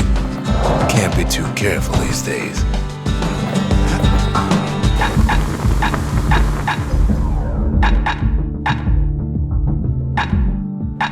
He's made a right comfortable bed for all those bullets.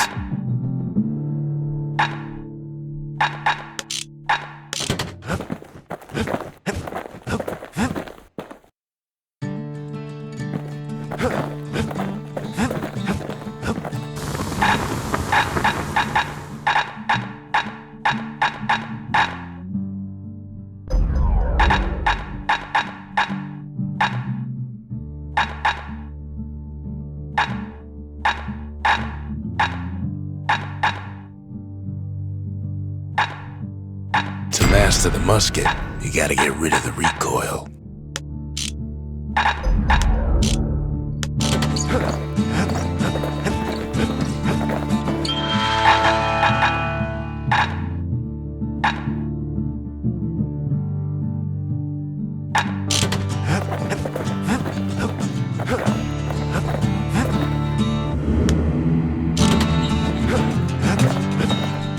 Once the kid gets that last shard from Zolf, it'll all be over.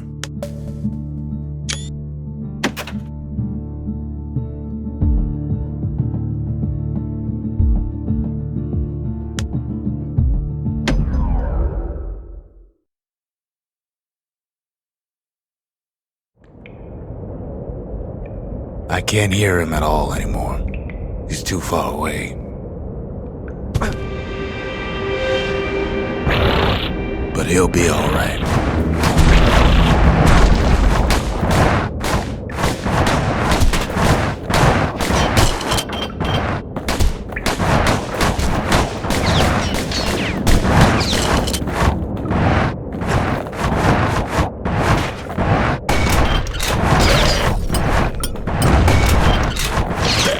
Just needs to get that shard from Zolf and come on home.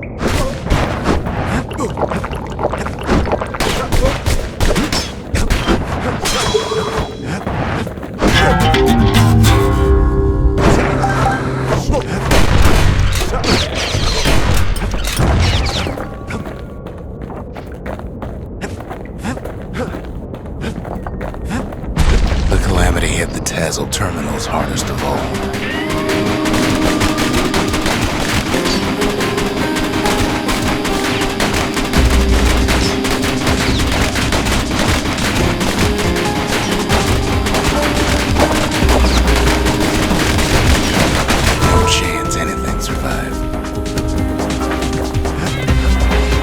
You know why Zolf went back there. The place was his home. All his old friends and family were there.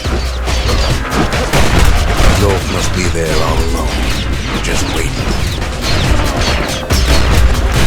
You know what's funny? Zolf's waiting for all of us. Are waiting for a kid.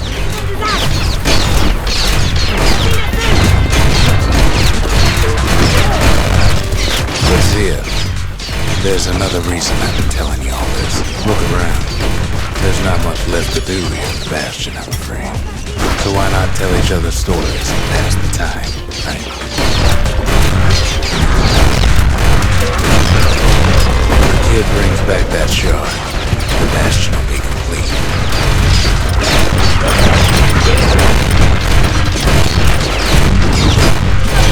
Zealandia will be whole again. Everything will be back to normal.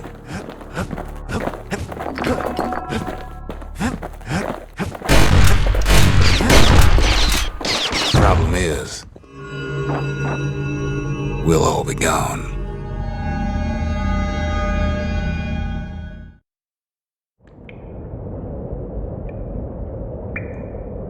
But we're not gonna die. It's more like all of this will just stop.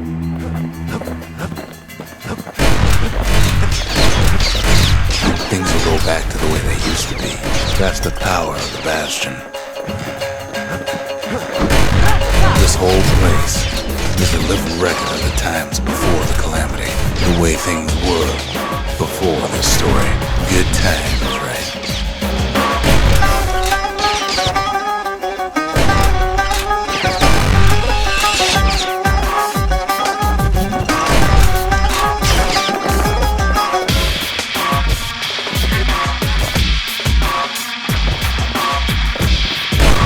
Be your old self again.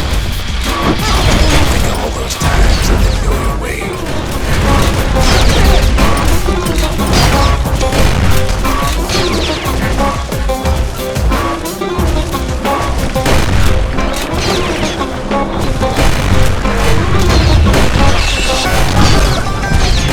Life's little setbacks. Imagine if you could have another go at them.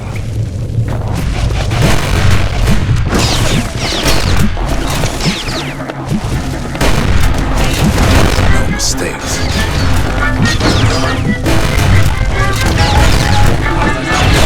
Anyone you've ever hurt. Everything you've ever done. You could do it over. Wouldn't that be grand? Well, I guess there's nothing more to say.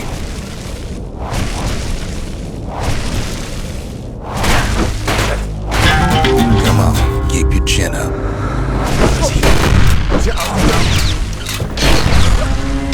Who am I kidding?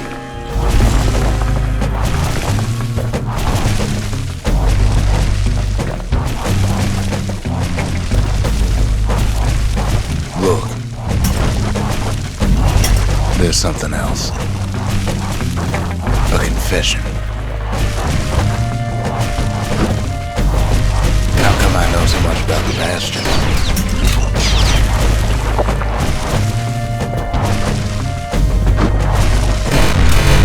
Well, I designed the place, but that's beside the point.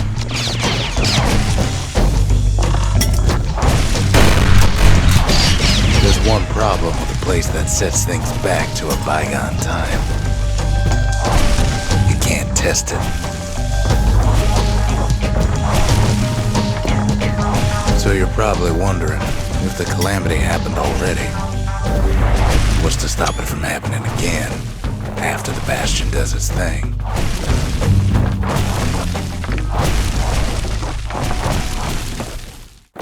The answer is...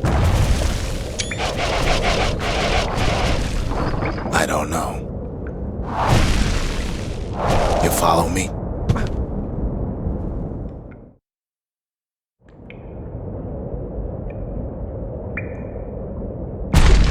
You're wondering if there ain't some other way out of this mess. It's alright. I can tell. But why would you even want another way? Unless you wanted to stay here with us.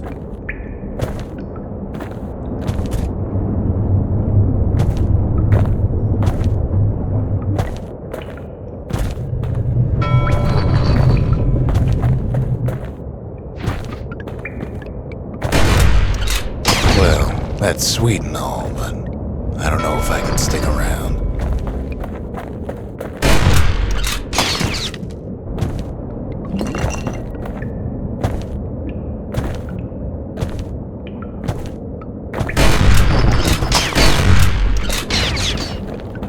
The weight of the calamity, it's on our shoulders. We can't just let it go.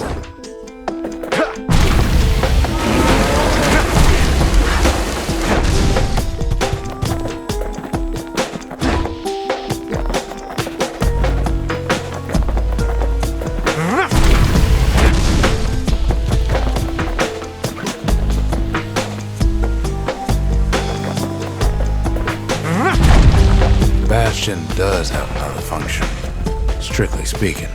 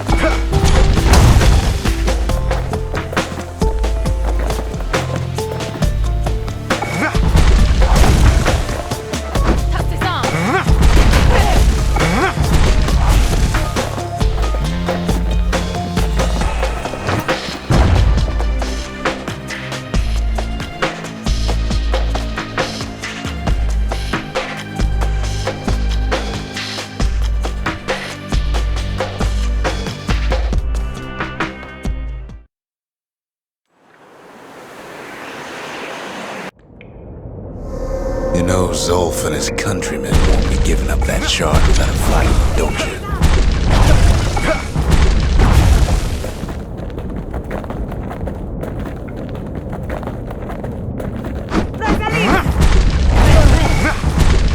Zolf and the Ura, all they want now is to see the Bastion fall. Zolf dedicated his life to a lasting peace between the Ura and Ceylondia.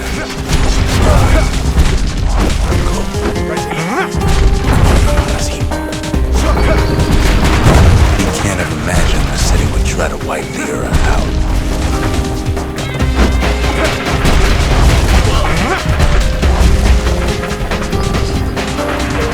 Zolf ain't lost every shred of decency though, has he?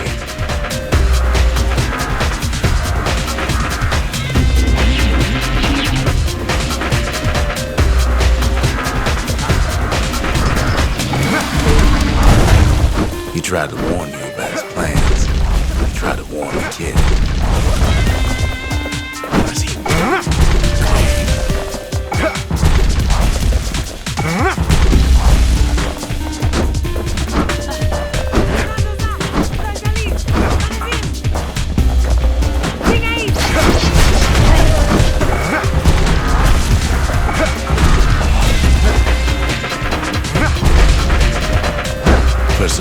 This ain't a personal matter.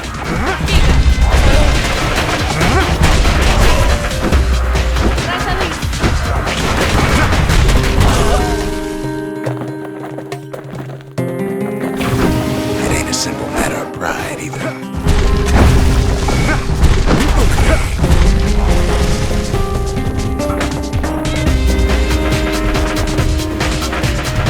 One thing's for sure. Lyra can't be happy that the kid followed Zolf all the way home.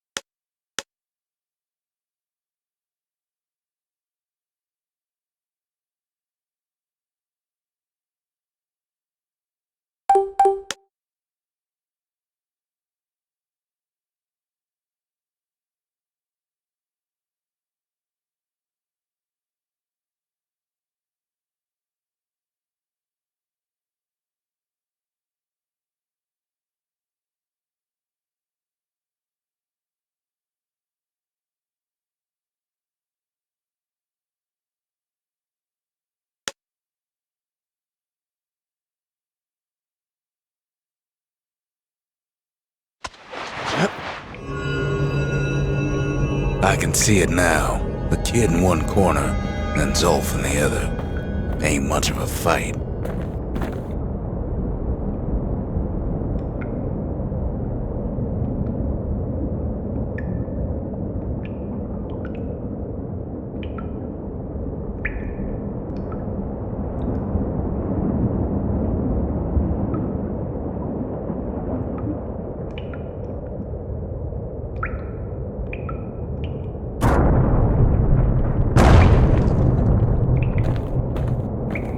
Don't you worry, though.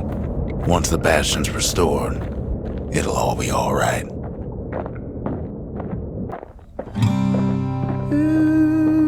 You ain't still thinking about that whole leaving the city thing, are you?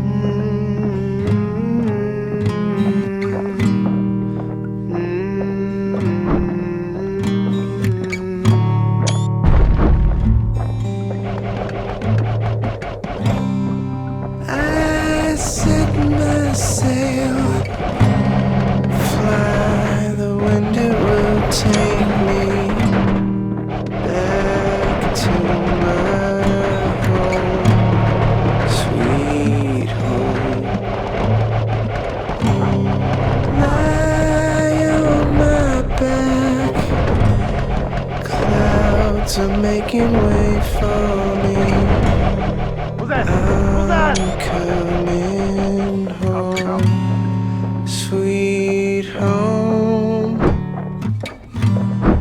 I see your star, you left it burning for me. Mother, I'm here.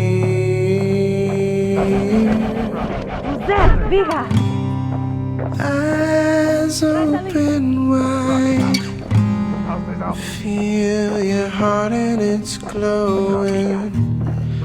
I'm welcome. Kid's probably dealt with Zolf by now. Sweet home. It reminds me of myself when I was his age. I ever tell you about those days?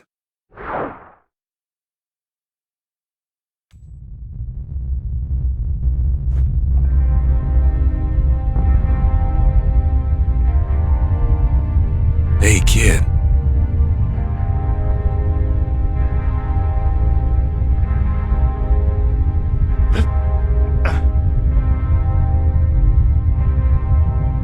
Get up, kid.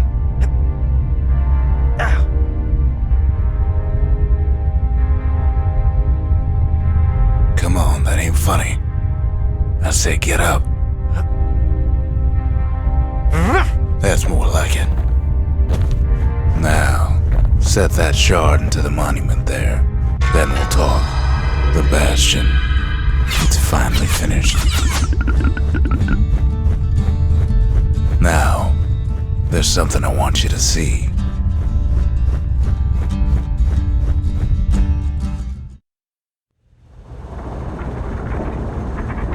Welcome to the heart of the Bastion. I ain't one for long goodbyes, so here's the deal. Zia and I figure you done the heavy lifting, so you get to do the honors. We can tell you how to work this thing if you got any questions.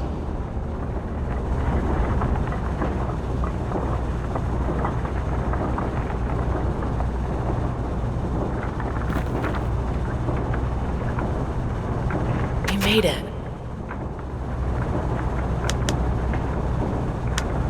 Zolf tried to talk me into joining him. I tried to talk him out of it. I guess we both failed.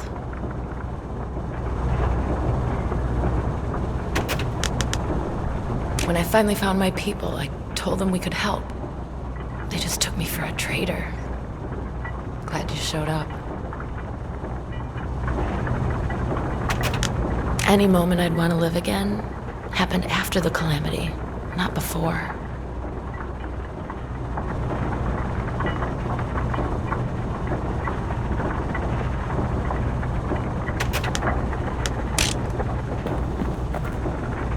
Hey, kid.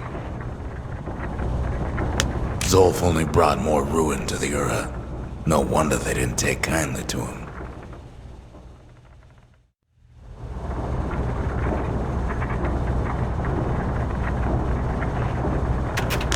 You've got one thing left to do, so you hang on to that badge.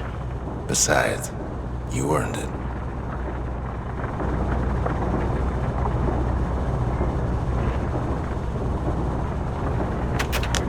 Don't let anything you've done get to you. You can save all those creatures here and now.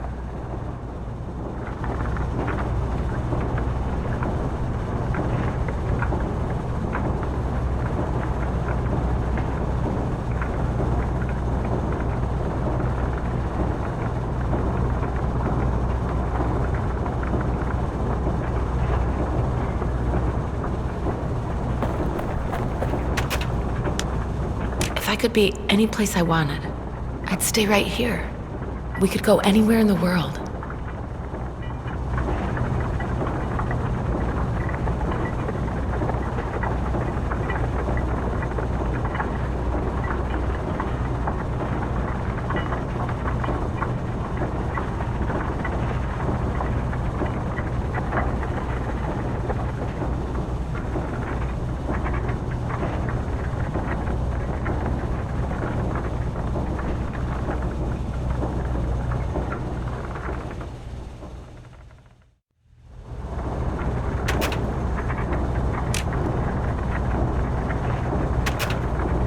So, let's see.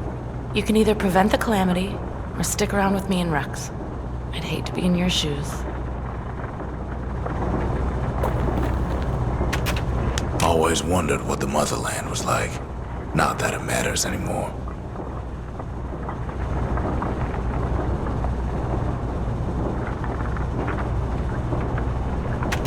You can undo the calamity here and now. Go on, kid. And before I forget, thank you.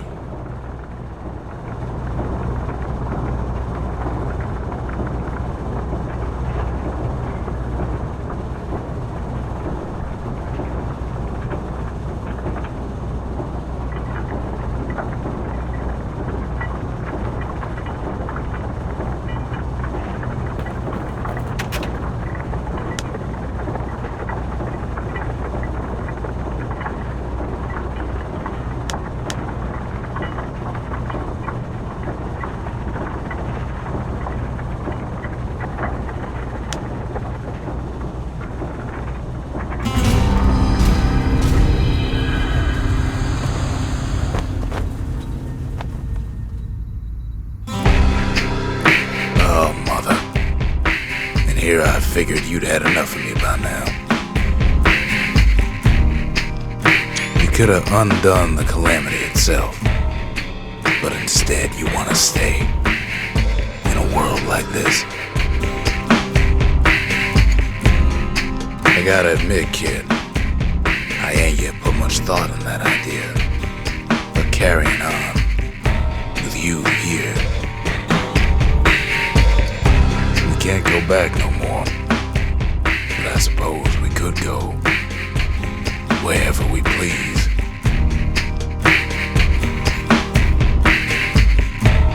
And if anyone's left out there, I sure would like to see the look on their faces when we dock this thing right on that doorstep. Getting ahead of myself, though. I'm gonna need a first mate. What do you say? I set my sail, fly the wind, it will take me back to my home, sweet home. Lie on my back, clouds are making way for me. I'm coming home, sweet home.